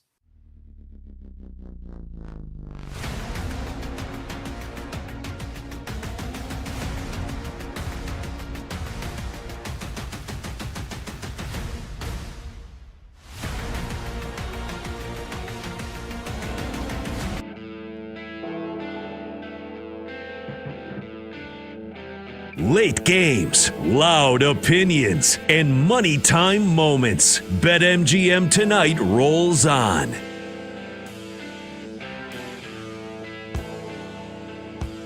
Welcome back. BetMGM Tonight, Westwood One Sports. I'm Pat Boyle. The phone number to join the show is 310-840-4910. That's 310-840-4910. All right, 2 minutes to go inside the Garden. Knicks up 105-99, trying to close the game out. And they just missed a corner three that basically would have been the dagger. The door is ajar for the Sixers, but barely so.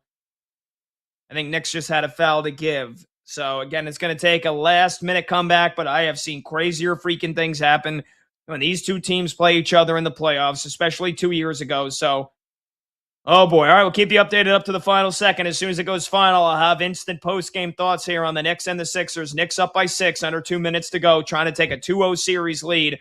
No Joel Embiid for Philadelphia. Can the Sixers pull off a miracle? Meanwhile, on the ice, it's about to go final. In fact, it has gone final. The Buffalo Sabres have beaten the Montreal Canadiens 4-2 in Game 1. Buffalo takes a 1-0 series lead. And that is taking care of business at home, despite a game that I didn't get a chance to watch much. To be honest, I'm obviously locked into the Knicks game, diehard Knicks fan. But I'm just looking at the numbers here, and Buffalo got up 4-1, so my guess is probably a lot of these shots came in the last period, which is not garbage time. It was only a 2-goal game. But Montreal outshot Buffalo 28-16. They won 32 of the 51 faceoffs. So the Canadiens won 63% in the draw. And they had half as many giveaways as Buffalo. Buffalo gave the puck away 15 times. The Canadiens only had 7. You would think if you just looked at the box score, how the hell did Montreal lose this game? But again, maybe Buffalo they got up early 4-1 and kind of coasted from there on out. So the Sabres do win it 4-2. Goals from Josh Doan, Ryan McLeod, Jordan Greenway, and Bowen Byram. And in victory in the net, Alex Lyon, 26 saves on 28 shots faced. That's a great start for Buffalo. Meanwhile, let's get you caught up on some baseball scores. The Cubbies going for their 8th win in a row, going for their 14th straight win at home. They lead the Reds 4-2 in the bottom of the 8th. So the Cubbies are 3 outs away, even as the injuries pile up. Matthew Boyd tears his meniscus today playing with his kid. God knows how long he's going to be out for. You add that to the Cade Horton, done for the year. You add that to Justin Steele, could be done for the year. And yet the Cubbies are 3 outs away from most likely having the tied for the best record in baseball. Because my New York Yankees are down to their final 3 outs. They trail the Rangers 6-1. And here's an update on our Let's Go Streaking segment. I already cashed in early in this game, early in the Royals game. I picked Michael Garcia, had a hit to lead off the ball game. He started the game 2 for 2. So I'm back on the right side here. Got a streak going. Monty picked Brandon Lau, who homered in his first at-bat just now for the Pirates. So Monty's back on a streak. He is 16 out of 18 since we started this segment. Brad's got Ryan O'Hearn of the Pirates, and I don't know if he has gotten an at-bat just yet. He did. He got a plate appearance, and he walked. So early for Ryan O'Hearn and for Brad. And then Combs, the only one that went into tonight with a streak of 1. He's got Joe Ram, Jose Ramirez, in that Guardians-Royals game.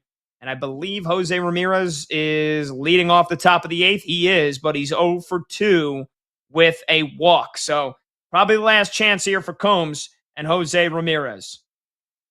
Okay. Knicks up by 7 with a minute to go. I mean, at this point, it'd be an all-out collapse if they lose this game. Although Maxey just went coast to coast in 5 seconds and hit a bucket. So 5-point game. All right, I'm going to try to tell you guys a story here about recent development in my life as it pertains to the bathroom. It's Pat Boyle, by the way. BetMGM Tonight, Westwood One Sports. So there's no really easy way to say it, and I'm going to try to keep this conversation as PG as I can.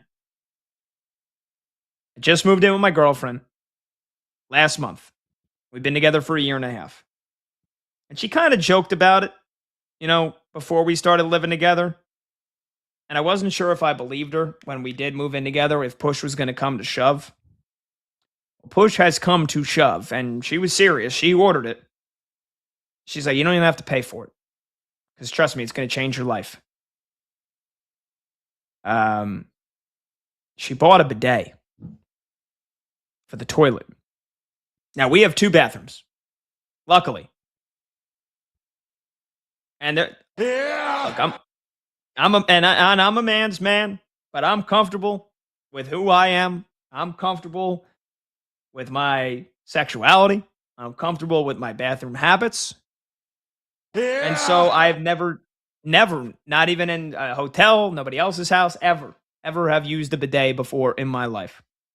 And within the first 5 days of living together, the first month of living together, she gets a bidet. And I installed it. It's actually pretty easy. I'm not a big handyman. I'm not great with tools, but the instructions were very simple. You just screw off the caps to the toilet seat, take the toilet seat off.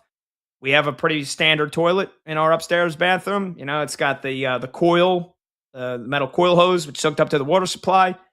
Basically, you take the bidet and the little attachment, screw that on there, screw the bidet into it. You put it on the toilet seat, you screw the seat back in, and it's got the little knob. You can adjust the pressure and everything. It's kind of disturbing, man. I got to be honest. And I'm all for cleanliness. I use dude wipes. I like to be clean. All right? Nature calls for everybody. I can't tell you how much, sandpaper, toilet paper I've used in my lifetime. It's a nightmare. So I like the dude wipes. I never ever pictured myself being a bidet guy. It's literally, it's a water fountain. It's a water fountain. And you know where it goes. And it's kind of disturbing. I mean, it's cold. Anybody that uses a bidet, I don't really enjoy it. I don't know if I'm going to keep using it. I've tried it a couple times already. I don't like it. And it's got nothing to do with, I'm a big manly man. I'm never going to do that to myself. It's cold and it hurts. It hurts. I don't like it. I don't like the feeling of it. So I've tried it a couple times. It's there. If I ever want to go back to it, I think I'm out though. I think I'm out on the bidet. I like my dude wipes. I like to be clean. I just, and you, like, if you don't get direct contact, then you got a mess. Your cheeks are wet. It's all over the place. I mean, like I said, that's a freaking fountain, man. And I had it on the lightest setting. You could actually crank that thing up like 10 more levels to what it says jet stream on that. Who wants that? What kind of freaks are out there? Yeah. Yeah, exactly. And by the way, I actually, I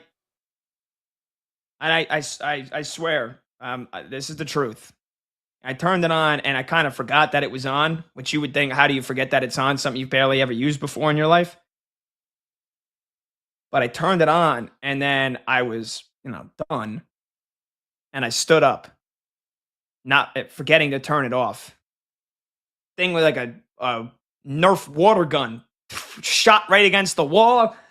When it hit me in the back of the head, I had no idea what happened. I turned around and I said, whoa!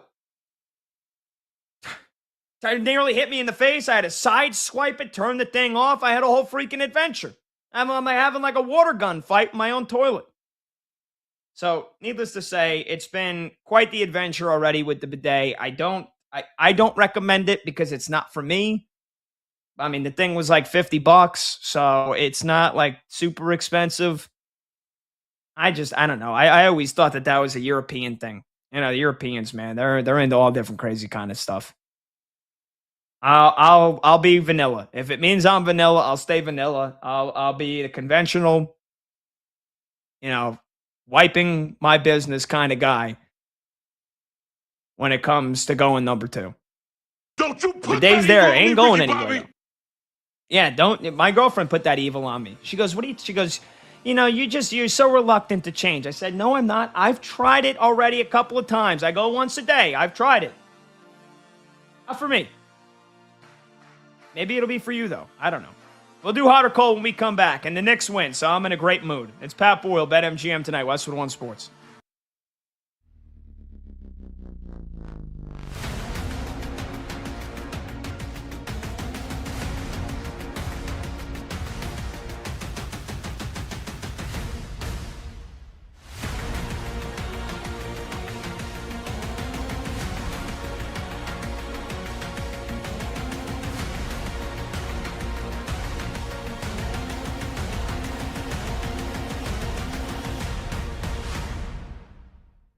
We had Tom Verducci on the show on Monday, and I asked him about the Mets and the Phillies and the Red Sox and the Astros, just like the theme of these teams with big expectations that have fallen short. And he singled out the Mets as being like the one team where you can say this team's way too talented to keep going this way. And he said 50-50, they keep Mendoza. So look, they've won 3 or 4. They got rained out last night. It's the Rockies and the Angels. It's not like they're beating the Yankees and the Dodgers. But progress is progress. I kind of feel like they're about to go on a little run here. Your thoughts on your New York Metropolitans? Here's why I can see why you're saying that. Because I look at the starting pitching and I say, okay, well, Peralta tonight, Christian Scott, who actually showed some promise last time out, McLean behind him, Holmes behind him, like every night. And then even when you have a bullpen game, every night, I feel like the starting pitching should be able to, at least definitely 3 out of the 5, should be able to give them a chance. That's what's been so annoying about this. They're losing the majority of games that Noel McLean and Freddie Peralta pitch. That can't happen. So baseline of starting pitching, keeping them in the game. Okay, fair enough. At some point, you think Bo Bichette is going to start to hit. You combine that with Soto, maybe Benj getting hot. My issues are that Lindor is nowhere near returning. They have zero power. I mean, you think Vientos is going to go on a heater? I would trade him. I just can't take the inconsistencies. I don't trust the lesser guys in the lineup. For them to be good or to get better, it's going to be the best that they have. Whether it's the starting pitchers I mentioned, whether it is Bichette, Soto, Lindor, Polanco, both Lindor and Polanco still out. If those guys don't come back and perform, then they have no chance because I just don't rely on the rest of that lineup.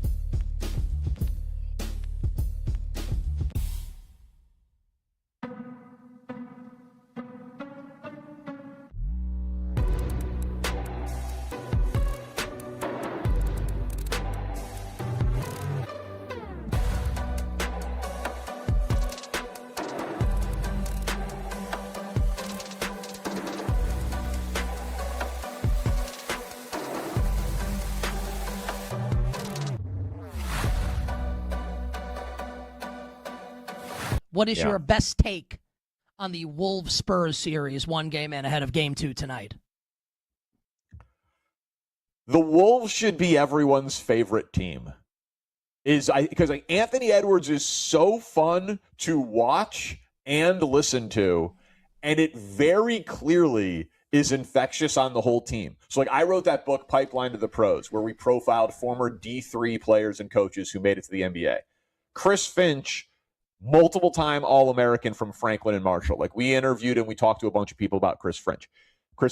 He was a maniac, a high-effort, high-intensity, played to the edge and crossed the line occasionally, world-class rebounder. And, coaches are teachers, and it is clearly reflected in the team. Io is a Chicago kid. Terrence Shannon is a Chicago kid. Terrence Shannon being I told Wemby he's going to have to block me every time because I'm never going to stop driving to the hoop. Like, they're just Naz Reid, Randall, Gobert. They're physical. They attack the rim. They're tough. They want to fight you. They talk trash and back it up. Like, they're not the best team, but they back-to-back Western Conference Finals. They play their best ball in the playoffs. They walk the walk and talk the talk. Like, I love them. I picked the Thunder, and I want to be right for my takes, but I find myself rooting for the Wolves, and I'm shocked that everybody doesn't root for them.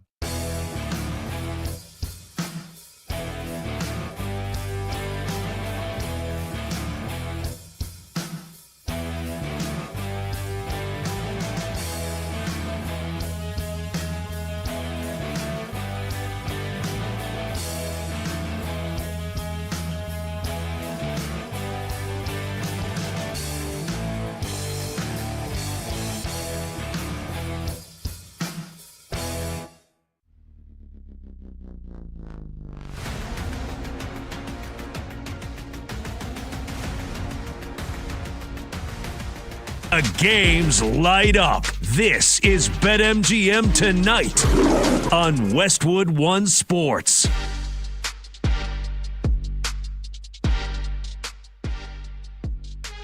Hey!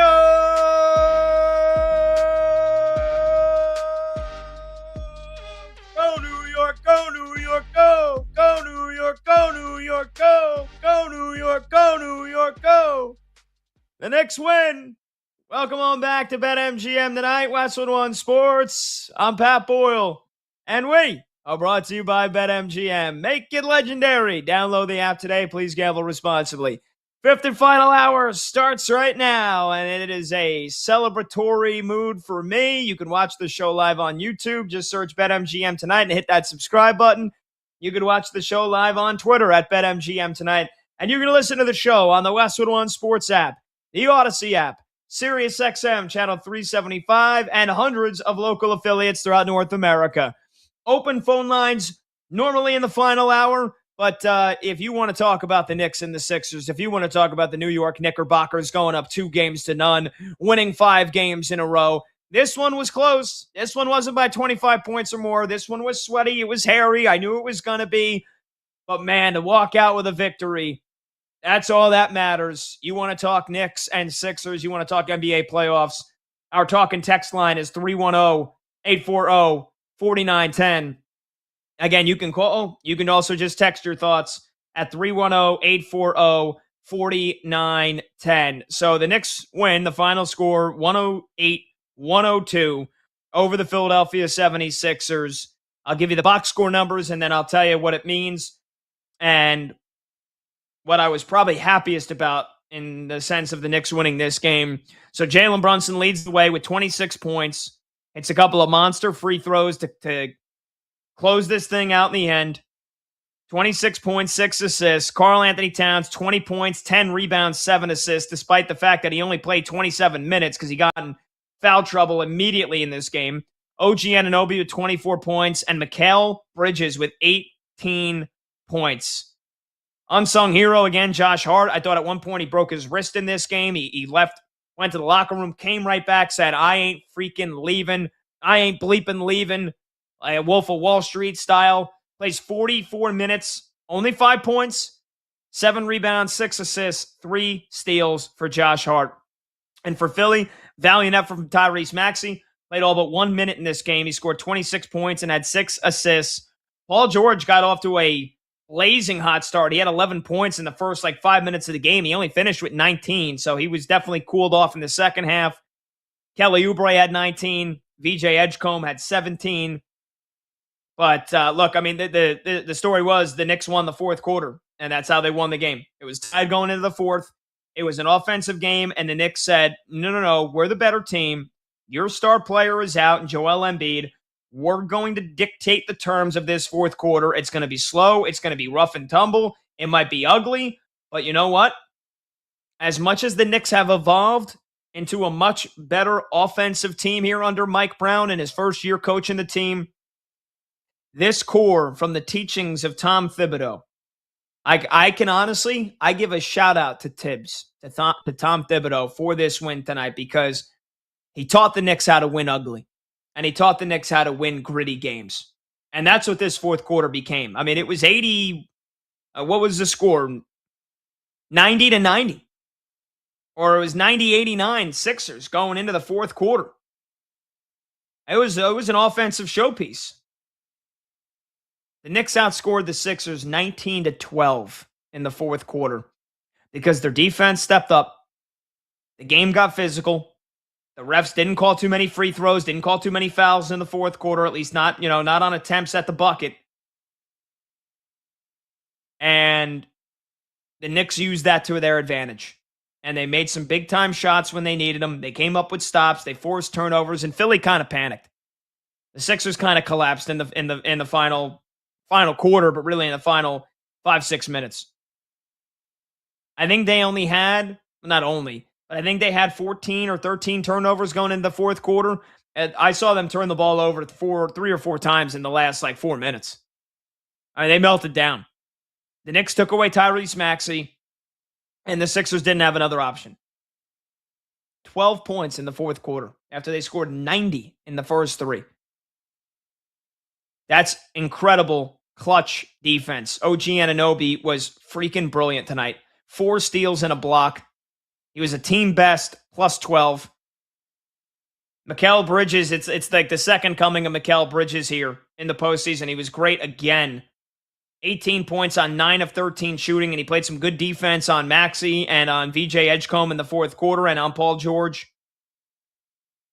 Karl Anthony Towns, as much as I want to strangle him while I'm watching him play because of the foul trouble, and at times he just does not attack offensively. Karl Anthony Towns had one freaking rebound going into the fourth quarter. He grabbed 9 in the fourth and boxing out Andre Drummond. And when they went away from Andre Drummond, the Sixers tried to go small ball with Dominic Barlow and Adem Bona. And Karl Anthony Towns did not allow them to get second chance opportunities. Dominated the glass in the fourth quarter. Boxing out. Being a beast on the boards like he should be. Against a team that is playing without Joel Embiid. And Karl Anthony Towns finishes with 10 rebounds. He also was great. I think he only had 2 assists at half. He finishes with 7 for the game. So Philly tried to blitz him, and he immediately was finding the right guy. Again, I would like to see him score more, but, I mean, he was fantastic in the fourth quarter. And Josh Hart, the heart of this team. Brunson's the leader. Brunson's the captain. Brunson's the face. But Josh Hart is the heart of the Knicks. Looked like he might have suffered a pretty ugly injury to his left thumb, which is already bruised, a little banged up. Went to the locker room, came right back, plays 44 minutes, a team-high 44 minutes. And again, only scores 5 points. But 7 rebounds, 6 assists, 3 steals. That was a team effort. That is the kind of win that I didn't know. I know the Knicks had it in them. But I didn't know if they were going to pull it out of them tonight. Because I knew this game was going to be ugly. I knew it wasn't going to be a cakewalk. I knew Philly was going to give their best shot without Embiid. And they did. And maybe last year, a Knicks team that collapsed in game 1 to the Pacers, a Knicks team that blew some big leads against the Hawks last series before they finally put them away. But if you thought the Knicks were just going to be on an upward trajectory, winning every game by 20 points this whole series, you're dead wrong. So, in a game like this, where it came down to the clutch moments, Knicks took another big step tonight. Took another big step to getting back to the conference finals for the second straight year, and took another big step towards getting to an NBA finals. It's a hell of a win. It's a hell of a win. And ultimately for Philly, I still think they will feel okay about their chances, and I'm not counting them out. I said before the series began, Knicks in 6. So I think the Sixers are going to win at least 2 games. I still think Philly's got to feel okay about their chances. Game 1, some folks, like my former boss, Spike Eskin, who is now on the afternoon show at WIP in Philly. Oh, it was a scheduled loss. The Sixers should have sat everybody. Okay. You knew you were going to get your ass beat, and you took it. You should have taken it.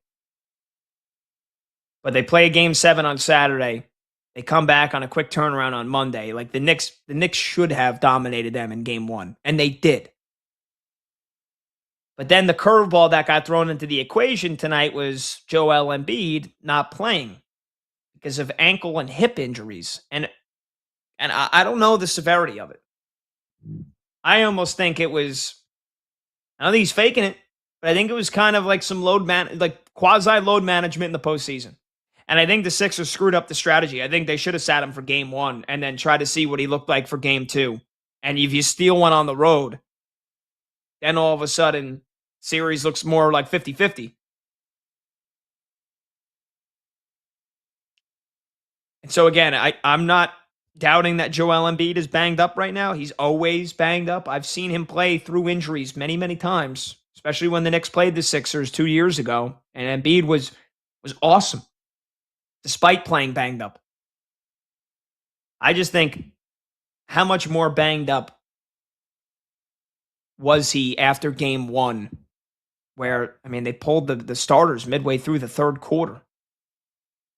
How much more banged up was Joel Embiid after game 1 on Monday night than when he was after game 7 against the Celtics on Saturday? So that might be the one thing the Sixers regret. Because if they had Joel Embiid for this game, what happens? Do they win? The way he's been playing lately? Probably. Probably. If he was out there tonight, the Sixers probably win this game. This is probably a 1-1 series. And I think Philly screwed this up by playing him in game 1. I'm not saying they should have sat everybody. Should have sat Joel Embiid in game 1. If this was their plan then. So they're going to regret that. But I still think they will like their chances. They'll feel good about their chances here because now you're going to go back home. You're going to go back to Philadelphia for game 3 on Wednesday. On Friday. And I would be stunned. I mean, it would be a pretty severe injury if Joel Embiid were to miss game 3. But I feel pretty good that he's going to play in game 3 on Friday. And they've got to win both games at home now. Because I don't think they're doing another 3-1 comeback. Not against the Knicks. Not unless there's another major injury. Like Jason Tatum got hurt. He didn't play game 7. That allowed them to win that game 7 in Boston. I don't think they're completing another 3-1 comeback. So I think they got to win the next 2 in Philadelphia. Can they do it? Yeah. They can. They're a pretty good team. When they're full. When they're healthy. When they're whole. So if Embiid plays the next 2 games, it's probably going to be a pick 'em. I'll check right now on BetMGM. If they have with the odds for game 3, it's probably a pick 'em. And the Knicks are 2.5-point favorites. But Philly's going to have to win both of those. They're going to have to win both. And the way they played tonight early on, they looked like they could have won this game. But again, you factor Embiid into the conversation, then everything changes. It's going to be a much slower pace. And that's something that I thought when the pace slowed down in the fourth quarter, I thought Philly would have actually been okay with that because they're used to playing a slow pace with Joel Embiid. They turned it into a track meet for the first 3 quarters, and it paid off for them. It worked. They had a 1-point lead going into the fourth. The pace will be much slower throughout the game in game 3 if Embiid plays. And then it just basically comes down to what game are you getting from Joel Embiid? Are you getting his A game? Is he actually hurt to the point where he could not give it a go tonight? And is that going to impact him in game 3? Because you got a tremendous first quarter from Paul George. And he's been playing pretty damn good this postseason. Maxey got off to another slow start. They can't afford that to happen. They've got to get Tyrese Maxey going immediately in these games, the rest of this series. But the Sixers bench was a problem. And the Knicks bench wasn't much better tonight. Now, again, they're missing Mitchell Robinson. But the Sixers tried to give some big-time minutes to Quentin Grimes, if nothing else, to be a pesky defender. But if you're putting Quentin Grimes on the floor, former Knick, he's got to hit some threes. And he only hit one. He only had 7 points. Like if he's coming off the bench and playing 24 minutes, Quentin Grimes has to score like 12 points. They tried Adem Bona. He had 7 rebounds and 2 blocks, but he picked up 5 fouls, so he really couldn't make much of an impact in that fourth quarter. And they tried Dominic Barlow, their young 22-year-old who's in his 4th season. And he's just, he's Jag. He's just a guy, in my opinion. So they're going to need, that's one less guy. He's not playing, Dominic Barlow. Adem Bona, those guys are barely playing if Embiid plays. So that's a big difference right there. It's a big, big difference. I'm not counting the Sixers out. Again, I thought before the series started it would be Knicks in 6. I'm glad they took care of home court advantage. And this was a gritty win that they really needed to, once again, check another box that this team is ready for a run to the NBA Finals. And when it was a one-possession game with 5 minutes left, I was sweating bullets. But kudos to the Knicks for pulling that thing off tonight and taking a 2-0 series lead. All right, phone number to join the show, 310-840-4910. When we come back, we'll get you a scoreboard update on Spurs T-Wolves. We've also got the second playoff hockey game of the night in action. Get you a scoreboard update on Ducks Golden Knights, and we'll do hot or cold with producer Brandon Combs. I'm Pat Boyle. This is BetMGM Tonight right here on Westwood One Sports.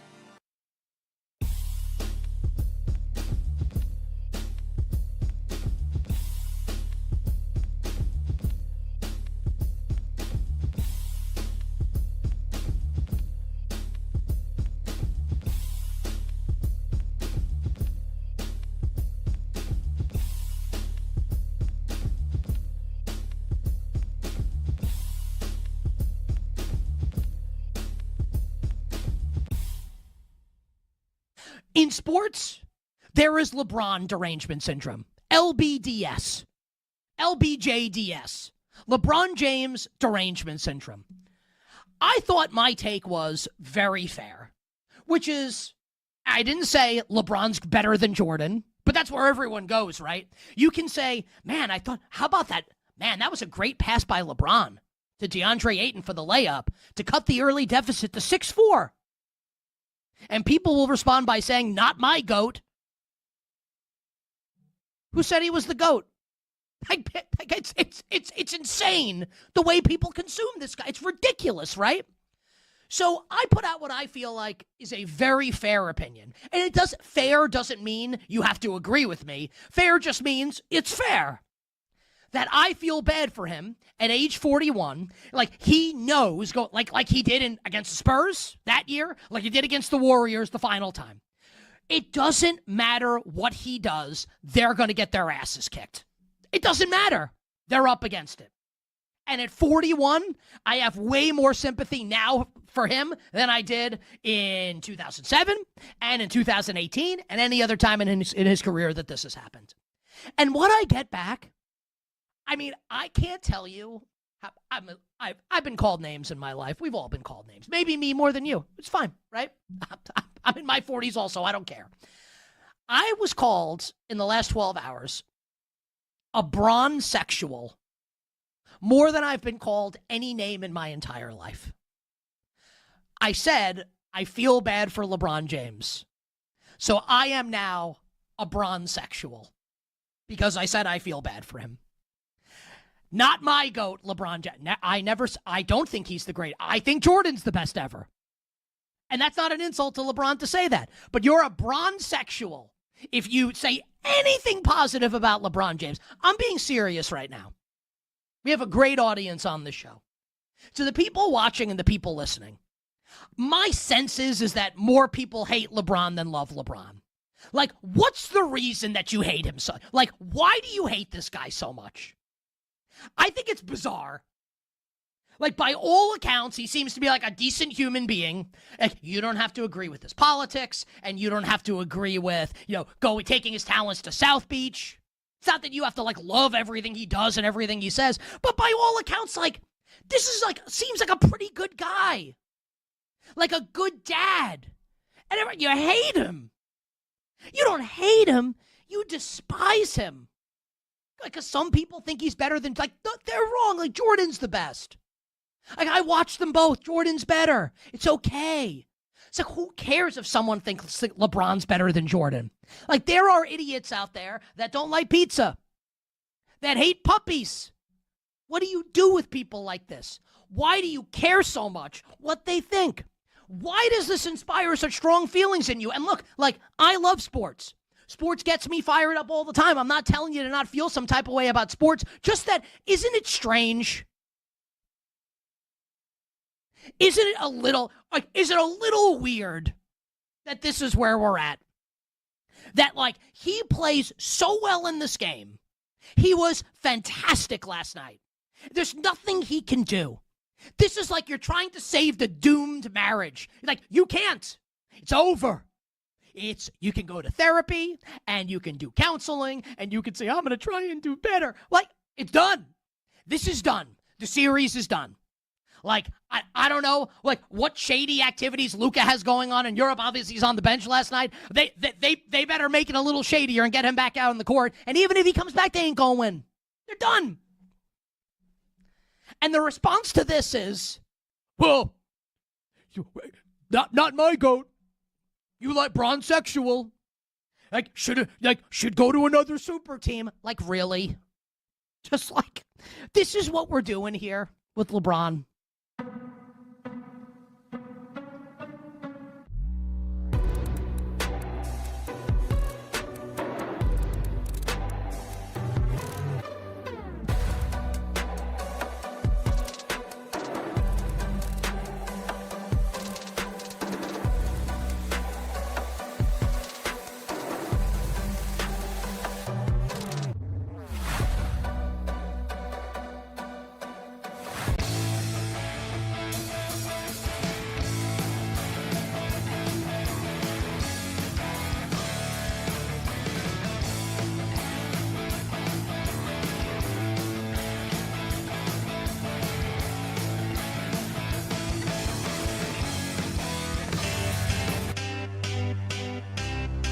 Late games, loud opinions, and money time moments. BetMGM Tonight rolls on.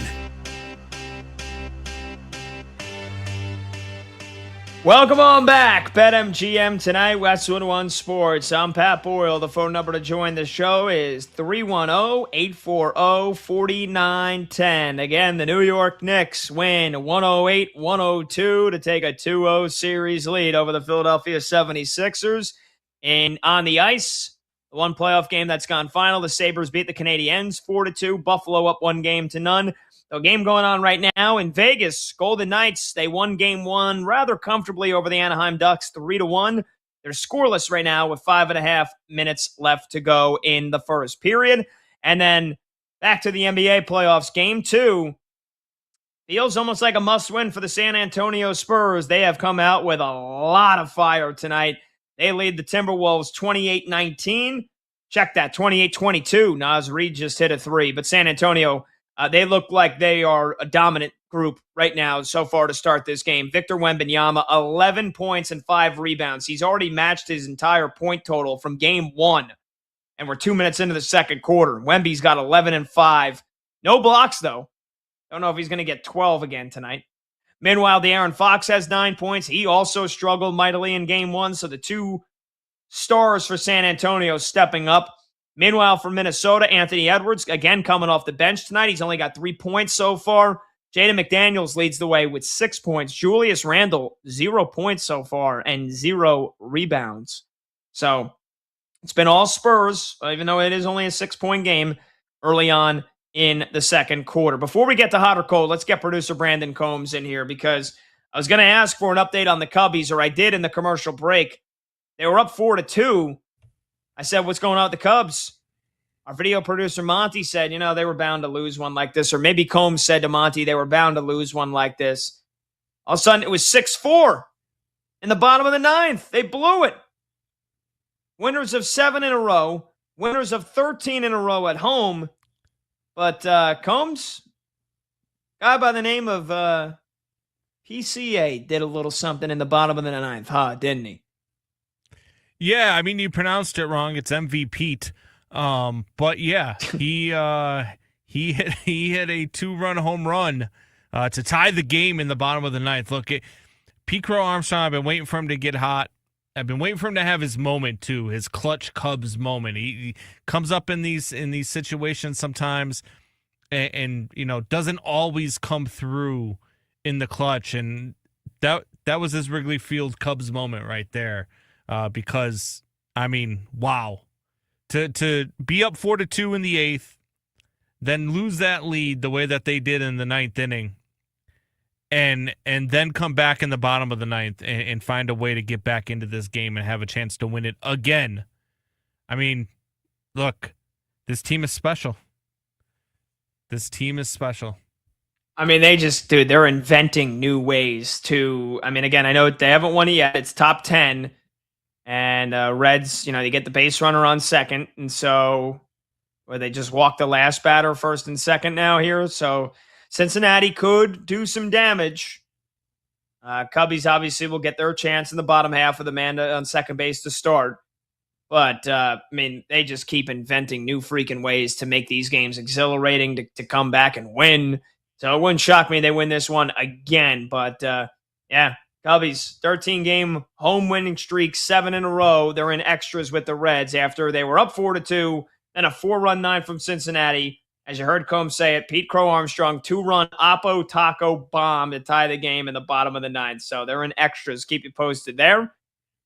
Guardians lead the Royals 3-1 in the bottom of the ninth. Kansas City on the verge of dropping to 17-20. It has definitely been a disappointing start for them, to say the least.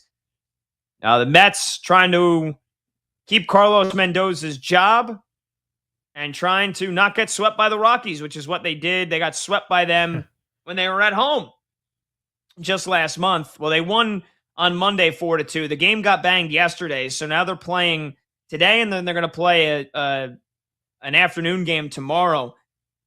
Combs, there was a couple of inches of snow in Coors Field on the grass this morning, and they got the snow plows out and plowed it off the field. And here we are playing baseball right now in the Rockies in Denver. Mets up 4-0, and then apparently it's going to be like 70s later on this week in Denver. Just an absolutely absurd city to live in. I know Brad said he lived there. He loved it. Loved every moment of it. I mean, I don't mind the drastic. I don't mind the 4 seasons, but you tell me you get a couple inches of snow and 2 days later it's going to be 75 degrees. That's absurd. Yeah, I mean, it's crazy. But look, I guess if that's where you live, you could probably kind of get used to it. I would assume same way that I get used to, I hate cold weather, but I just get used to the winters here in Chicago. You know when it's going to be warm. You know when it's going to be cold. We know that in May, like it is right now, one day it's going to be rainy, in 50. The next day it's going to be 80, and then it's going to be back down to 50. So you kind of get used to stuff like that. Okay. All right, Combs, why don't we do a little hot or cold here? You want to kick us off? Yeah, let's do it. Let's start with some baseball news. Tarek Skubal, who is going to be out for a little while. Tarek Skubal will not be a Tiger at the deadline unless it's announced that he's out for the season. Hot or cold? I'm gonna go hot. I think this makes it likely that the Tigers trade him. The fact that he's got these loose bodies in his elbow and he's going to have surgery, and the expected timeline is 2 to 3 months.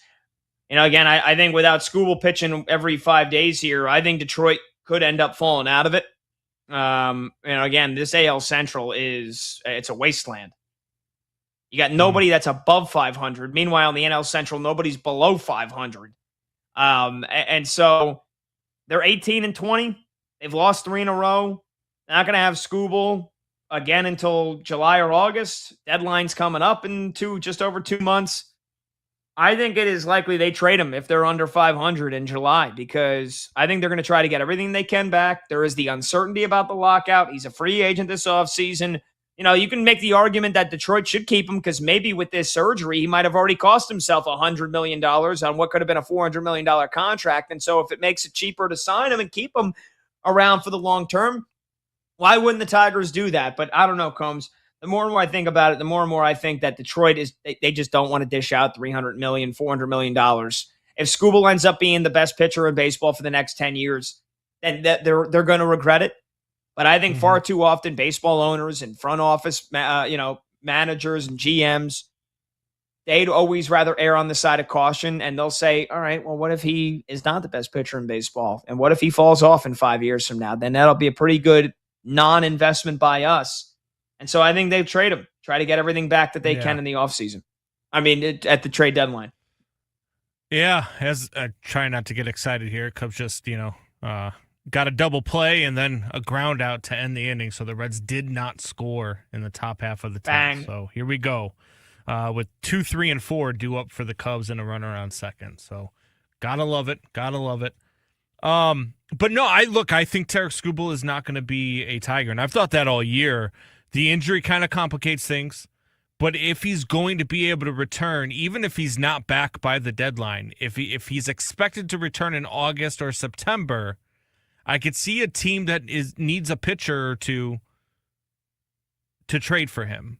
And there might be one right here that we're talking about right now who keeps finding ways to win in the Chicago Cubs, who might need a pitcher or two, considering that every starter that they have in their organization is on the IL. So it's getting to the point where the Cubs are going to have to make a trade soon. And I mean, look, I would love to see Sandy Alcantara become a Cub. And then later on, because Detroit has to get rid of him, you might even be able to get him for pretty cheap and go and get Tarek Skubal. You can't just enjoy this Cubs winning streak. Now you're telling me that the Cubs are going to get Sandy Alcantara and Tarek Skubal. Pat, you listen. This is, for me personally anyway, I don't know, and Monty might have a different feeling. I know him and I, we sort of disagree from time to time on who's to blame or what part of the roster needs to be beefed up. But for me, this is going to be the trade deadline that makes or breaks Jed Hoyer's tenure as a Cubs GM. And I know he just signed a 5-year extension last year. But this is a team right now, especially right now, that looks like they are in their window. And you went out and you paid Bregman and you did all that stuff. If you go out and you have another dud of a deadline where you don't want to trade prospects because you don't want to give up prospects to go get pitching, and you don't want to mortgage the future to win now, you gotta be just as worried as the 2034 Cubs as you are the 2025 Cubs, like they said last year. Give me a damn break. You have to go out and you have to make that splash, and the Cubs are going to need 1 or 2 top end starters going into the playoffs, because I'm telling you, I mean, look, you can say what you want, but going into the playoffs, I love this lineup. I love the way that they're winning now. They're finding ways to win, but I don't want to go up against the Atlanta Braves in a 7-game series with Javier Assad, Jameson Taillon, and Shota Imanaga as my top 3 starters. I'm sorry. That can't happen.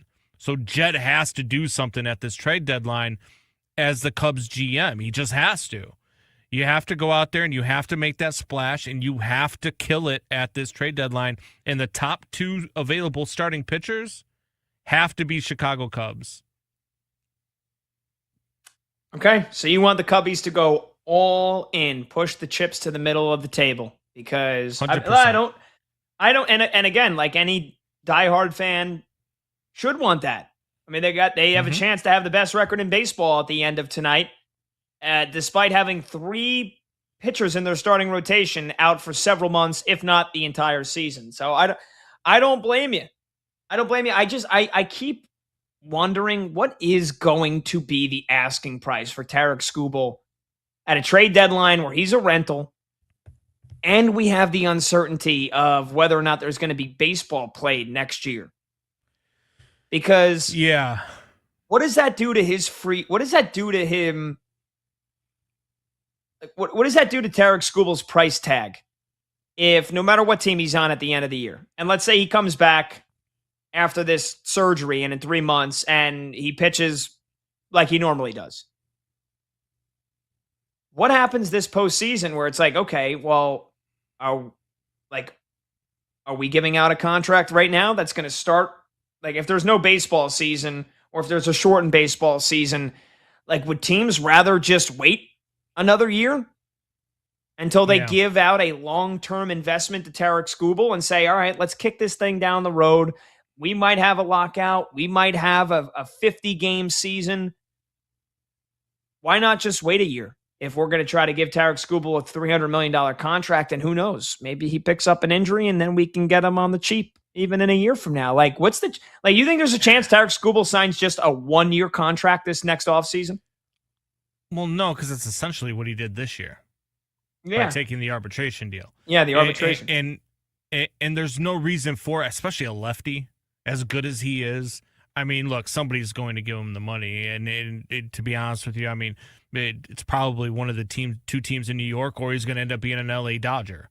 Like, I mean, it's just the fact of the matter. But I think that you've got to be willing to go out and spend some money. And the Cubs, past this season, they don't have very much money on the books moving after this season. They've got a clean slate after this season. I mean, you got the Ian Happ money coming off. You've got all the Shota Imanaga money coming off. You've got a lot of money that comes off the books. I believe Seiya Suzuki is a free agent after this year. I mean, there's a lot of money that comes off the books for the Chicago Cubs at the end of this season. I mean, yeah, it's time. Look, I've been saying this for years. It's time for the Cubs to spend like they are a team that, operates in the third largest market in the country, and they don't. Okay. That's been the thing that kills me the most about Jed Hoyer is his mentality, and he said this out loud of how much he loves the Tampa Bay Rays model. Like, not as the Cubs GM. That might be an okay statement if you're the White Sox GM, because you got that owner who doesn't like to spend money. Or if you're the Brewers GM, or if you're the, a small market team GM, sure. But not when you're the Chicago Cubs GM. Those words should never come out of your mouth. And so I need him to go out, and I need him to have the I'll call it intestinal fortitude to go out and make the big signings, make the splash hits. By the way, bases loaded, bottom of the 10th, 2 outs, and a 3-0 count to Michael Busch. Can the Cubs walk it off right here and make it 8 wins in a row, 14 wins in a row at home? Can they do it? There was just a called strike that went right at the top corner of the zone, and Busch tapped his helmet, and the umpire said he didn't see it. Oh, wow. It probably would have been a strike anyway, but the umpire said he didn't see him tap his helmet. And the Cubs still have 2 challenges left. And that's not something that you can, you can't then say, no, I tapped my helmet. I'm dude, challenge it. I think I saw that, right. didn't I? I think I saw that a week ago, or maybe 2 weeks ago at this point. The hitter said, no, I tapped my helmet, and then they went and challenged, and they went and reviewed it. So isn't that kind of then discretionary? Yeah, I mean, you've got to be able to see it, and you've only got 2 seconds, I believe, to go ahead and tap it. So, I mean, the ump has to see it, and it's just like in hockey, right? I as a referee, I've reffed a few hockey games at the junior level and at the college level. And that's usually my end. If I don't call something, as Busch just walked, he almost got hit with the pitch, but we got a walk for the Cubs. Let's go. Play the damn song. Go ahead and play the song. Unbelievable. This streak continues.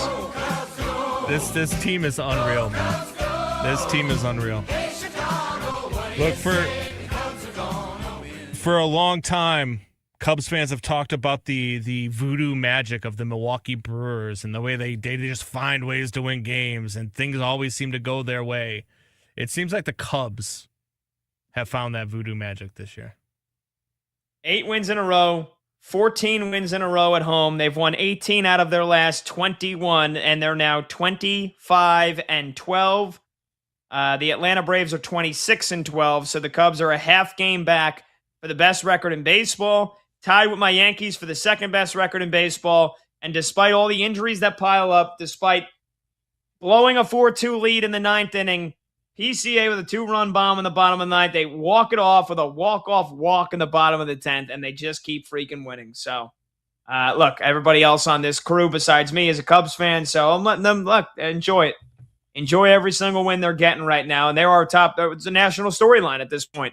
And how many freaking games they're winning, and all the injuries that are continuing to mount for them, and including today, Matthew Boyd tears his meniscus playing with his little kid, and then the Cubs walk it off again at night. My goodness! Can't make all it right, up. take a short break. Let Combs and Monty soak that one in. 310-840-4910 is the phone number to join. When we come back, we'll finish you off with some hot or cold. Get you a scoreboard update on T-Wolves Spurs and Ducks and the Golden Knights. I'm Pat Boyle. This is BetMGM Tonight here on Westwood One Sports.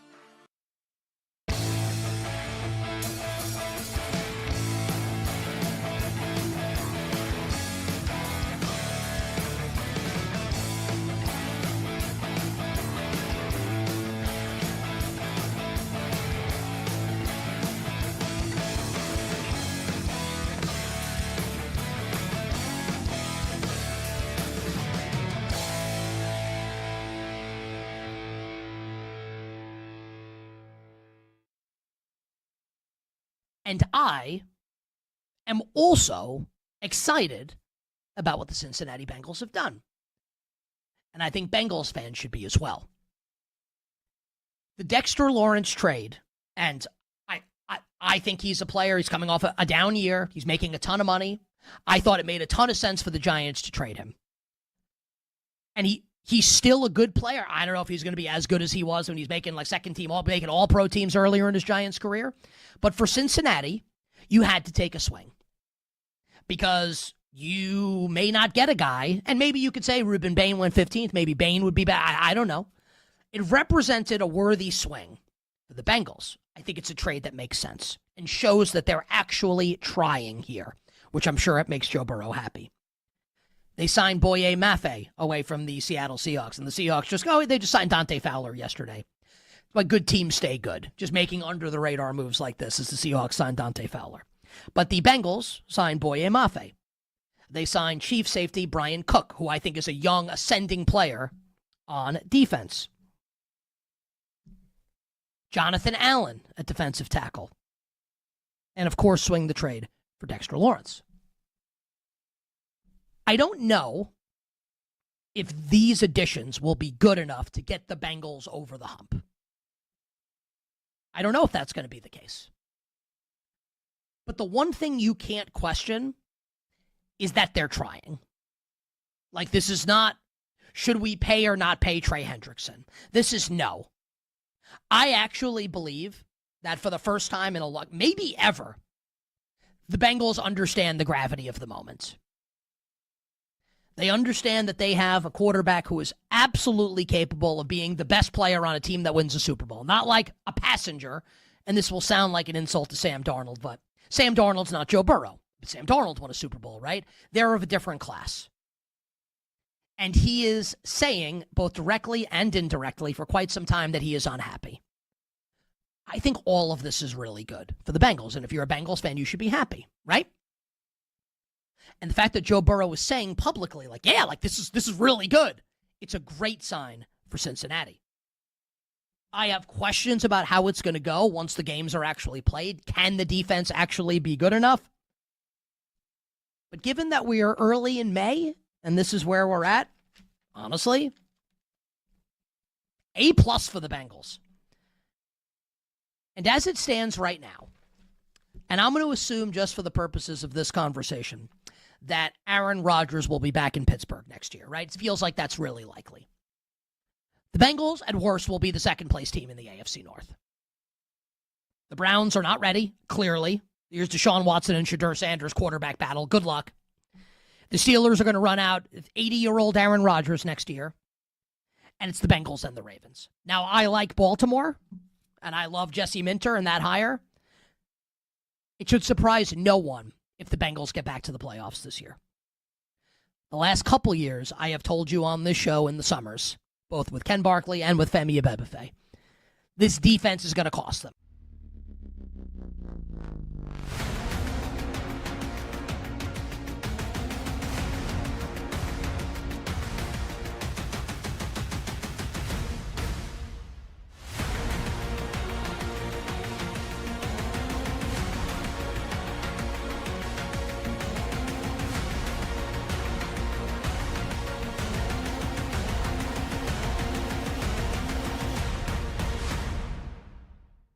I think the Cavs are going to come back and win the series. I don't say that with a ton of confidence. What say you, Jay, in 30 seconds?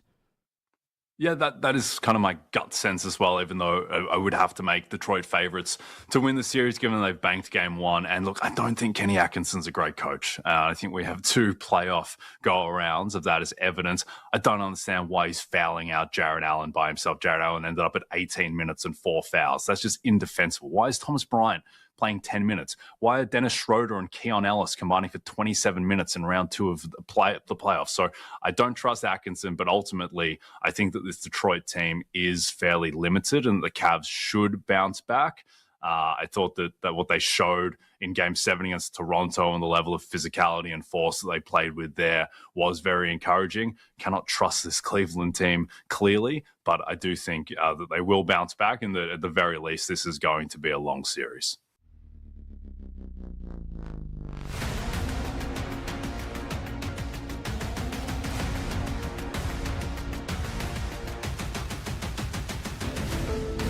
Late games, loud opinions, and money time moments. BetMGM Tonight rolls on.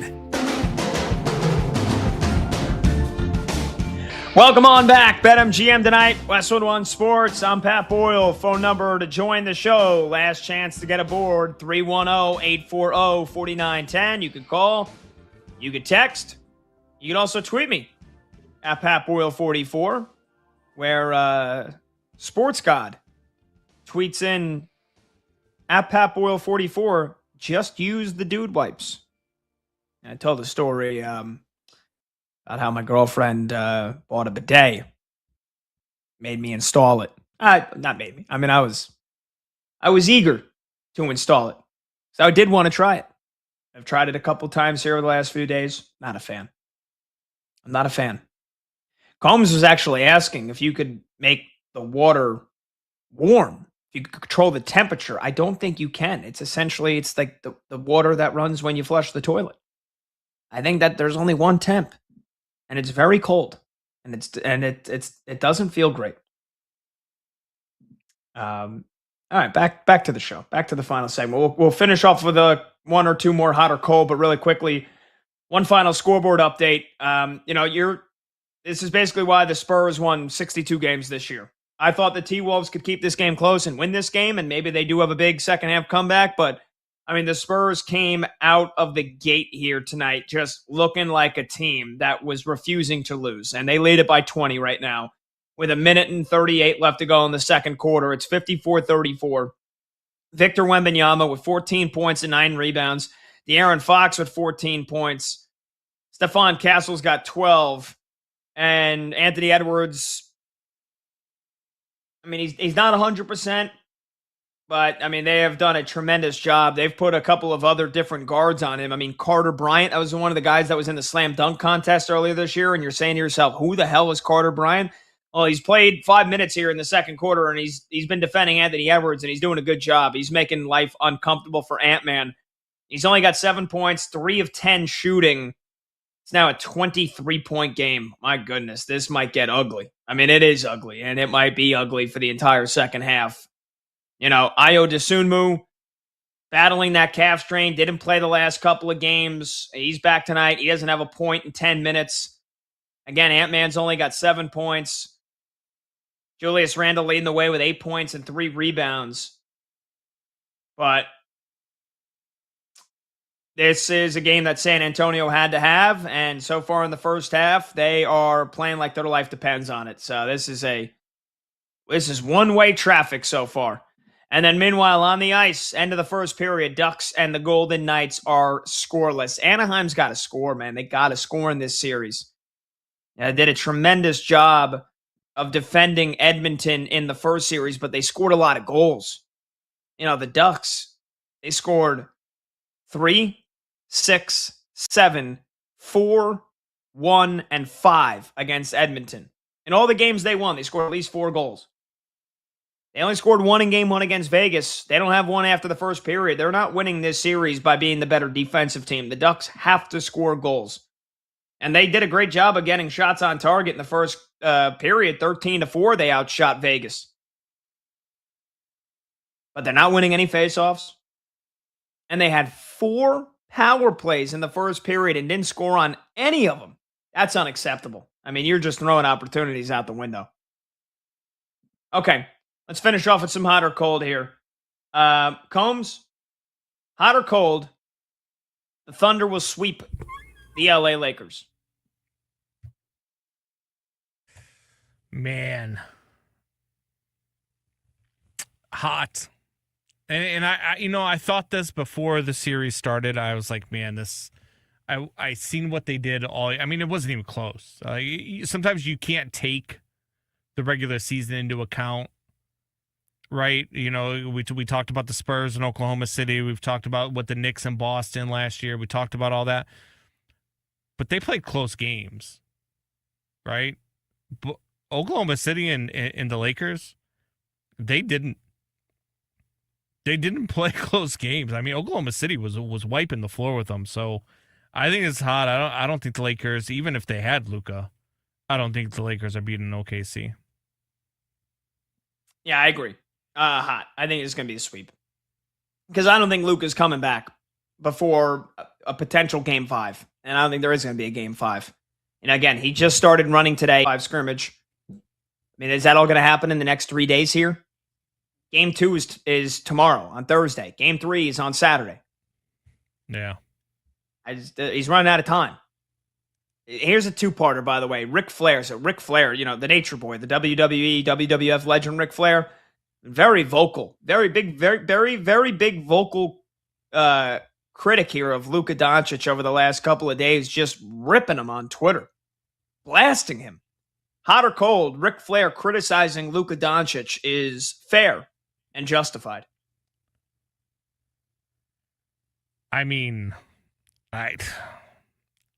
look, Ric Flair's something, right? I mean, one of the greatest pro wrestlers of all time. You got the woo. Everybody knows the woo. I mean, come on. Come on, Rick. You're going to rip Luka?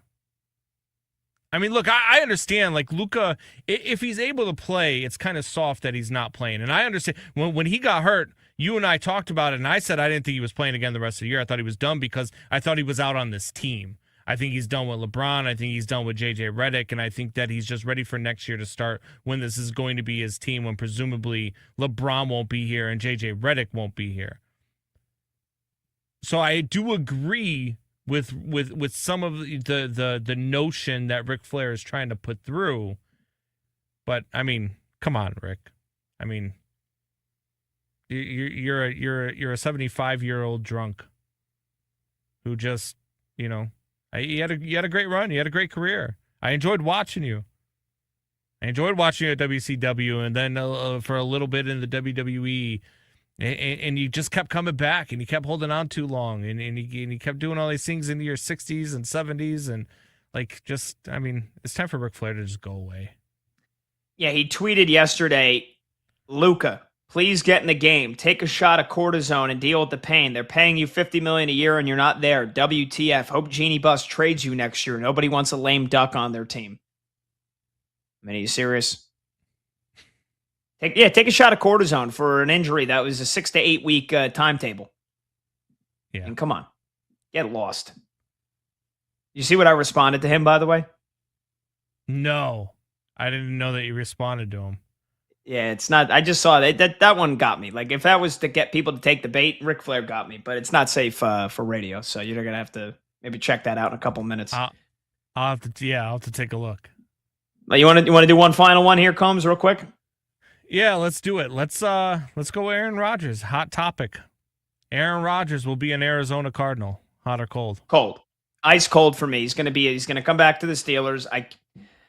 Crazy we're still having this conversation. It's May 6th, but I don't think he's retiring, and he ain't going anywhere else. He's coming back to the Steelers for one more season, so cold. And he's going to reunite with Mike McCarthy, and it's going to be great. I think it's cold because I think he retires. I don't think he even comes back to the Steelers. I don't think he likes playing football anymore. I don't think he's liked it for a long time. And to be honest with you, even if he does come back, the Steelers aren't going to be good because he's no longer very good. So I don't care where he goes, no matter whether he goes to the Cardinals or he goes to Pittsburgh. If he does come back, if he doesn't retire, neither one of those teams are going to be very good with Aaron Rodgers. They might even be better off without him. I think the Steelers make the playoffs again. It's a hot take, maybe. But all right, fun show. Huge thanks to Tim Capstraw as our guest tonight. Huge thanks to producer Brandon Combs and our video producer Monty. They're Cubbies, 8 in a row, 14 in a row at home. Thanks to my co-host, Brad Evans. Thanks to everybody that works on the show. Chloe Pratt, Zach Kroll, Max Sheedy. I'm Pat Boyle. We'll see you tomorrow at 6 p.m. Eastern right here on BetMGM Tonight. This is Westwood One Sports.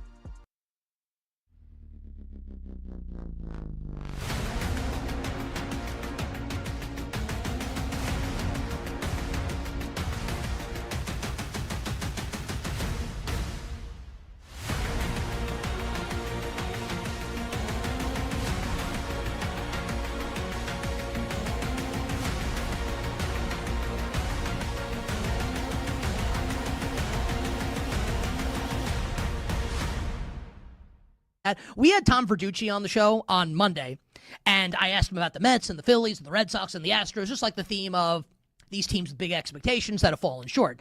And he singled out the Mets as being like the one team where you can say this team's way too talented to keep going this way. And he said 50-50, they keep Mendoza. So look, like, they've won 3 or 4. They got rained out last night. It's the Rockies and the Angels. It's not like they're beating the Yankees and the Dodgers.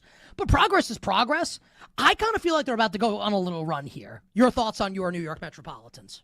Here's why I can see why you're saying that. Because I look at the starting pitching and I say, okay, well, Peralta tonight, Christian Scott, who actually showed some promise last time out, McLean behind him, Holmes behind him, like every night. And then even when you have a bullpen game, every night, I feel like the starting pitching should be able to, at least definitely 3 out of the 5, should be able to give them a chance. That's what's been so annoying about this. They're losing the majority of games that Noel McLean and Freddie Peralta pitch. That can't happen.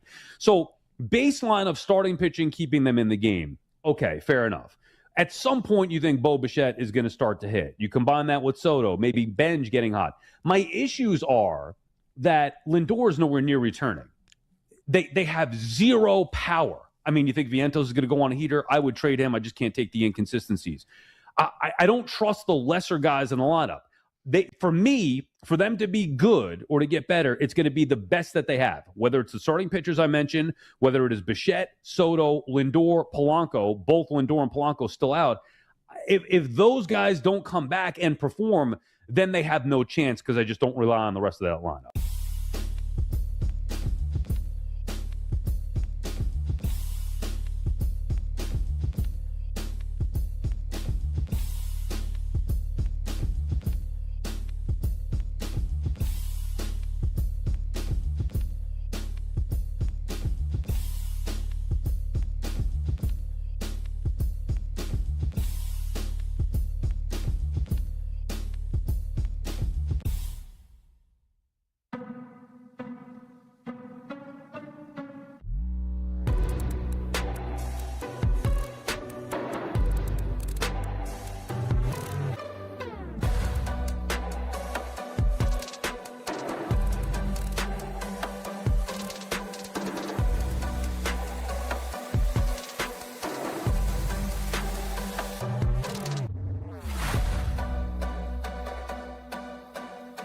What is your best take on the Wolves-Spurs series, 1 game in ahead of Game 2 tonight?